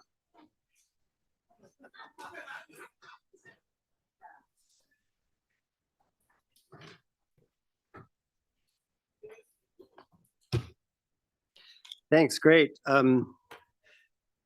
It's actually a better turnout than I feared for the 4 o'clock session. So I don't know that a session on education really needs a lot of motivation, but I do want to tie it a little bit to the conference. So this morning, Rachel kicked us off by saying there's no sustainable, I'm paraphrasing, no sustainable growth without human capital. So obviously human capital is central to the development part of this. But then on the first day, Masood, in response to, I don't know if it was a question or in his talk where he said, what should we do? What should countries do? What should agencies, multilateral agencies like the World Bank do in the context of declining multilateralism? And his answer was invest in the basics of growth, including human capital and in particular education. So there we have some motivation coming from within our conference for this session.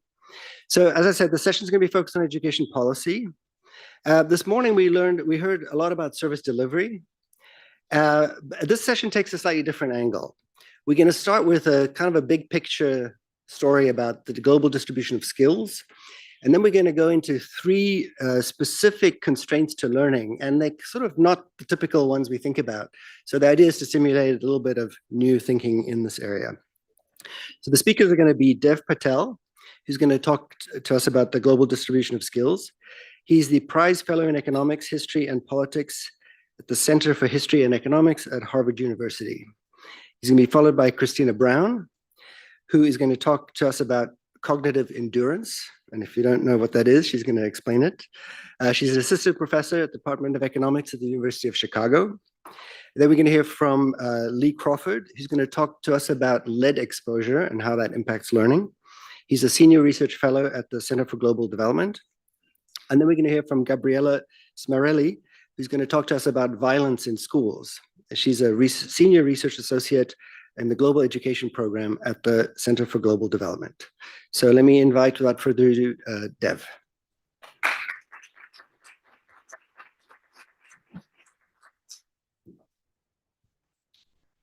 Thank you all so much for being here, and I'm delighted to present this joint work with the brilliant Justin Sandifer, who's right here.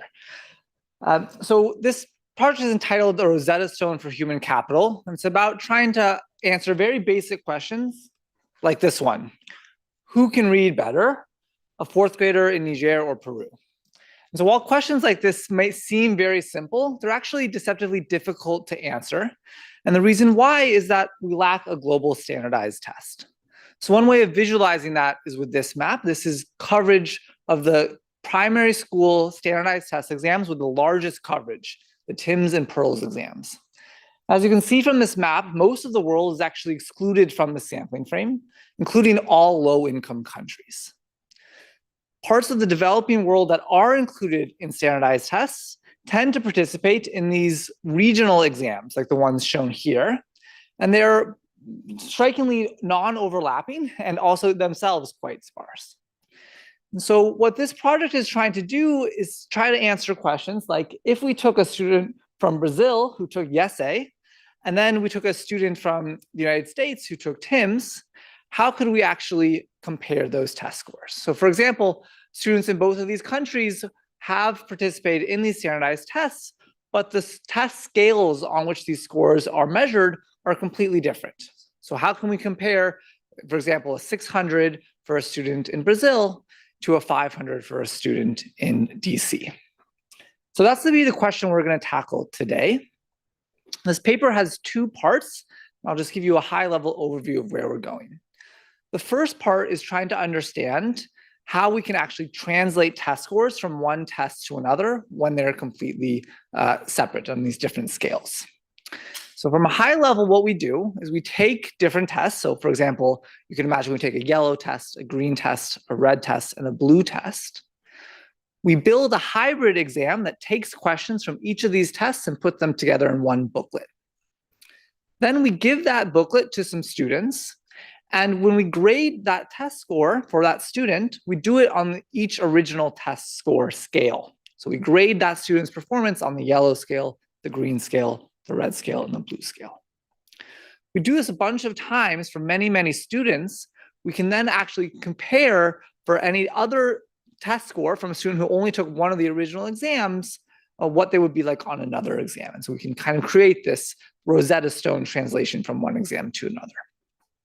And then once we have that, we can go and find a bunch of other students who may have only taken one of these tests, pretend like that green student actually took the yellow exam, and put them all on the same scale. And so once we've done this methodology, we actually implement this to try and link 4 of the world's largest standardized tests for primary school students. So this is an important component of, for example, the SDGs. We'll do this to actually translate test scores for about 600,000 kids from 80 countries for both reading and math. And what I want to kind of bring to this panel is some basic statistics about the distribution of learning around the world. And so we're going to start with 4 main facts. The first is that where a child lives turns out to be much more important than how much money their household earns in terms of predicting their test score. So in other words, if I took 2 students with the same household income, but who happen to live in very different countries, it turns out that that is going to matter a lot more, which country you live in, as opposed to how rich your household is. The second factor we're going to find is that the relationship between your household's income and your test score is going to be steeper in countries that are more unequal. This is going to be very reminiscent of the types of other findings on inequality and the so-called Great Gatsby curve that you might be familiar with. The third fact is that we can look across gender, and at a household level, if we look at your household income, we see that no matter what household income you're in, whatever bin you're in, it turns out that girls tend to do better than boys in reading. However, that's not true for math. And so for math, only the kind of poorest households are we going to see that the girls do better than boys. And in fact, we're going to see kind of a reversal as households get richer. And then the fourth fact we're going to find is that if you look at the test score gap between public schools and private schools, we're going to see that the difference in scores is going to be bigger in countries that have more income inequality. So I'm going to dive into a little bit more detail now on all of these facts and our methodology. First, I'm going to start with just providing a very high-level overview of the method that we developed and how we implemented that using fieldwork we conducted in India and in Florida. So imagine we took with our 4 different color tests. As you can tell, I'm a big fan of clip art in this talk. So we start with our 4 colored tests. One thing you might do is just give each of those tests to students. And then you would grade those tests. Now, the problem with that is that tests are really long, and no student really wants to sift through that many tests, let alone one. So that's the first obstacle. And the second obstacle is that a lot of the tests that we use as researchers are not actually publicly available. So even if we wanted to do that, those testing companies are quite protective of their standardized tests. And so they only release a small number of questions. And so the way we try to overcome this is we actually build an exam that takes test questions from each of the original source tests and puts them all together in a new test booklet. This is going to be what I'm going to call our hybrid exam. So then from a high level, what we can do is take this hybrid exam and give it to students. And so we did this both in Bihar, India, and in Florida in the United States. And so for each student, kind of the core methodological part of our paper is to use statistical methods from psychometrics, from this item response theory that's used to grade the original tests. And for each student who takes our hybrid exam, we're going to grade their performance as if it were the original full test from the source exams. This is the exact same type of method that's used by the SATs to compare test scores over time or across students, and we're just going to apply that to this setting. We're going to do that not just for one student, but for many, many students. And what we're going to find is that for any given person on that same day that they took this exam, we can kind of assume they had the same ability.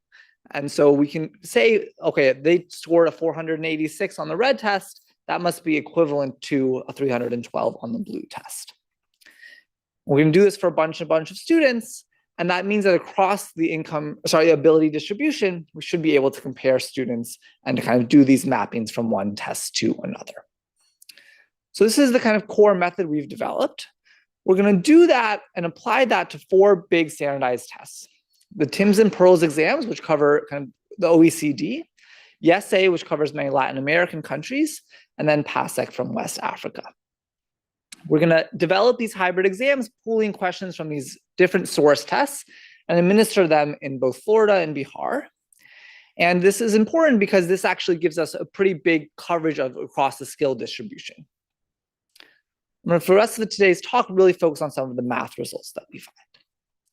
So once we do this, what we can come up with at the end of the day are test conversion functions that look like this. So just to walk you through this, on the x-axis of these graphs are the scores on the Timms exam. This is that OECD exam.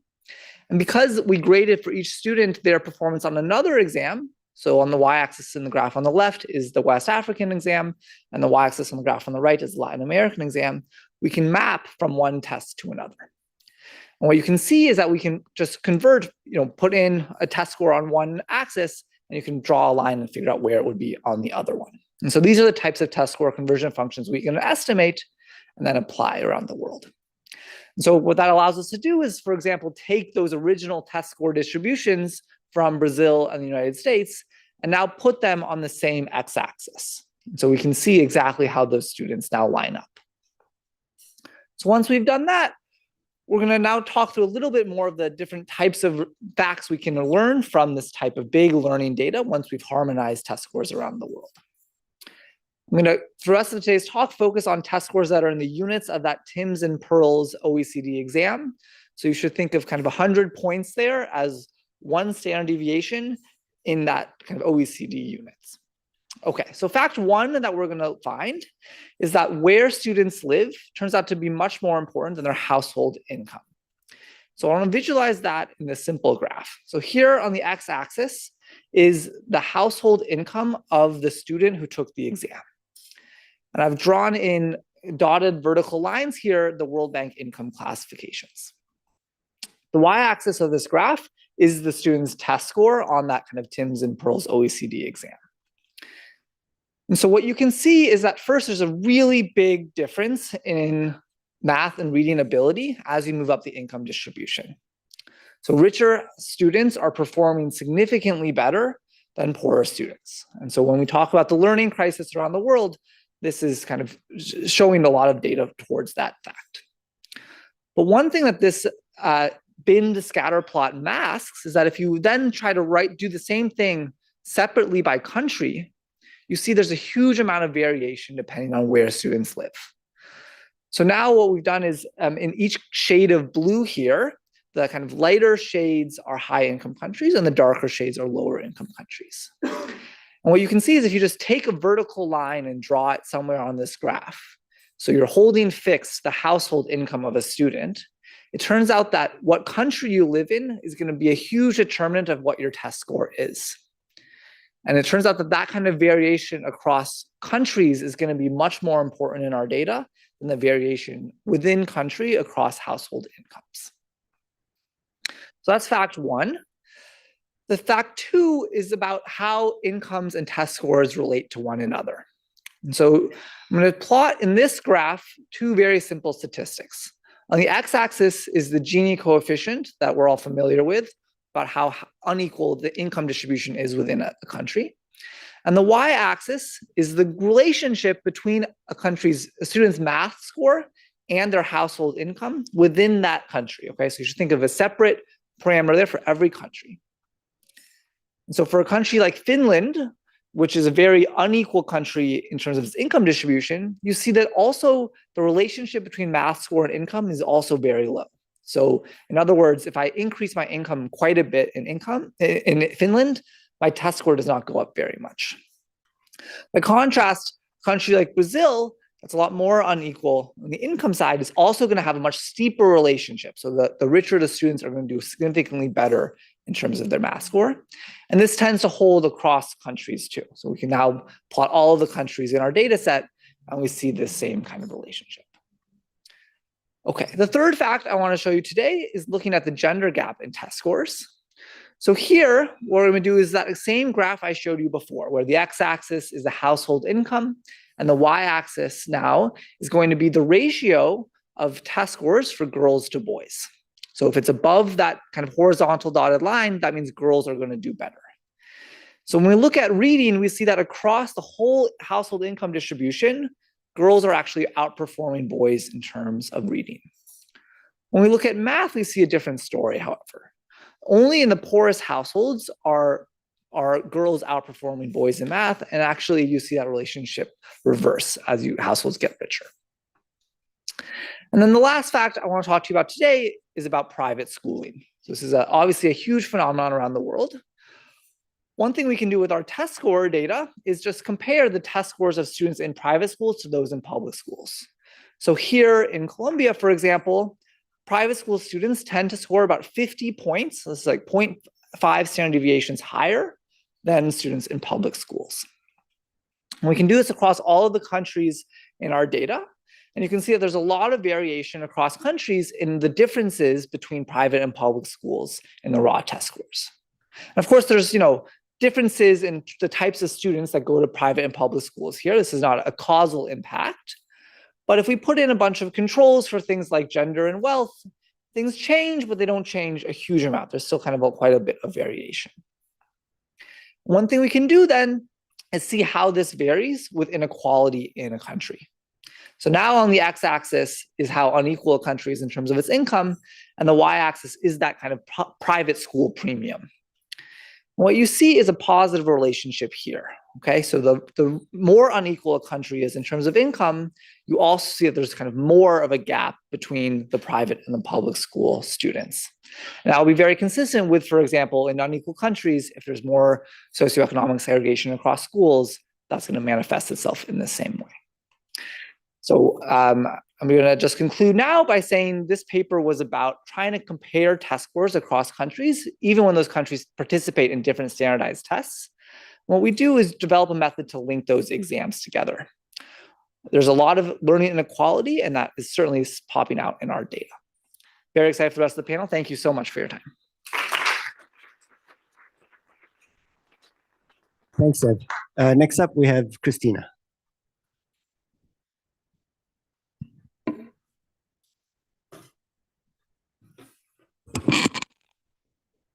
Great. Well, thank you so much for having me. Delighted to present this research, which is joint with Supreet Kaur, Geeta Kingdon, and Heather Schofield.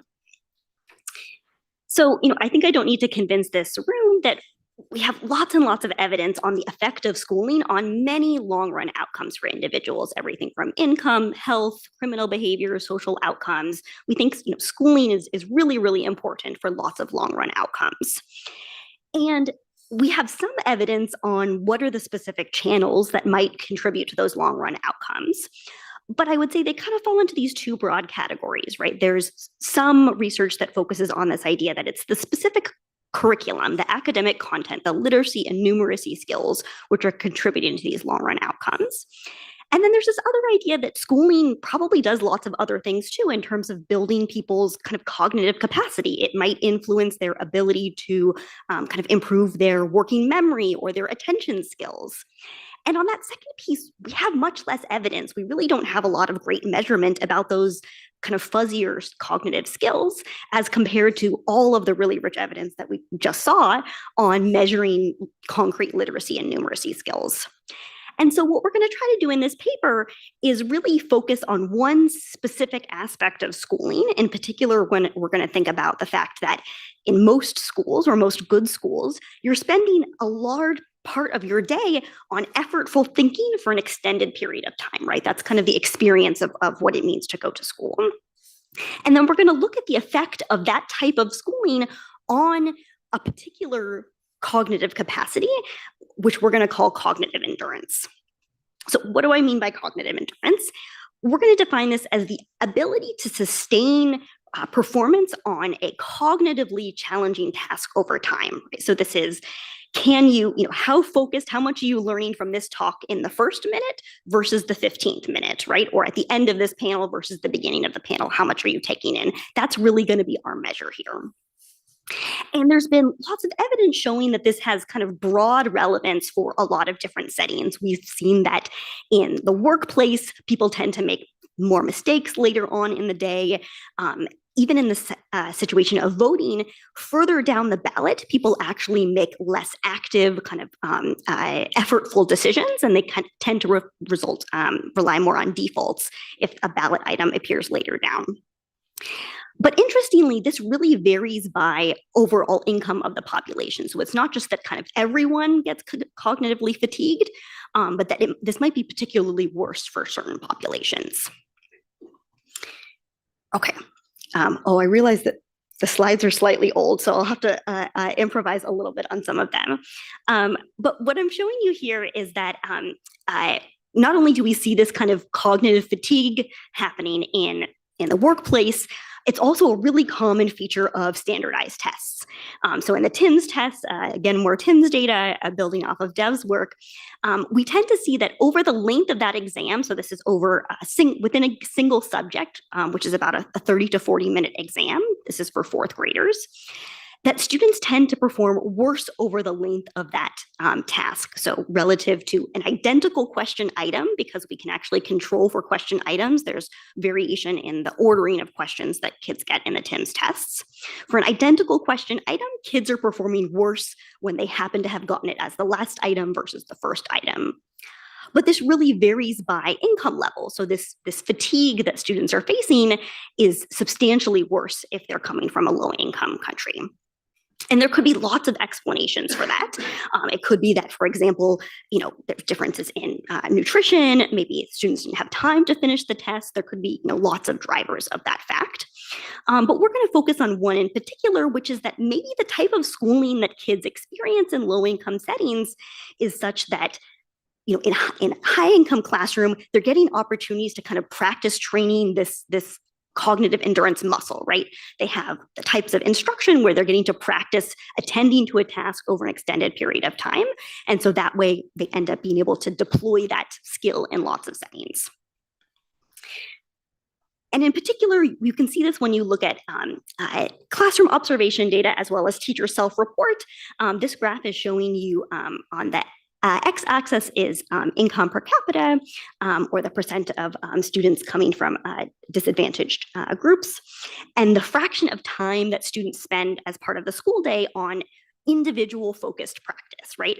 So in low-income settings, we typically think of classrooms as being much more teacher-led, that students are kind of listening, copying down what they're hearing from their teacher, but not spending a lot of time on individual focused practice. Whereas in high-income countries, they're spending a much larger fraction of their day on that type of activity.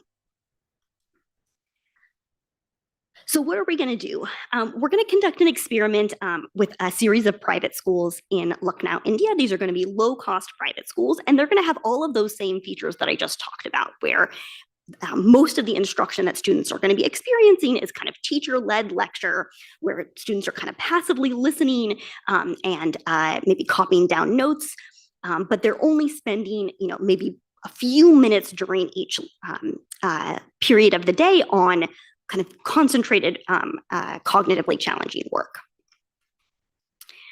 And so what we're going to do is try to come in and say, okay, let's try to get it so that a larger fraction of their school day is spent on kind of extended practice on some cognitively challenging activity. We don't really care what the activity is. We just want them to spend more extended time on some sort of thinking activity. And in particular, we need this to kind of hold their attention for 20 minutes or so. This is kind of from the length of their kind of periods in these classes. And so our idea was to basically introduce a series of different kind of very basic apps, like not gamified, very stripped down, somewhat boring, but that were dynamically adaptive. The idea being that if we wanted something that just barely is holding these kids' attention, so it's stretching that attention muscle, the content can't be too hard that students are tuning out, and it can't be so easy that they're tuning out for that reason. And so what we did exactly was that kind of coming into their existing elective period, so these are 30-minute periods that they have a couple times a week, we randomized students to either receive the kind of math practice tablet application or the games practice one relative to the kind of status quo study hall period. So in the math and the games group, they're getting a tablet during this 30-minute period. They're working on either math problems, or in the games group, it's like puzzles, mazes, apps that we specifically chose to be, again, kind of very kind of boring to a certain extent, but also free of any academic content. We wanted them to be doing something cognitively challenging, but that didn't have any specific literacy or numeracy requirements. And that's going to be compared to this status quo where students basically get kind of a study hall period. The teacher spends most of that time doing grading or other activities, and they write a few problems up on the chalkboard. Students work on those and then usually kind of talk to their friends or do some other activity. And so in practice, what this ends up meaning is that the treatment group is going to get an additional about 15 hours of focused practice over the 6-month intervention period relative to the control group. So they're getting, 15-ish additional hours spread out over these different periods of time. So what do we find?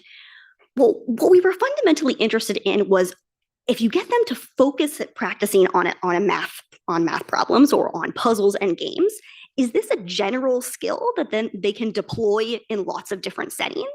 Or is this a very specific skill, right? That if I practice attending to math problems, I can pay great attention to math problems, but that's it, right? Is this an underlying general skill that can be transferred to different settings? So what we did was we tested students in 3 different domains, some that were more or less related to the activity that they had been doing in their elective classes. And we randomized the question order so we can look at our kind of outcome of interest here is not just how well you perform on this listening comprehension task, which is one of them, but how much worse do you do at the end of the test relative to the beginning? So this first graph is showing you for the control group. Sorry, it's a little bit small, the labels here. What does students' performance look like over time? And for the dotted line here, the control group, we see that students are doing about 3 percentage points worse on an identical question item when it appears at the end of the test versus the beginning. And this was a listening comprehension test that kids took basically like listening to headphones, they listen to a short story and then have some kind of understanding check questions that they have to complete based on, it was all pictorial, so there was no literacy, written literacy requirements to complete this. But it's kind of a boring story that they're listening to. It's kind of boring audio that they have to follow along to. And so really we're trying to capture, like, can you sit and pay attention similar to maybe this setting currently, right? Can you sit and pay attention to something where, it might not be doing a great job of necessarily holding your attention? And so then the gray line was for the control group, and the blue and orange lines here are for the treatment group. And what this is showing you is the first kind of interesting pattern is that at the beginning of the exam, we actually don't find any difference in performance. And that's kind of what we would expect, right? Neither of the treatments were doing anything that would improve your underlying listening comprehension skills. It wasn't kind of building those particular skills. But what it was allowing you to do was practice focusing on something for an extended period of time. And so we see by the end of the task, now both treatment groups are doing significantly better than the control group. They still suffer, a decent amount of cognitive fatigue over the task, but it's substantially less than the control group. Similarly, for the Ravens test and the math test, we see a somewhat similar pattern, though a little bit more noisy.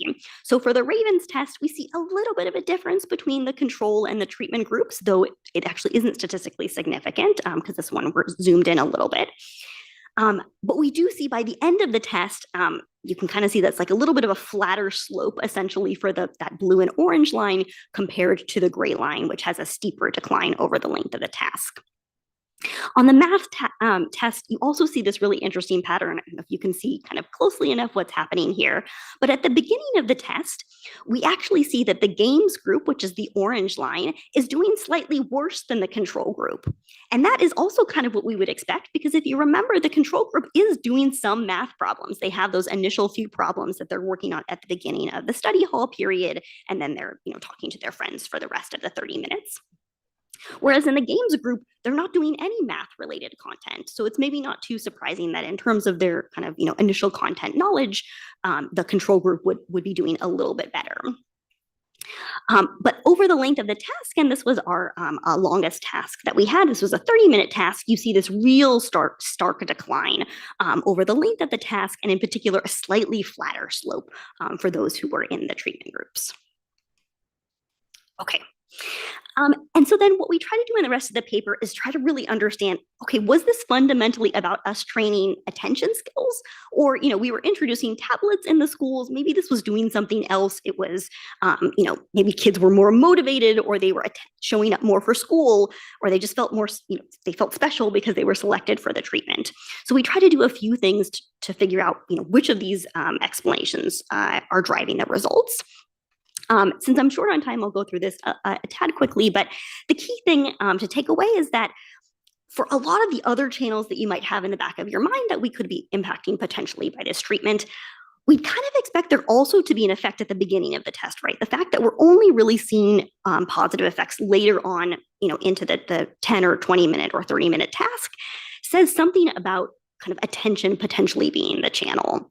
We also are able to measure some other channels and don't seem to find evidence that that's what's driving results. And then the other thing we try to do to kind of narrow down these channels is that there are some different measurement tools from the psychology literature of how to measure sustained attention, which we think of as really analogous to this idea of cognitive endurance. And we find positive evidence for 2 out of these 3 measures. And then the last thing that we do is see, okay, we've gotten kids to pay better attention on our specific tasks. Does this have any real effect on other outcomes we might care about?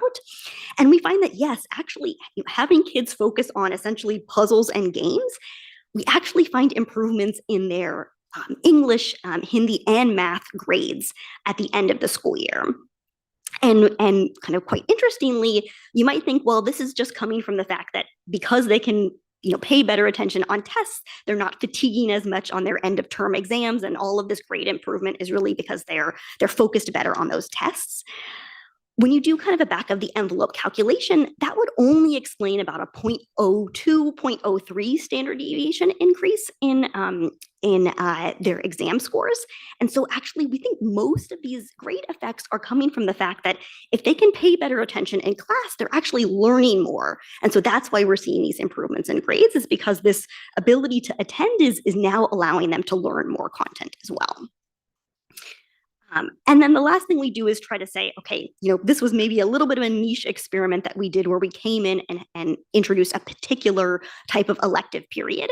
If kids are just exposed to, traditional schooling, does this also improve their cognitive endurance? And so we use like a fuzzy regression discontinuity design, comparing very similar age peers who are on either side of a birthday cutoff.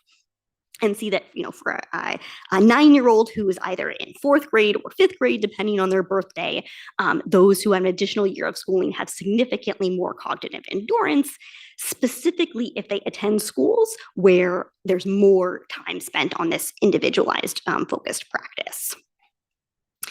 So I'll just leave you with, kind of a few takeaways. I think the kind of goal of this paper was really to think about, there's lots of things that we think schooling might do in terms of improving students' skills. We're focusing on one in particular that we think from the data looks like schools aren't spending as much time on in low-income settings. And so our hope is that not only we can show kind of that there's ways to measure these other skills in a relatively feasible way. If you have an assessment where there's randomized question order, you can look at declines in performance over time. And so, we really encourage people to start thinking about what are these other cognitive capacities in terms of measuring working memory or other measures of cognitive and non-cognitive outcomes, and see what are the underlying aspects of teaching that could contribute to those skills. So I'll leave it at that. Thank you so much.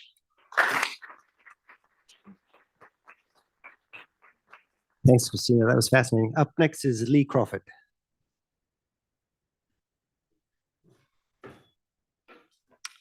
Thanks very much, and thank you all for being here.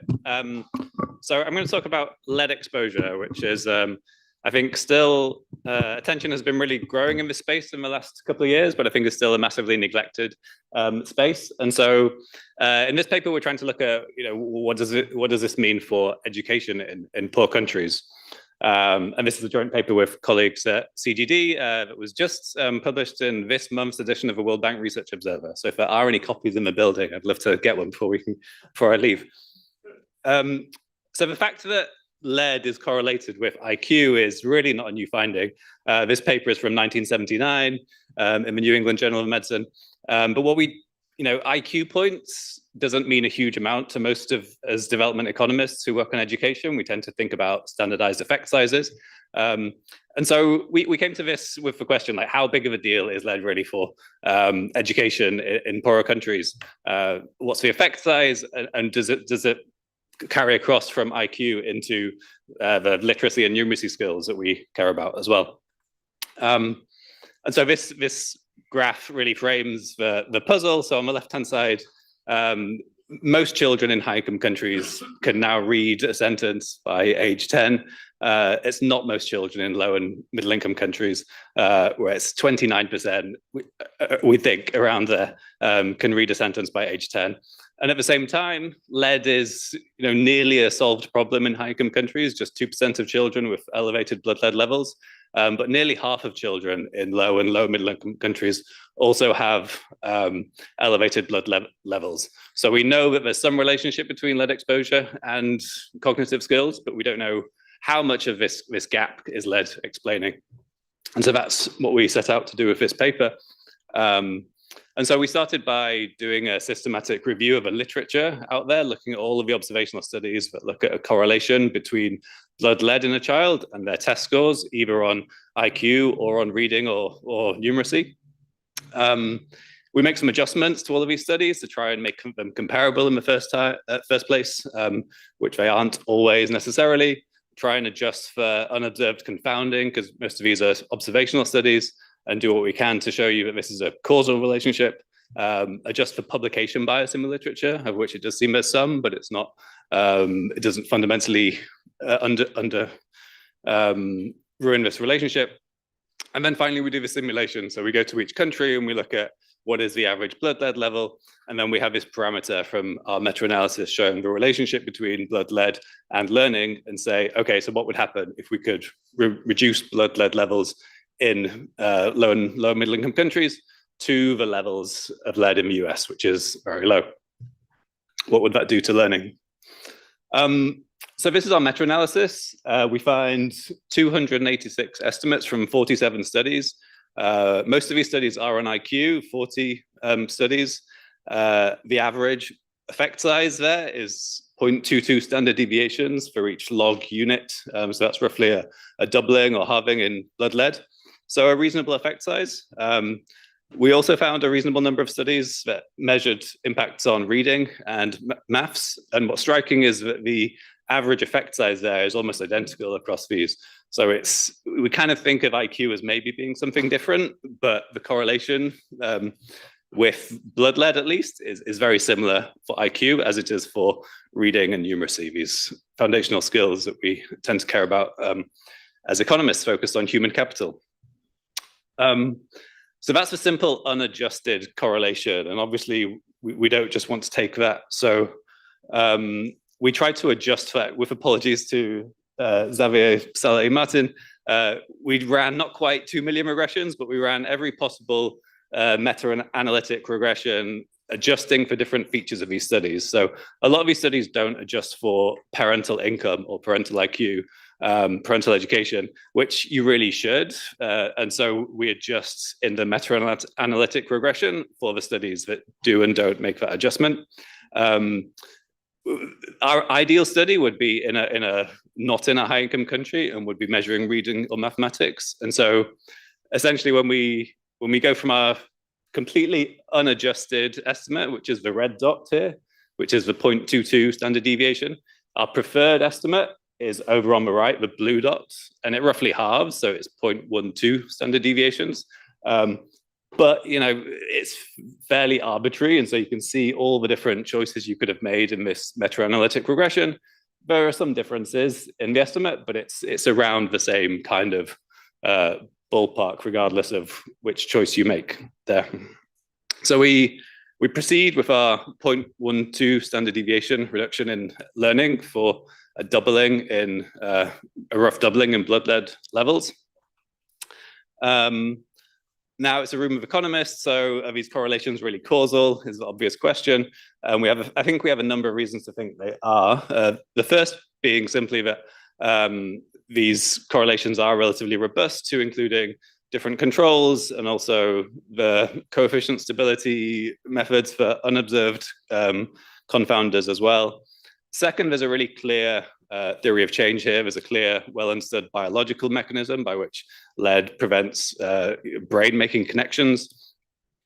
Third, perhaps most persuasive is this increasing crop of natural experiments in economics, which do claim to show causal effects. And by and large, the effect when using a natural experiment is larger than when just looking at the observational. That's true, I think, for all 5 or so studies, which allow you to show both a OLS estimate and an instrumental variable estimate. They all show bigger effects with the instrumental variable estimate. And finally, perhaps ethically questionable, but there are some direct experiments with treating animals with lead that do show causal effects on the cognition of monkeys and rats. So I think it's quite a strong case that there's a causal relationship here. And so what does this do? Here's our simulation. We take for each country their harmonized learning outcome, which is a similar kind of approach, not as fine-grained as Dev's approach to putting different countries on the same learning scale. And on this scale, it's roughly 500 points is the rich country average, and this set of developing countries around 100 points, 150 points below that. And for each of these countries, we say, they have different levels of blood lead in each country. And so the effect of eliminating that lead would be different for each country. But it ranges between 20 or 30 points on this scale that they could potentially gain if they could completely eliminate blood lead.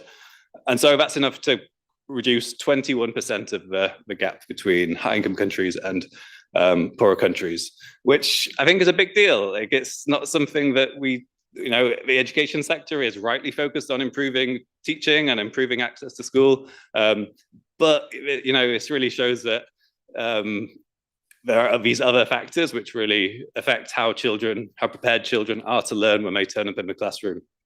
It reminds me of, when I was in graduate school, learning about deworming as being the big flashy thing and like the most cost-effective thing you could do in education, which to most people working in the Ministry of Education was just bizarre. But I think there's deworming, there's lead, there's growing evidence about air pollution, there's all these other factors which affect children's readiness to learn.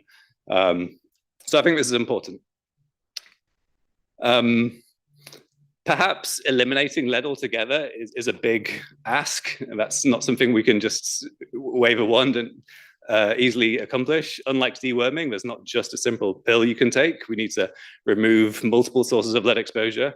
So here we benchmark both that full reduction and some feasible demonstrated interventions, and benchmark them against some education interventions. So 2 popular education approaches at the bottom, providing information about how the financial returns to more schooling or teaching at the right level. They're going to get you between a 0.1 and 0.2 standard deviation effect size increase in learning. So the complete reduction of blood lead would get you more than either of those interventions. But some of these other approaches, they're going to get you some gain. So soil remediation is the top there. That's quite expensive at a particular polluted site if you dig up and remove all of the soil. So perhaps not super cost effective just on educational outcomes. But then some of these other interventions are not necessarily very expensive. So the leaded petrol ban, which has been accomplished, that had quite large effects on blood lead. Paint remediation, there's a lot of space left. There's lots of countries that don't have bans on leaded paint yet. So there's some really low cost regulatory interventions there, which could produce these meaningful gains in learning, as well as all the health benefits. So I'll conclude. I have some time, but that's cool. It's a big deal for education, and it's, I think, massively neglected still, with huge, most of, I think, the impact is potentially the health impact. There's a lot of uncertainty there. I think when people calculate big numbers for the ultimate impact of lead, probably most of the impact comes from cognition and productivity and IQ detriment, but there's also a big chunk which comes from cardiovascular disease. So it's we tried to put together the amount of international funding which goes on lead exposure, and it was, I think, about $15 million that we could find in recent years, which is just a tiny amount of money compared to the amount that's spent on health and education globally, including from aid. Despite all the cuts, there's still, still a massively neglected issue. And the next question, which we're kind of working on now, is, okay, so what do you do about it? What are the most important sources? And it's really tricky. We don't have a great understanding of what the most important sources of lead exposure are. There's, I guess, two big buckets: consumer products and then industrial sources. And even at that high level, it's not totally clear.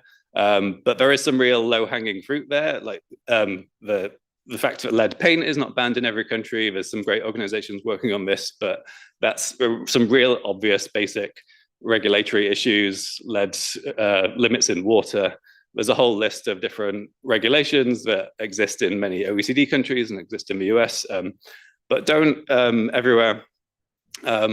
National surveys have shown to be quite influential in Bangladesh and Georgia and Bhutan recently. I think the World Bank is supporting a survey in Indonesia. So in many countries, including the UK, where I come from, we haven't done a national blood lead survey in decades, if ever. And so this can be really powerful in showing policymakers like, wow, half of your children, a third of your children are poisoned, has shown to be really catalytic in creating action. And then, we hate to end every presentation saying we need more research, but we really do need more to try and understand those different sources. And so we're doing work at CGD on battery recycling, understanding how much of a problem is coming from informal car battery recycling, which seems to be a lot. People just in their backyard are smashing open batteries which have lead in them in order to recycle them, and that dust just goes everywhere. And metallic cookware seems to be a really big one. So roughly half of the aluminium cooking pans that you can buy in Africa have an elevated lead level in them. Because people are making them with scrap metal, any metal they can get their hands on, that's a big constraint. And sometimes a little piece of lead will make its way into that stew. And so every time you cook with that pan, you get a little dose of lead. But we don't know how big of a problem that is. So lots more research there. Thanks. Thank you, Lee. And here, that's aluminum. Next up, we have Gabriela. Thanks. Thank you, everyone here and also online. I'm very excited to be part of this panel. Today, I'm going to talk about school violence. And I think everyone in this room will agree that violence is intrinsically bad. And evidence has also shown that violence has negative effects in child development, including in learning. In this presentation, I'm going to take you a step back to think about the measurement of violence. So I'm going to be talking about how can we advance or improve the way we measure violence in schools, and I will be using evidence from Malawi. I will start by sharing with you 3 facts of what we know based on the existing data. First of all, we know that children are experiencing high levels of violence in school. If we take the case of Malawi, we observe that 42% of children have self-reported experience school bullying. And if we look at sexual violence, we observe that around 22% of girls have experienced sexual violence, and 16% of this is happening in schools. Another thing that we observe from the data is that most of this data is focusing on adolescents. So we know little about what is happening to the younger population. A third key point is that the existing global surveys or international surveys that collect data on violence against children are using different methods to collect data and are doing this at different locations. For example, existing surveys are done either using face-to-face surveys or self-administered questionnaires, and they are done either at the school setting or at home. But we don't have enough understanding of how this is affecting the estimates or the measures we have about violence. Across these surveys, and also among us that are collecting data on sensitive issues, there are some big challenges when we collect this data. One of the key challenges is that these might have some misreporting and will be collected with some degree of error. And there are different factors that influence this. One of them is that children that experience violence might not want to speak up or share the truth of their experiences of violence in a survey. This might be explained by fears of breaches of privacy, retaliation, stigma, or embarrassment. And this can lead then to having some systematic misreporting in our data. Another factor that can lead to some error relates to the fact that, especially when we work with young children, there can be some misunderstanding of the questions, as well as some lack of attention when we are collecting this data, and that this also can result in having some error in our data, an error that is likely to be more random. So addressing this and trying to minimize this error is of crucial importance, both to have more accurate numbers of the dimension of the problem, but most importantly, to ensure that when we are measuring the effectiveness of interventions tackling violence or targeting violence, we ensure that we are measuring this accurately and not with bias. So this research is going to think a bit more about this and it's going to try to contribute to this. What we are going to do is that we're going to try to identify which data collection methods would give us more reliable measures of school bullying, corporal punishment, and sexual violence. And we are going to focus on a younger population of children, specifically on children aged 8 to 12. And the way we're going to do this is that we design an individual level survey experiment with 4 treatment arms where children are going to be randomly allocated to any of these 4 treatment arms. In this, we vary 2 main components. On the one side, we vary the data collection method, where we use either a face-to-face method or something that is called an audio-computed assisted interviewing method. For this, what you have to imagine is a child that will have a tablet and a head of headphones, and they will be hearing a recording that is asking them different questions of violence. This method is, at the end, providing a bit more privacy relative to a face-to-face method.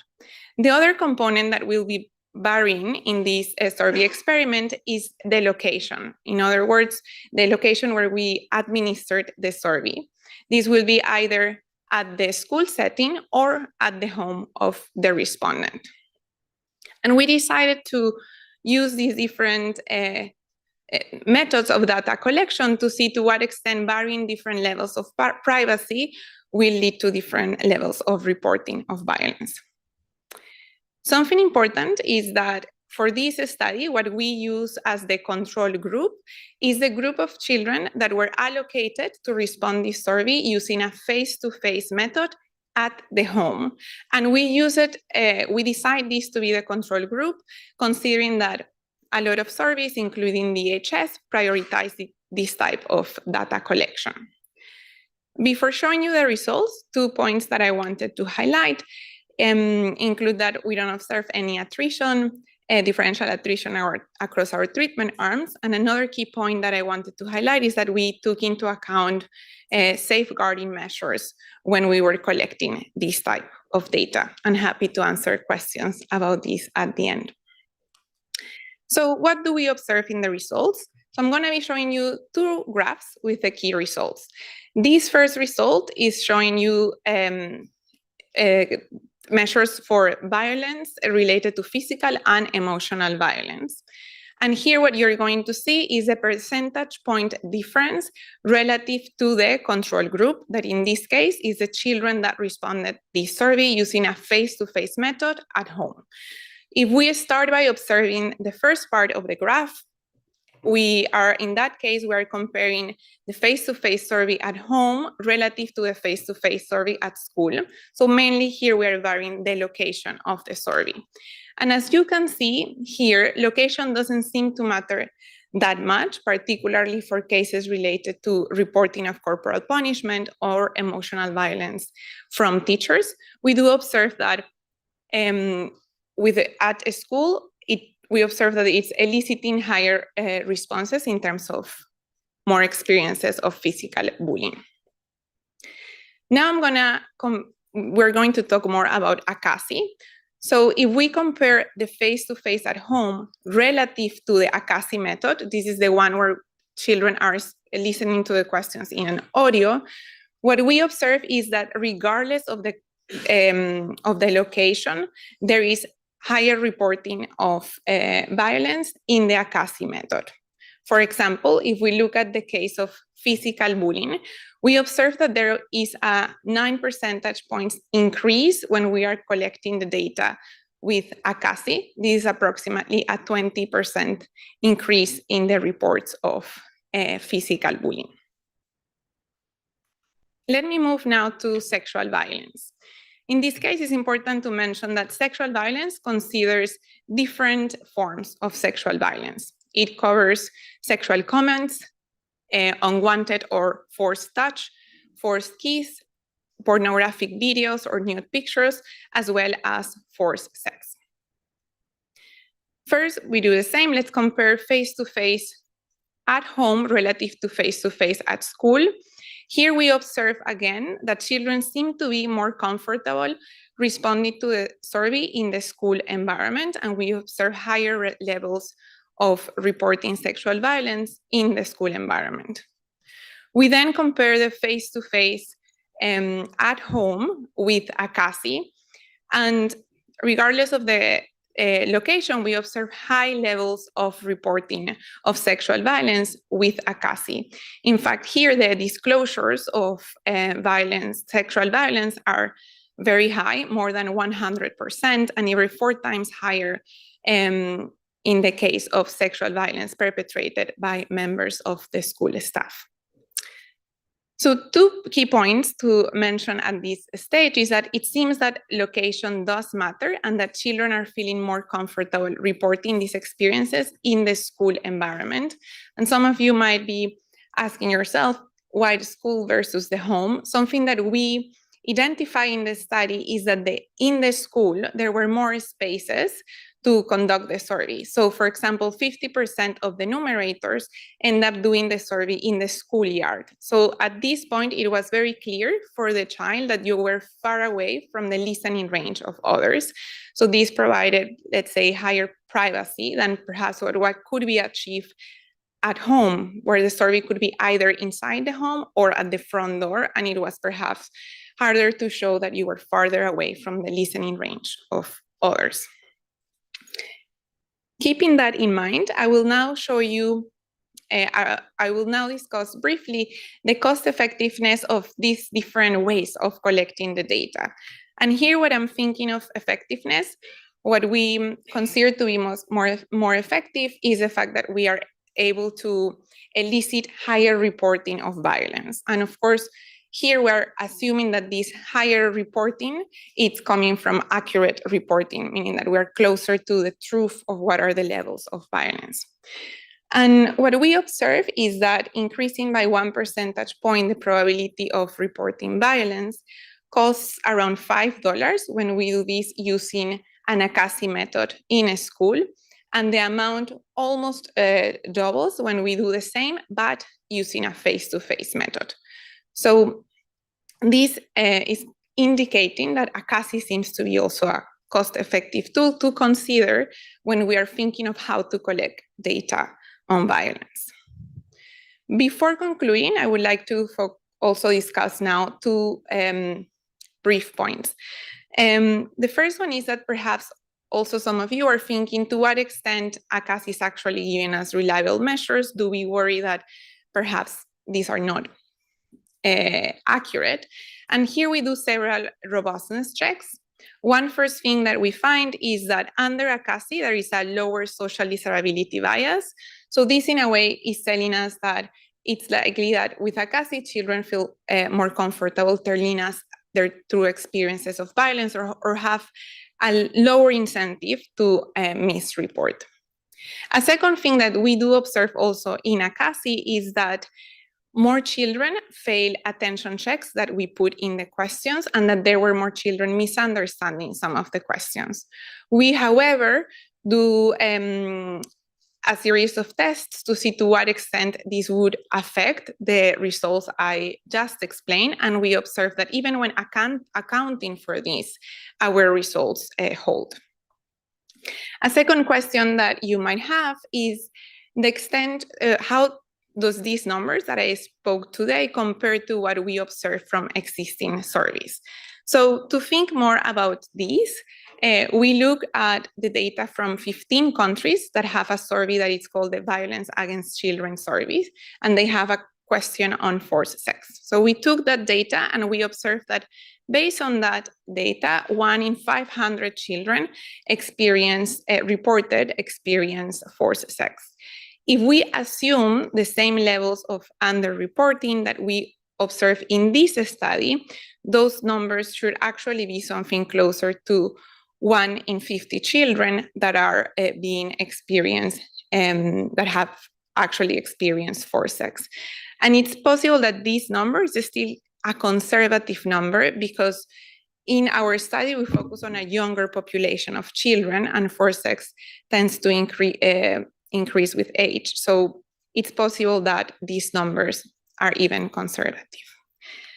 So just to conclude, two main messages. The first one is that the location of the survey seems to be important. It is important to consider spaces that provide higher privacy. A second point is that ACASI seems to be effective on eliciting higher levels of true reporting of violence, and it's also more cost effective.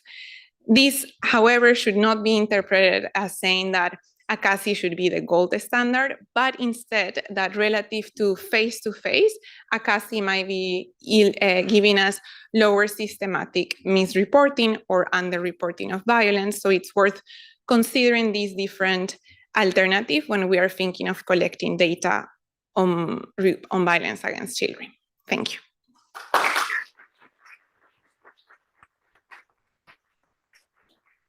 Okay, let me invite all the panelists up. Can I just have, by a show of hands, who is interested in asking a question? I just want to get a sense of how many questions in the room. Okay. So I'll refrain from asking my own then.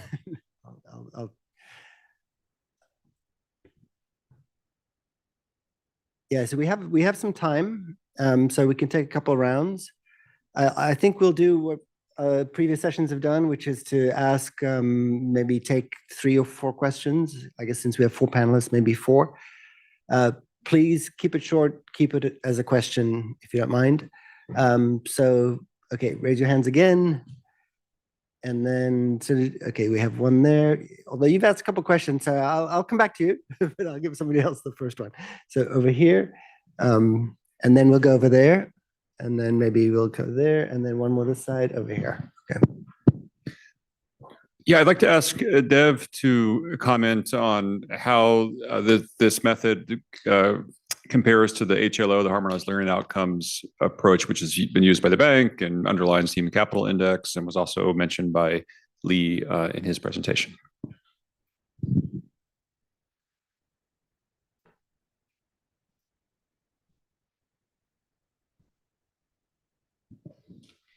Thank you. I have a question for Gabriela. I'm Nasheen, also from the DEC Development Impact Team.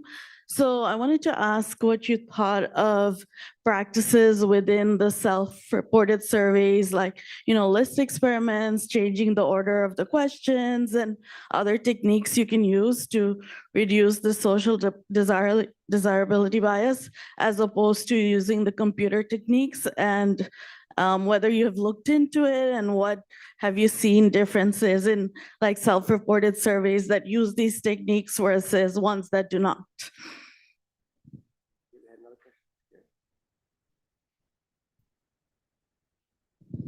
Hi, I think my question is for Gabriella. Sorry, could you stand up? Oh, stand up, sorry. Hi, my question is for Gabriella, and I'm gonna quick regarding violence, such an important topic, especially within our community, the African community. So I wanted to ask, if I missed it, I am so sorry, but I wanted to check on the corporal punishment, if it was only on teachers, but not family members. And if it wasn't from family members, worse, parents, do you have, is there an opportunity to extend it to look into family members' violence that maybe could trigger the bullying that we see at school, maybe not for corporal punishment or sexual violence? And also to tap into Dev presentation, do you think that the household income or maybe the geographical context also impact the level of violence that we see in school? Thank you. Thanks. And then, yeah, over to Shani.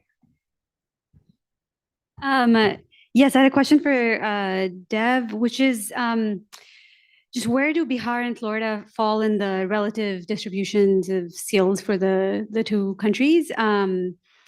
And if you'll permit me, organizer's privilege, and squeezing in a second for Christina, just thinking about cognitive endurance, just, when I think about, so I grew up in Lucknow, actually. I spent 7 years of my childhood in Lucknow, went to a small private school there. When I think about some of my friends' lives, in particular, compare that with, my 7-year-old son's life here, their life was much harder in many ways. Is that something we should be thinking of as amplifying or competing with the sort of cognitive endurance you talked about? Okay, maybe start with Gabriella and work back this way. Sounds good. Thank you for the two questions. So on the first question, definitely there are other methods that can be considered when we are trying to collect this type of data. For this specific study, we also consider whether list experiments would be an option. Considering that with list experiments, there is also they are more difficult to explain and sometimes to understand, particularly for young children. We decided not to test these, but it's definitely something to consider. And overall, I would say that when thinking of which methods to use to collect this type of data, it really depends on the population you are working with. But there is also other good research, this comparing list experiments with face-to-face, particularly on the topic of domestic violence, and also showing some mixed results, but something worth to explore if thinking of that. And on the other point, we only focus on corporal punishment from teachers. So this study is mainly focusing on forms of violence that happen in the school environment, but definitely something important to also study, and also study, as you explained, these connections between what happens in the school environment and how that might result in changes in bullying in the school environment or differences in the likelihood of experience sexual abuse. So another point that is important to study. And you had another question at the end that I am. Definitely, thank you. There are studies showing that definitely these are drivers that help that explain likelihood of being a victim of bullying and also of sexual violence. So there are already some studies making that connection as these being drivers that might contribute to more exposure of violence. Thank you. Okay, Christina? Thanks so much for your question. This is definitely something that we had in mind when we started doing the experiment, that the types of day-to-day lives that these children have, it's very distracting environments compared to a lot of smaller students in primary school in high-income settings where you'd actually have time outside of school to focus for extended periods of time on homework or other assignments.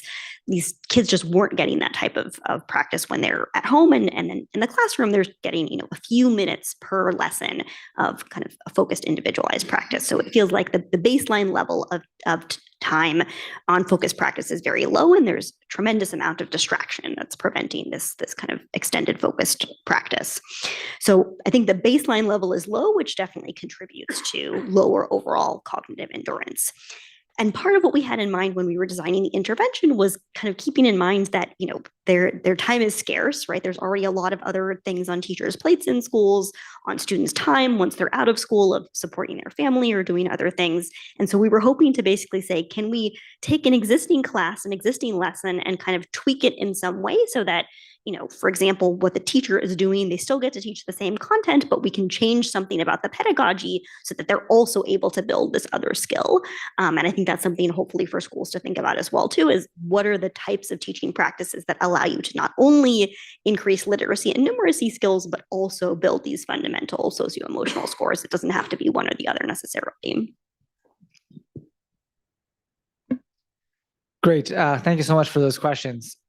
So for those of you who don't know, the HLO is this very impressive data product that's released by the World Bank and covers actually a much larger set of countries than what Justin and I have covered in our paper. So I think if you were to just kind of directly compare, for example, the average test scores in our sample to those, you would see that in general, what we seem to find is that the low-income countries tend to be doing worse than is estimated by the HLO. So, for example, I think Chad is scoring about 0.2 standard deviations lower in our measure than what the HLO is estimating. But the second thing I'll say is that one of the key advantages of our approach is that it really lends itself to looking at the microdata. And so we can really examine, not just country averages or some certain moments of this distribution, but actually looking at, how private schools or the gender or these other things are really interacting with test scores. And the third thing I'll say is that I think one thing that we emphasize in this talk is that there's a big learning crisis going on. I think you didn't need me to tell you that. I think you all knew that beforehand. We didn't really need to have that task score data to show that. But there are some other policy implications, I think, of our work. And in particular, one thing that I think was really salient to me from the meta-analysis that Lee was showing is that, Abhijit Singh once famously quipped, there's nothing standard about a standard deviation. And there is, I think, a challenge that we have when we're comparing studies across places. If we're all measuring test scores in different places or running our own interventions or things, that, if Christina does an amazing intervention improving cognitive endurance in India, but we want to compare the test score effects of that to a different intervention, to deworming, for example, we can't really, there's nothing sensible about just comparing the standard deviation units. And so we can actually use this type of methodology that Justin and I have talked about to try and link all of these test scores on a common scale. So all you have to do is next time you go out and run your intervention, include a few questions from one of these tests. And suddenly we can actually just support all of our standard interventions on Tim's units, and then we can actually have these on the same scale. And then I think that's kind of related to your question, Shani, as well. So one thing that we're kind of limited by in the existing data of these sampling frames of these tests is that they're concentrated essentially among specific grade and specific year in countries. And so when we went to, Tim's, for example, was fourth graders in 2011. So we're going back to Florida and doing all of middle school or a bunch of grades in Bihar. So it's not quite obvious how to exactly compare those. But you do see a huge kind of range and actually quite a bit of overlap. In general, it seems that like Bihar in particular, of course, at the lower end of the distribution, I think one big thing that emerges from Justin and I's work is that there's a big empty spot on that map for India and China. And a lack of standardized tests for those countries is a huge kind of policy problem for all of us who care about kids learning. Thanks. So I'm going to go down and I had a few questions myself, so I'm going to take the chance to insert them. So I actually had the same question as Gabriel for you, obviously coming from the World Bank, but I had another question too, which is, you inferred, you didn't say that the lack of, would you agree that the lack of association between national income and the test scores is because of the quality of education service delivery across the countries? I mean, that's sort of the obvious inference, but I don't know if that's true or not. And then the other question for you, Dev, is on the inequality result, could it just be that income different, when the Gini's higher, the income differential is just higher between the top and the bottom, and so you get this coefficient. That's a question. To Christina, my question is, as you were presenting this, I was thinking to myself, wow, you're just undermining the big five interpretation of perseverance as a trait, and you're saying it's a skill, but then at the end, you sort of treat perseverance as different than what you were doing, and then you also refer to sustained attention. So I guess, would you mind just elaborate a little bit on how these are different or similar dimensions of the same or different things? To Lee, I know this is completely unfair, because if you could have done this, I know that you would have done this, which is the obvious cost effectiveness question. And so what are your thoughts on cost effectiveness of abatement and how that would relate to your work? But maybe the fairer question is, you project this onto sort of HLO numbers, which are pegged to either kind of end of primary school or somewhere sort of late in secondary school. And then that got me thinking about, well, what's the timing of exposure, and what grades are these measures actually being measured? And is that a fair projection on, from the studies, which I don't know, but you do, to how you're trying to quantify the impact? Is that fair? And then to Gabriela, I guess, you're comparing a lot of survey methods. I guess I'm curious about, I mean, you probably did this in the piloting, which is, what about non-survey methods and social workers, and how that, how do these surveys compare to kind of what you get out of a non-survey type exchange with the respondent? So I don't know, should we start on this end this time? And then keep your questions, because we'll do another round in the room. Great. So Justin and I are big fans of cross-country regression. So we did do the regression of test scores on education spending per capita, and there's a positive relationship there. So to whatever extent, I think that, yeah, so I'll leave the interpretation up to the rest of you, but we do find that positive correlation. And then on your second point, so yeah, I think one of the kind of key advantages of that regression that we're allowed to run is we can put everything in the same unit. So it's household income in PPP dollars, and it's test scores in TIMSS units. And so the kind of interpretation of that coefficient in that Gini plot is for a certain log income increase, what is the increase in test scores? And so I think differences in kind of the overall distribution won't really kind of matter there. It's going to all be kind of per the same dollar income. Great. Really great question. I'm not a psychologist, so I will butcher some of this, but the way I kind of think of separating these different concepts. So in terms of the kind of big five personality traits, I don't know how much evidence we have of the extent to which this can be kind of developed through training and otherwise. But in the category of kind of executive functioning skills, so working memory, sustained attention, which I kind of say is very similar to cognitive endurance. I think that psychologists measure sustained attention a little bit different than how we're measuring cognitive endurance, but I think of them as very fundamentally very similar concepts. So, I'm happy to have you use them in exchange. And then perseverance, I also put in the same kind of category of other executive functioning skills that there is some evidence for working memory perseverance and now sustained attention or cognitive endurance that this can be developed through practice. So it does seem like this is kind of an area that's there's scope for schools to potentially influence, or parenting, for example. And in particular, in our study, the way we try to separate this is that we have another kind of variation that we introduce. So for these tests, we also have some where kids get like a toy prize based on their performance. And you see this really interesting pattern that when you have an incentive, kids work harder at the beginning of the test. They do better at the first few questions. So, incentives work, yay, economics. But you actually see them decline even faster over the length of the test, right? They start to really flag very quickly. They're really motivated for the first few minutes, but then they do quite poorly at the end of the test, even when there's this incentive prize.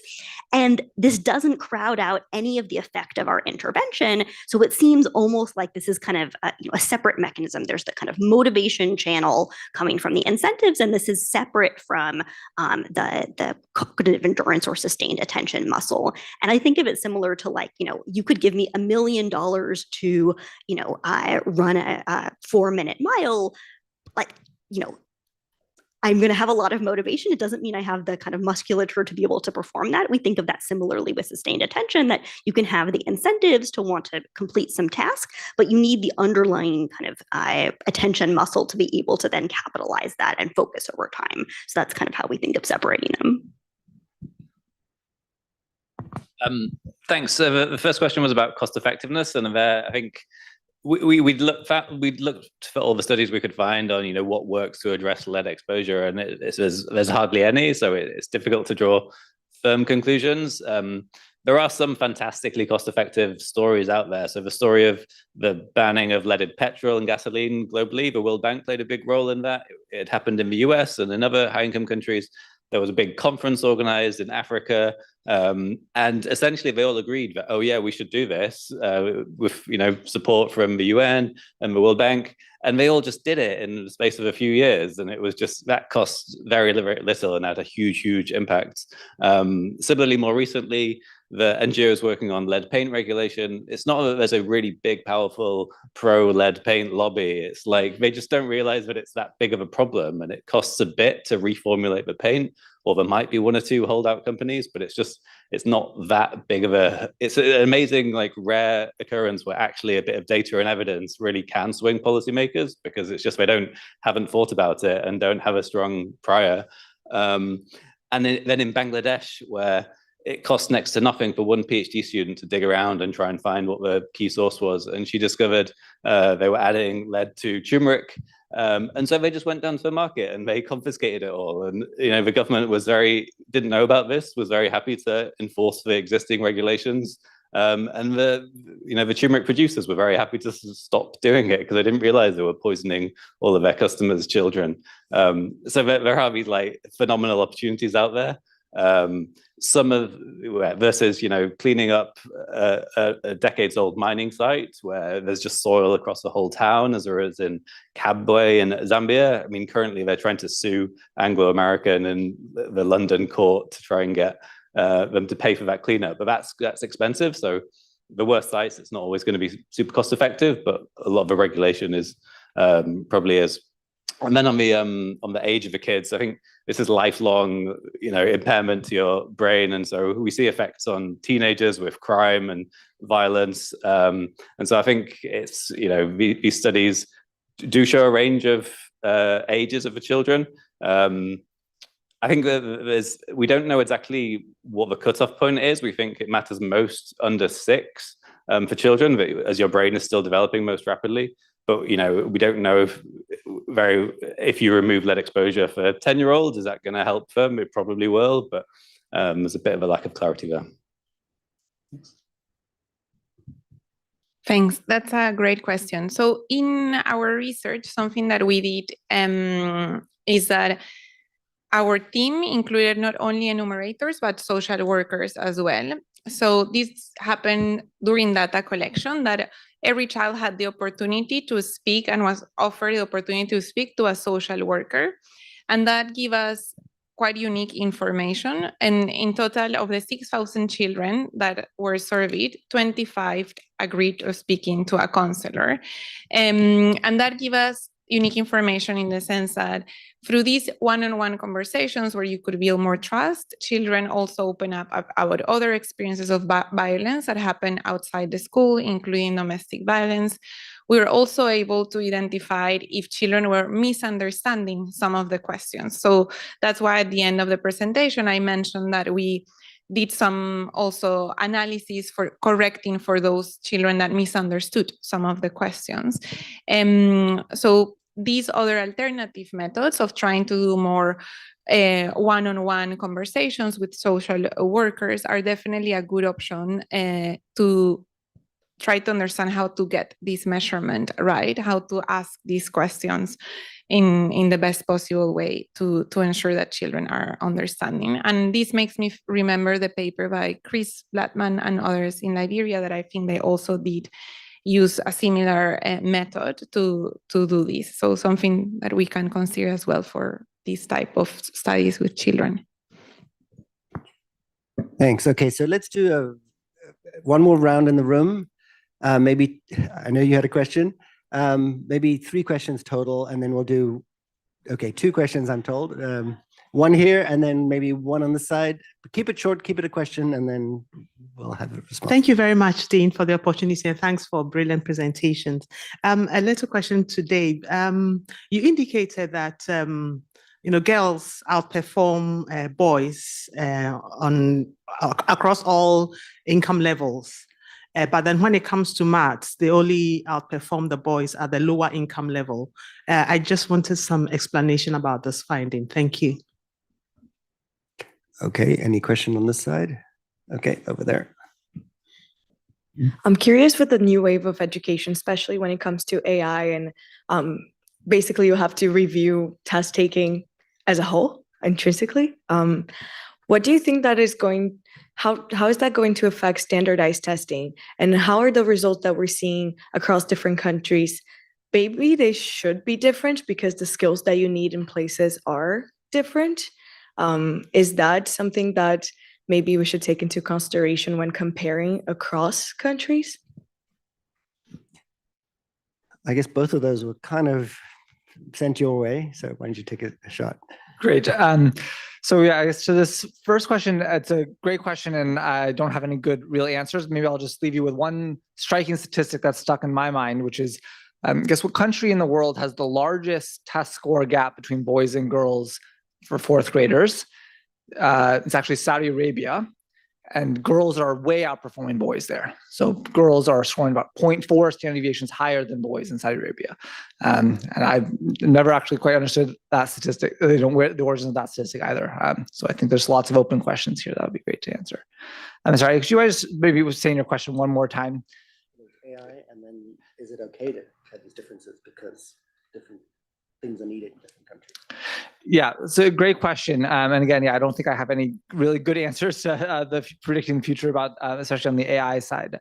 I think, one thing that's really emerging from what we're seeing is that there's a huge amount of inequality that does seem to be somewhat systematic. And this is kind of what relate to what you were saying earlier, in ways that we should be able to predict. And so, we should be able to kind of look at those different gradients and which countries are doing better and worse, and try to understand a little bit better about kind of what features of the education systems are worse. And I know, for example, Jishnu has been doing some really amazing work on thinking about education problems at a systems level. And I think, for me, that's actually certainly the most exciting types of work out here.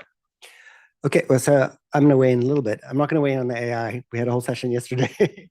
On the other one, I mean, Lee showed the chart where, what was it, 29% of kids age 10 couldn't understand a basic sentence, right? They couldn't. So that's a pretty foundational skill, and one that's required pretty much everywhere. So parts of this are just apply everywhere, I would argue. Yes, there might be more subtle skills that vary across locations, but I don't think that's really what's driving a lot of what was here. Anyway, sorry, you didn't want to hear me pontificate. Please join me in thanking the panel. That was great. Thank you very much. I don't know if you have no more announcements. I think there are drinks somewhere here, so see you there.